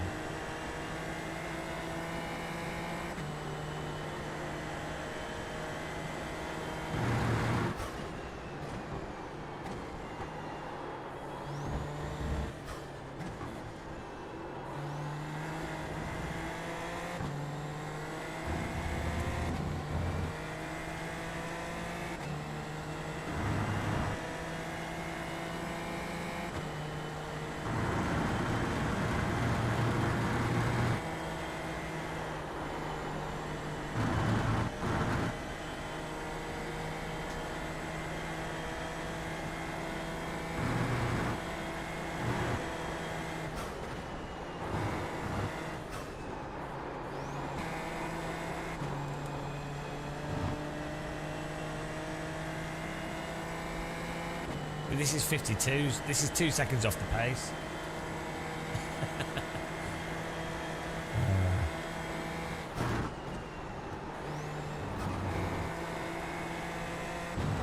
We're chipping away.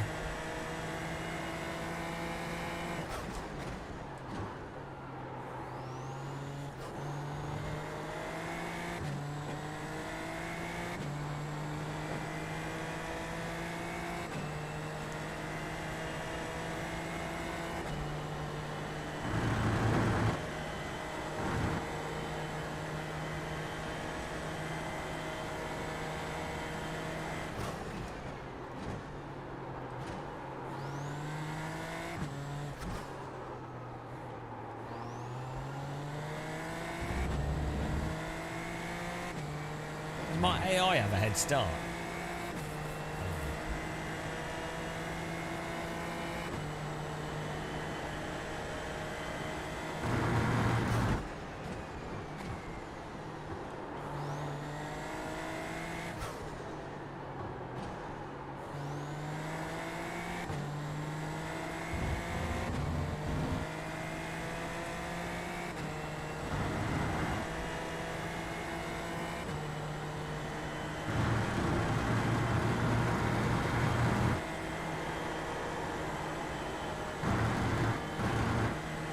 Getting for a new PB coming up.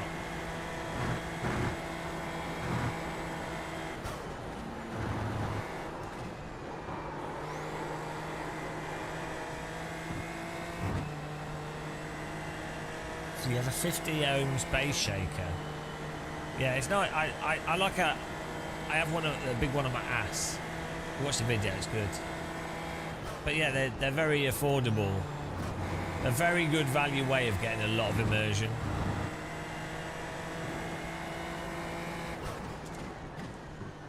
I think that's the thing. It's just good value for money immersion.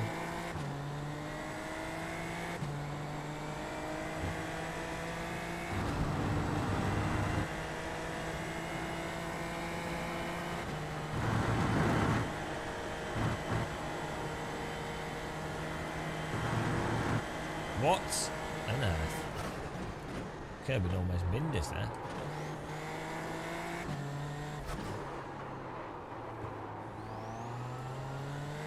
See how the tyre locked up there? It's just ridiculous. It's silly. It's like, and then you lose 2 tails. We're not even barely pushing the brake. Hello, Velcro.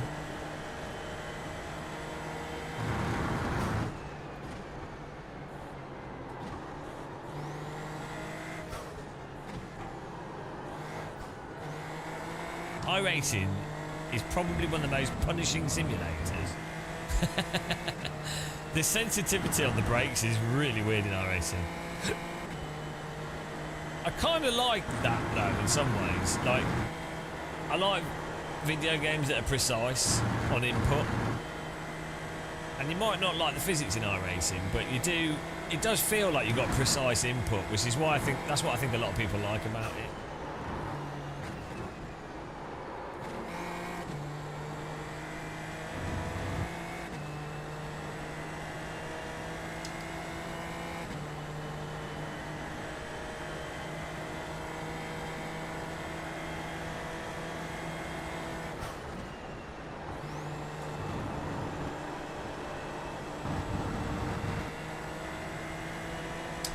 Now, BeamNG's only punishing when you wrap yourself around a tree.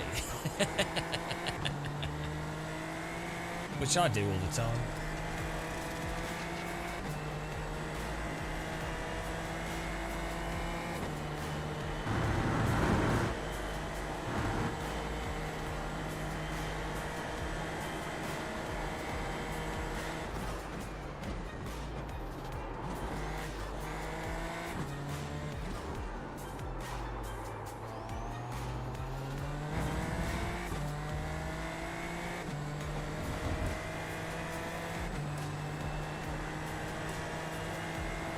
Yeah, it's turn the force feedback down for BeamNG.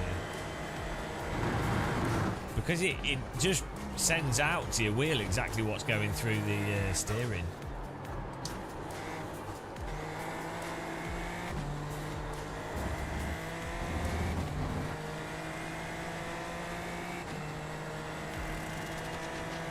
Yeah, it's passable. The dirt smooths over the weird tyre behaviour. To be honest, Wreckfest 2 has quite nice handling. Like, once they implement brake bias settings, but you know, on dirt things just have a lot longer time periods to slip, and on dirt you kind of expect that wider slip, but there's definitely a bit of a hard cut to BeamNG's tyres. And they lack balance on the limit, if that makes sense. Even on dirt, they're kind of you're basically doing a power slide. I'd actually say Wreckfest 2 has more realistic physics for tyre behaviour, though Wreckfest 2 clearly has like a baked assist on it. But the end result, I think, is a bit more realistic.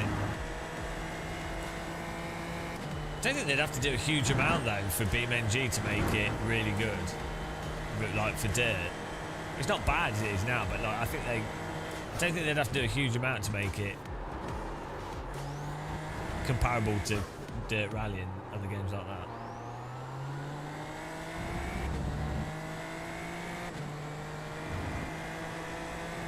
But the maps are fun, and then having the damage. The thing is, from a gameplay perspective, driving is a bit dull.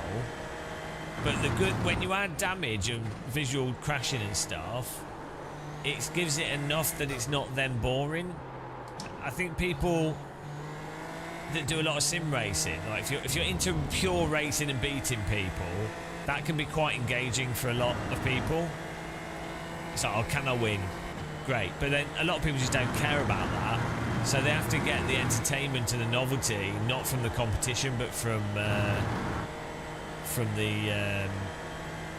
it's graphics, but it's not just graphics, is it? It's like there's a tension that you get from having visual damage. Same as like you get if you're doing a competitive race. Part of the game mechanic of that is tension. Of will you win? Can you do better? Can you do better than other people? What are they going to do? So there's a tension mechanic there, which makes it quite engaging. And if you've got damage in a rally game, it's am I going to crash on this corner? Will it do damage? It's a sort of unknown, gives an unknown quantity, which then makes it engaging. It's good fun.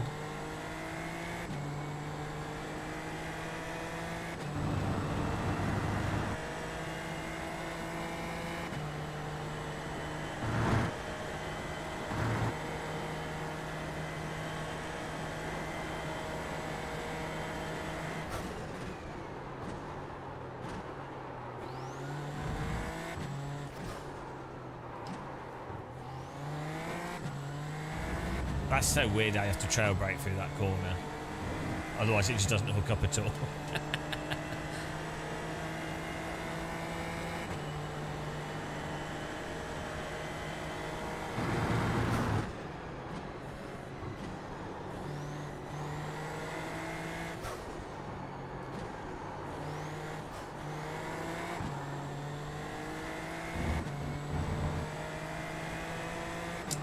Well, AC1's particularly good. Wreckfest 2 is really fun. Wreckfest is really fun.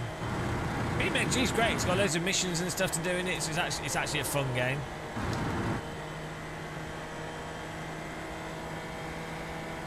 Yeah, the cars don't drive at the limit in BeamNG. They start oscillating from left and right at the limit. Like the tyres don't have that zone, that comfortable slip. Yeah, no, there is no point of balanced slip. So when you get the car to the limit, the car it wants to go left and right really violently. It doesn't want to. You can't just hold the slip with the steering. Well, the dirt hides that because you're in a power slide, so it feels like you're balancing the slip, but you're actually in a power slide. So you don't notice the fact that you're not really balancing the slip. You're just going. You're stopping the rear from losing control in a power slide. That's what's going on there.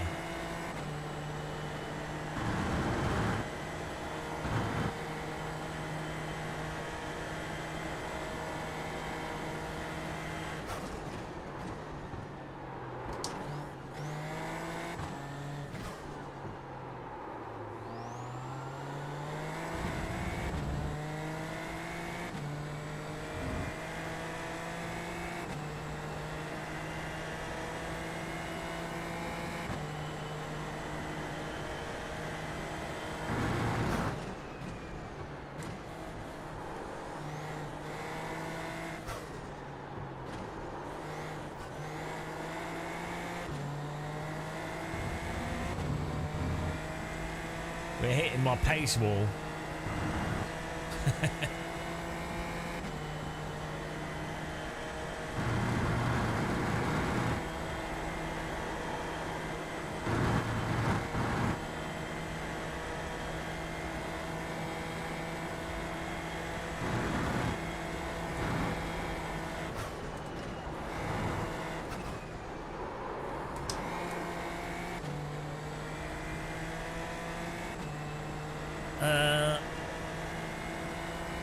The tire model is different to the rigs and rod thing.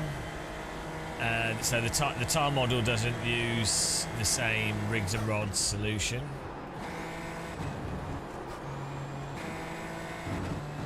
I'm not quite sure how they do the tire model.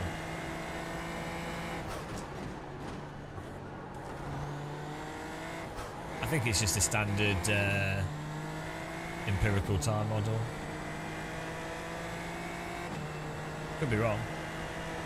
I haven't actually asked them directly. I know they're always trying to improve stuff.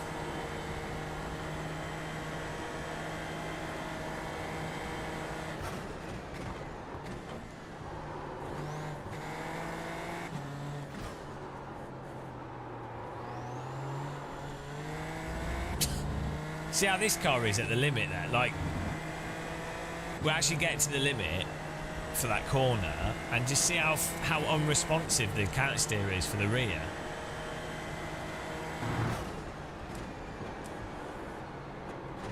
So iRacing, funnily enough, actually has a similar, it's different, but has a similar physics issues as BeamNG for its tyre model.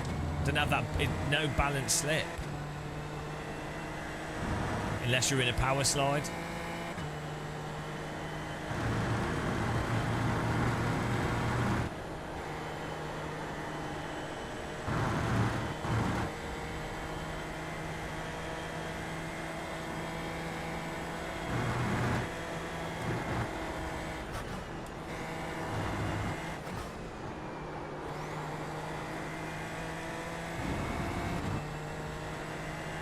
Knob sound. It's always the best.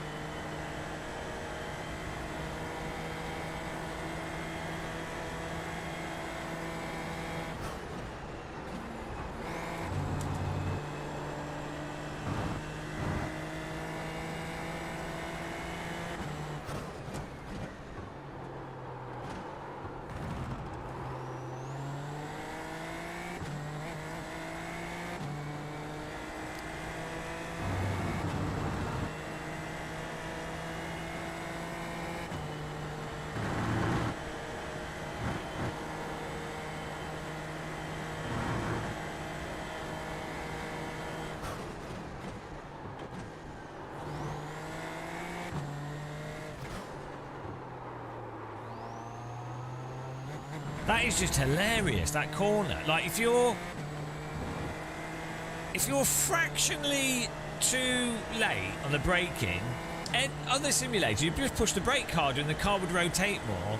In iRacing, it is done, like, there's no pushing the brake more because that induces more understeer. you have to have done it before you need to do it. Hello, David. All right, thank you for popping in. This car actually makes really obvious some of the quirks in the physics.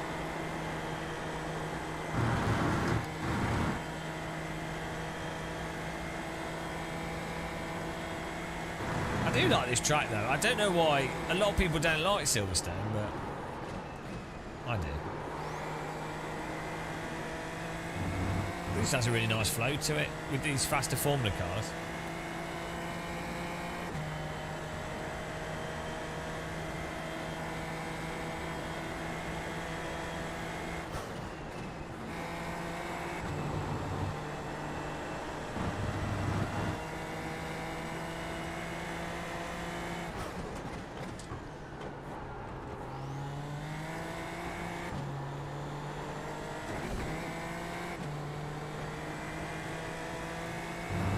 Almost back to our basic pace.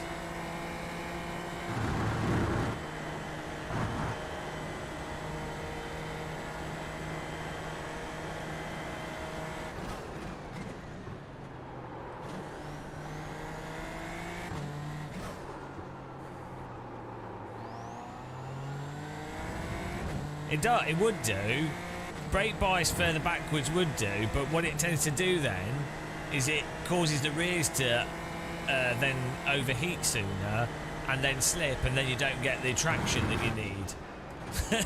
So, yeah, in any other sim as well, you'd be like, oh, I could get more turning without spinning and without losing braking, so I'll move the brake bias back.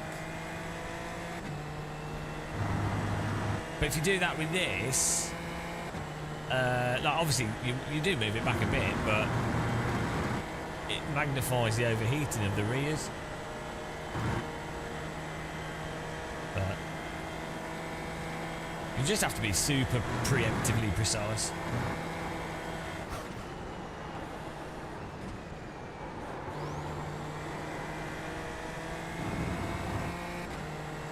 This would be great fun around the Nordschleife.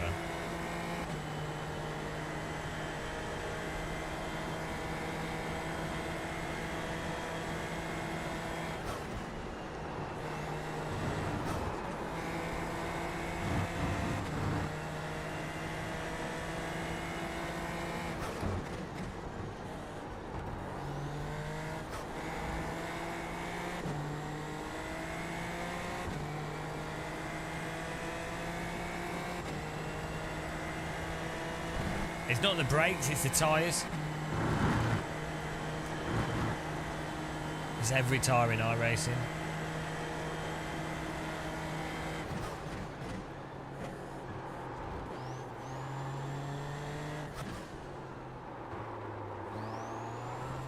Did you see that?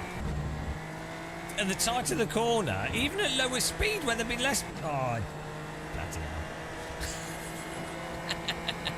It is what it is.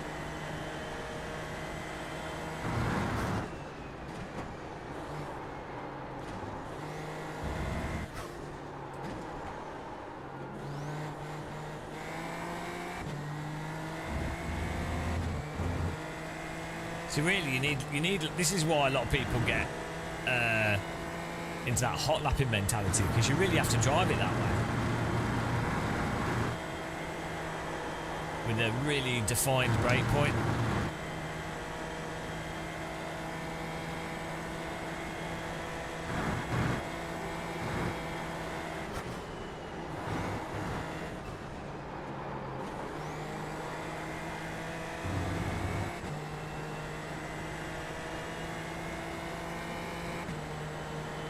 Yeah, at high speed, the downforce really makes things a lot more natural, which is nice.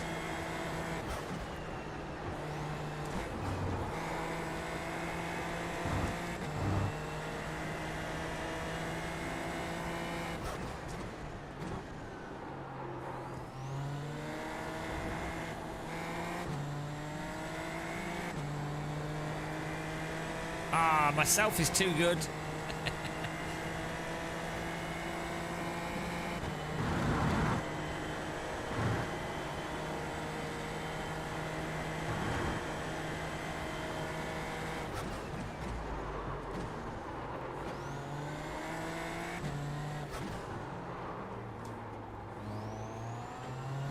Right, let's try a bit further brake bias.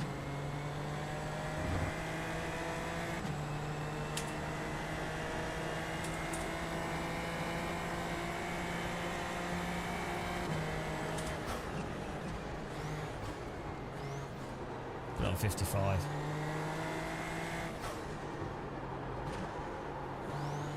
You do, I do find that iRacing is mega sensitive to brake bias, but I think not that that's unrealistic, but like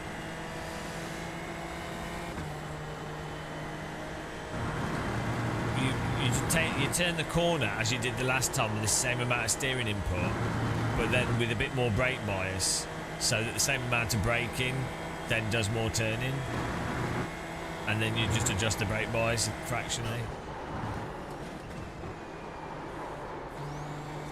Let's see how much faster we are with the brake bias on 55.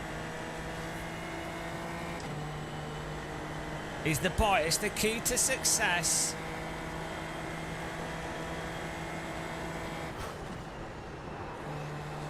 There's easily another 7/10 in this lap for me. There's some lines in driving we can do, and my braking. So I think I could do a 1.5 seconds faster just by not driving badly. You have about 5 laps of fuel left.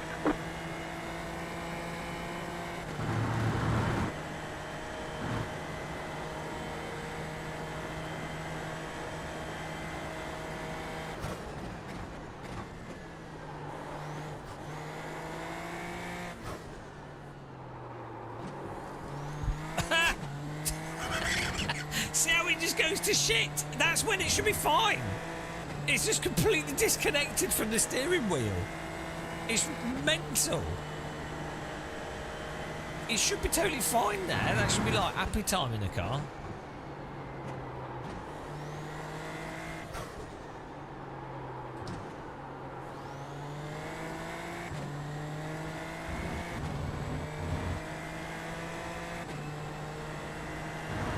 Now this is fixed setup.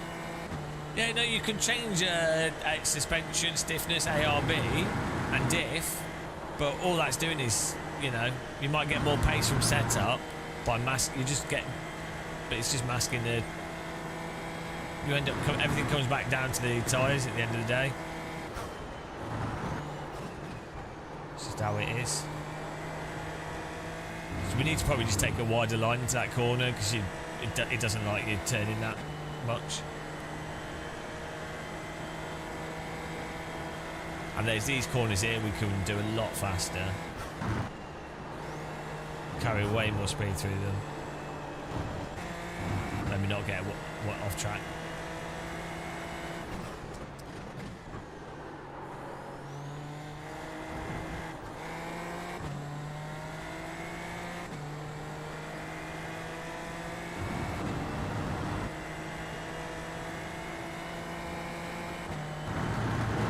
This is disgusting though, we're actually practicing, which I'm, you know, that's not good.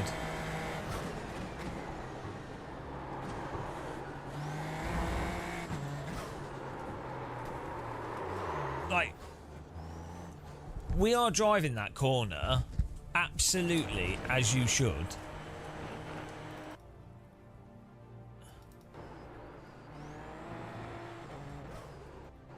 I mean, okay, you can say we turn into too aggressively, but we're not really. I think the tyres are warm because of this corner as well before, and so you have to factor in that tyre warmth on the surface from if you slide here, you then have to factor that tyre warmth that's already there onto this turn. Like this slide on the throttle here has meant that the tyres now are very loose, and so it turns in from that braking and tiny bit of steering input, that flicks the back out, which then forces it over the limit. So this is why everything rewards underdriving in this.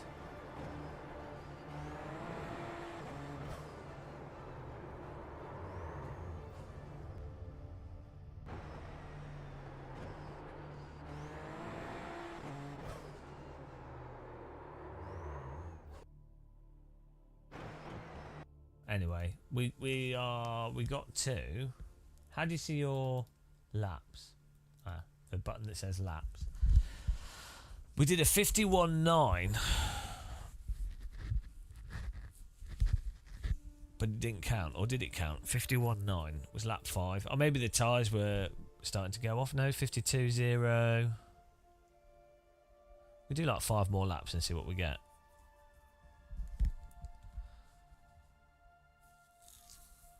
So we're 1 second off, but for sure we can drive 5/10 faster, easy. Well, not easy, but like I know what, and I can see where the time is in the corners. So that's not too bad.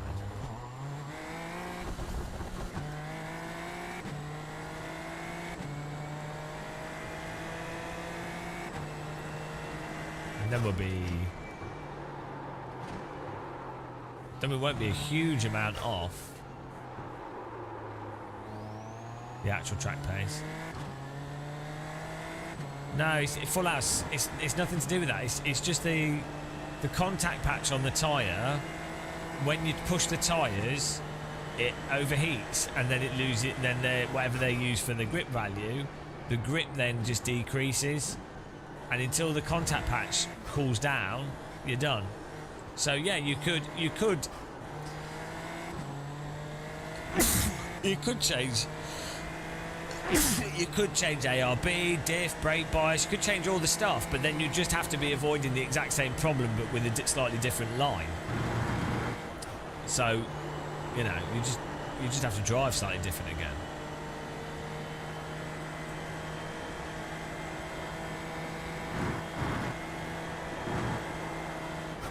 The solution is to just not turn as much and not put as much. You just don't heat the tyres up through the corner. That's it. And then sure you could have a better setup that allows you to take a better line without doing that, which would make you go faster. But this is a fixed setup, so it doesn't really matter.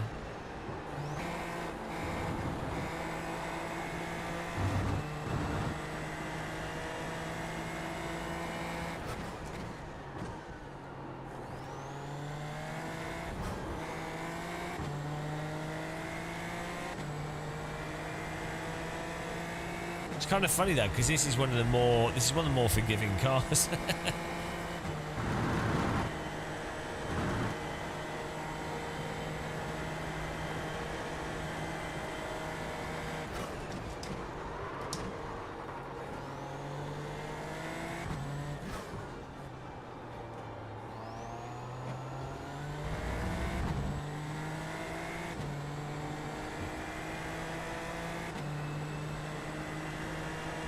The road's pretty crap.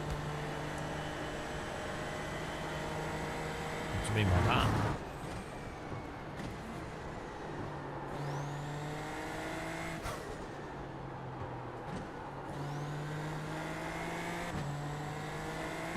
In some ways though, it does actually make iRacing, it makes it both harder and easier. Because it's harder because it's not intuitive. And if you play other sims, it's like, what on earth's going on? And you can't rely on counter steer. But it's easier in that there's a very definitive fail condition that you can't. That's obvious. So it's like, because the car just doesn't go through the corner anymore and just starts spinning. So it's like an abrupt. At least you're like, well, I know for sure that I can't do that because it will be slower. Boop. Whereas in AC or LMU and stuff, it's a little bit vague because you can hold multiple lines with a bit of slip and a bit of balancing. So it makes real cars as well. It makes it a lot harder to know what the absolute, and there might not even be an absolute perfect thing to do, right? Because it's like, well, how much is the driver balancing productively versus how much is the actual ideal tyre grip? You know, so it's when you have more lines through a corner, it's hard. I think more forgiving because you can, if you spin a little bit or your back pops out, you counter steer, so you're not going to lose all your time. But then that forgivingness makes the fail condition more vague and less obvious, or the absolute most productive thing to do is less obvious.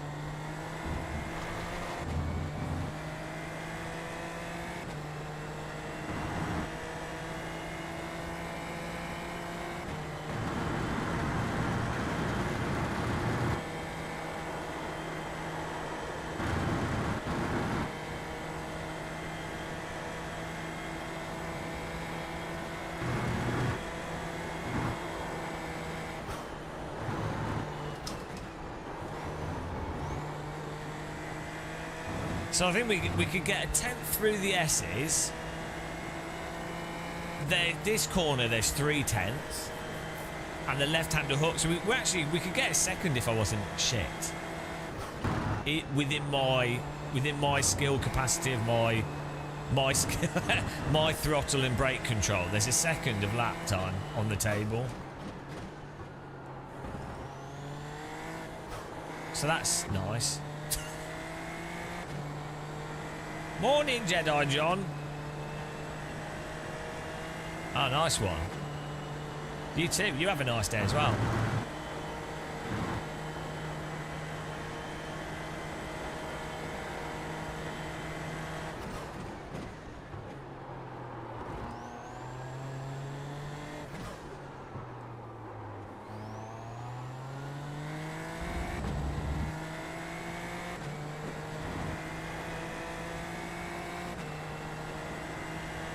I find this is like Road America. I find this track really pleasant to drive.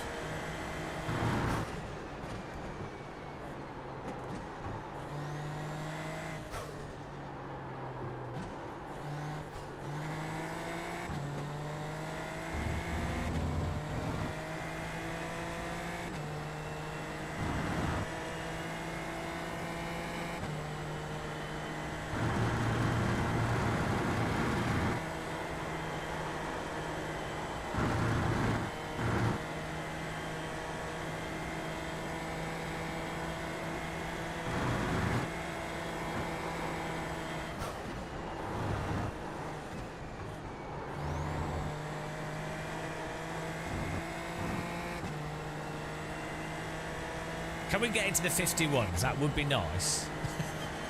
Can we, guys? I'm towing you all around the track.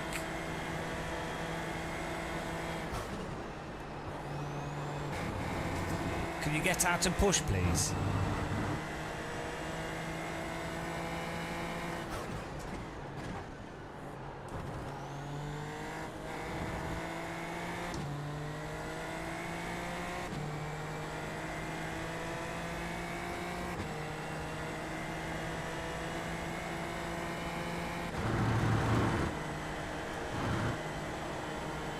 Good morning, Stuart.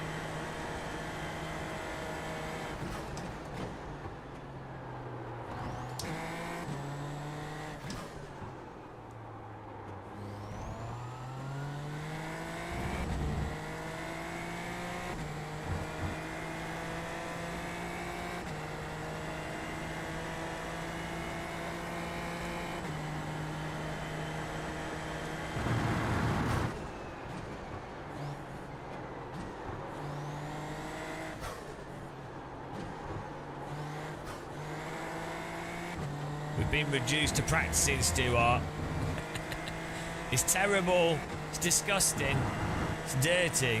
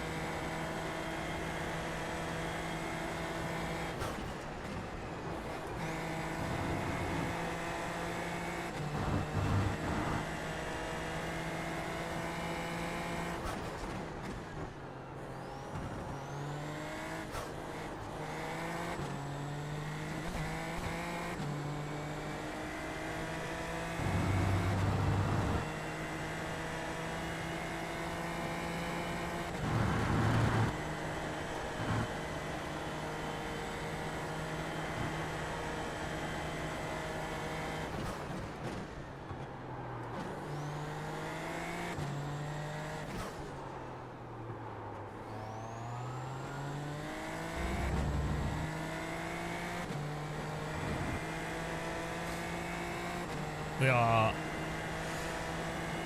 hitting our plateau where we keep doing the same lap, and then we have to wait for the brain to subconsciously go burp. And then it goes, oh yeah, that's the right thing to go faster. The click that occurs after far too long of hot lapping.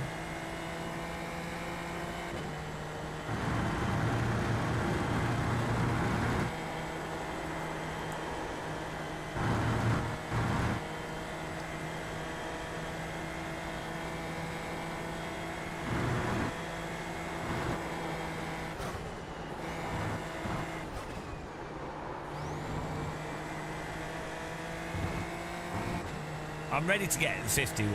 I think this can happen today.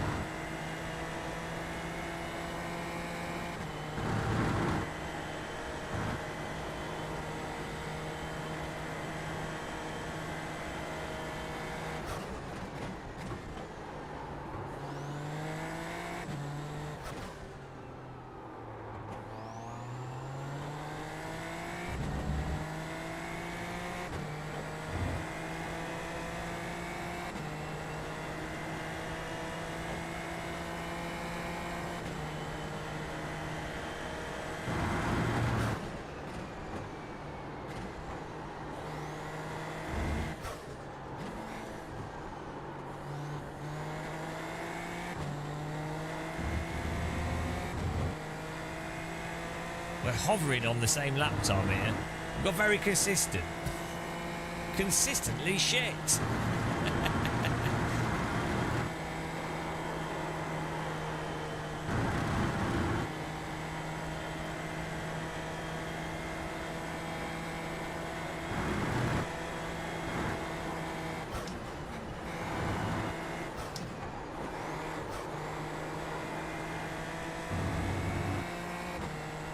Do you ever feel like you're just battling yourself?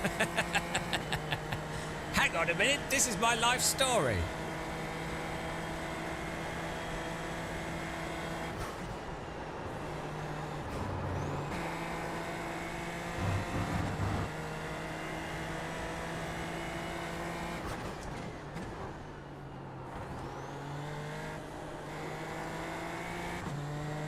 Oh, this is a much better lap. 51.9. What's the next target? 51.5. There they go.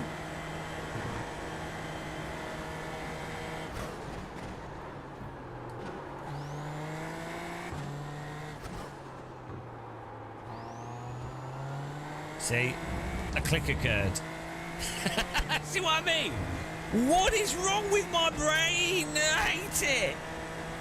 This is what happens. Same thing for an hour, and then all of a sudden it's like, wow, I think I understand it. It's all subconscious. It's so mental. It's always been like this with everything. Oh, we've gone a bit wide there. Less intentionally double apex. Did that on purpose. This is Silverstone.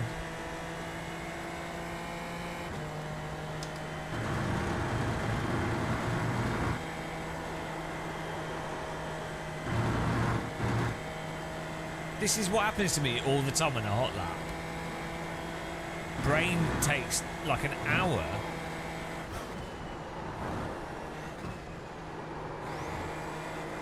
It takes like an hour, and then all of a sudden, out of nowhere, 5/10. It does this with everything. It's like everything I do is like this. It's really stupid. Entirely subconscious.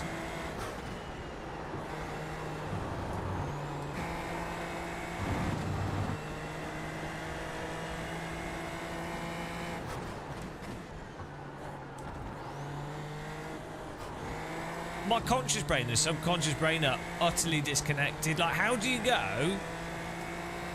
How do you... We're just almost doing 51.5s now.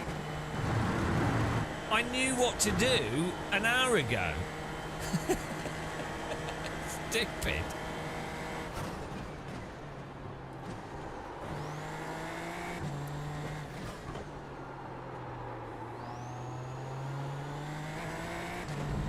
Too wide through there. Too wide. Worth a try though. Yeah, someone unsubscribed and they were right fatty.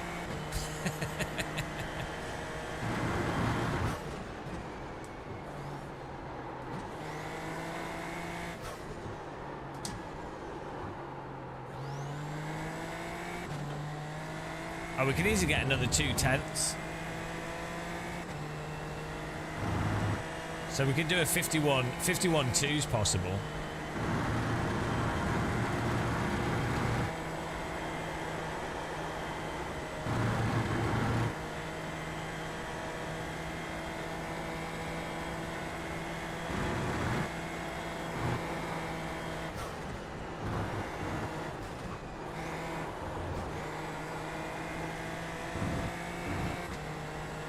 Yeah, we can get a... I think we can do a 51 flat, actually. To be honest.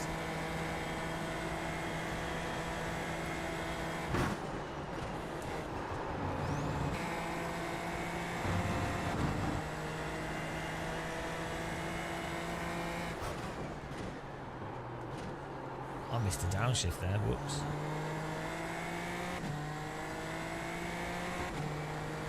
Two-10 downshift failure.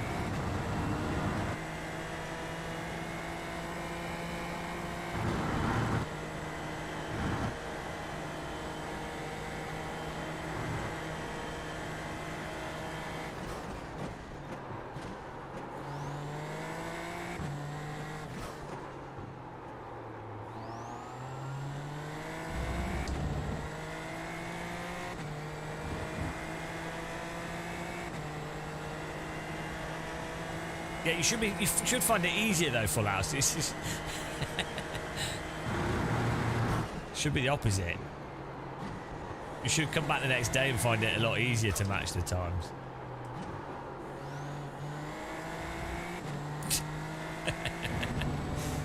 Yeah, half a second quicker should happen because your brain's consolidated the information.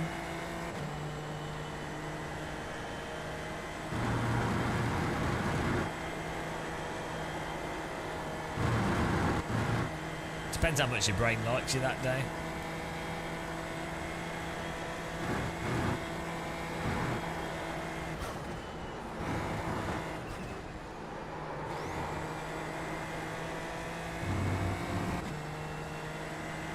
Look at this.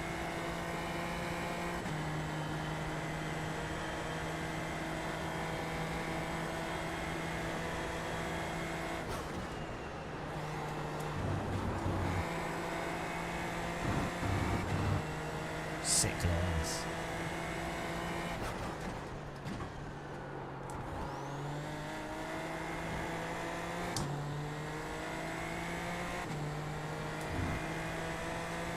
Get in there. That was your fastest lap of the session.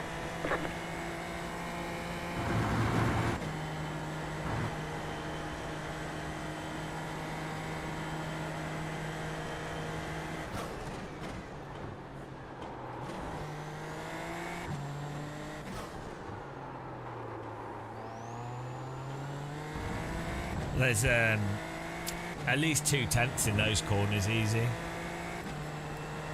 Because I'm doing them totally wrong. So that's good.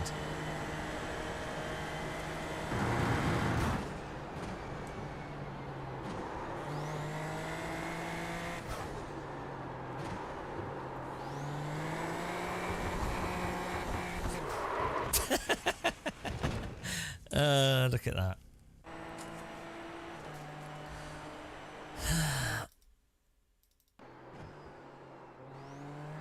Right, see how this slide? This is because we've done a little slide here, caught it, tyres are still warm. And then look at this snap. We've actually caught that drift as well. iRacing. Oh well. Right. Bloody hell, we've done too many laps. A 151.4. Not bad.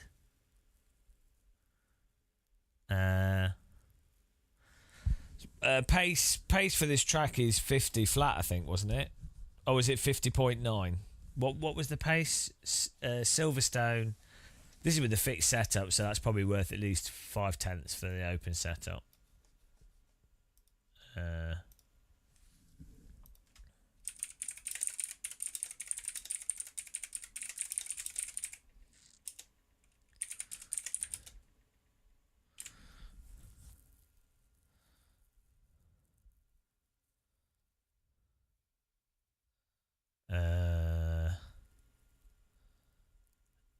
ChatGPT thinks for season 4, 149.6. So what are we? 1.5 seconds off. No, 2.5 seconds. Hang on. We're 2 seconds off. That's terrible. But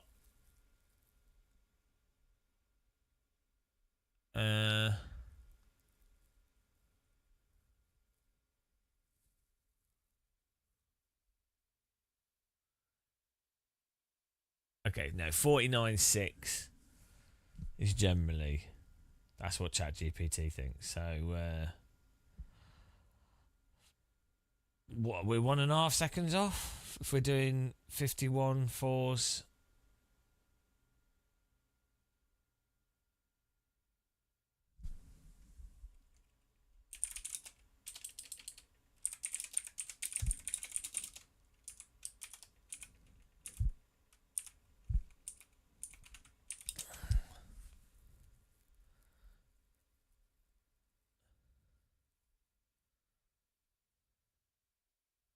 Well, that's it. I don't know if they were doing it with the open setup or fixed.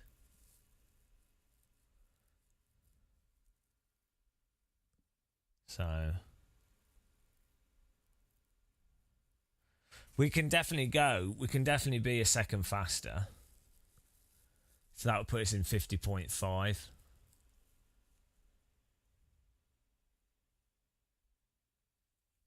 Which is not too bad. So maybe there's a little bit more to do. But, I mean, our fastest race time was a 50. Like, our record. Our all-time recorded record was a 150.1. So maybe the conditions have changed. Maybe the setup's changed.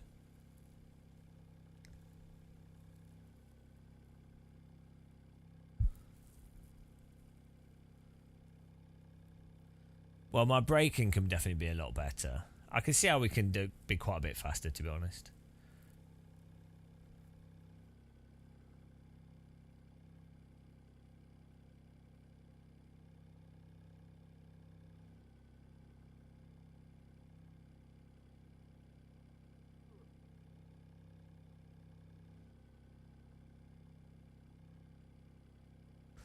Right. On that note, though, I think I'm going to have a little break. A break from the sim racing. It's been an entirely unproductive day, but that is fine. That's how it is sometimes. Let's raid someone on the Twitch. It was a fun little stream. Probably catch you guys later.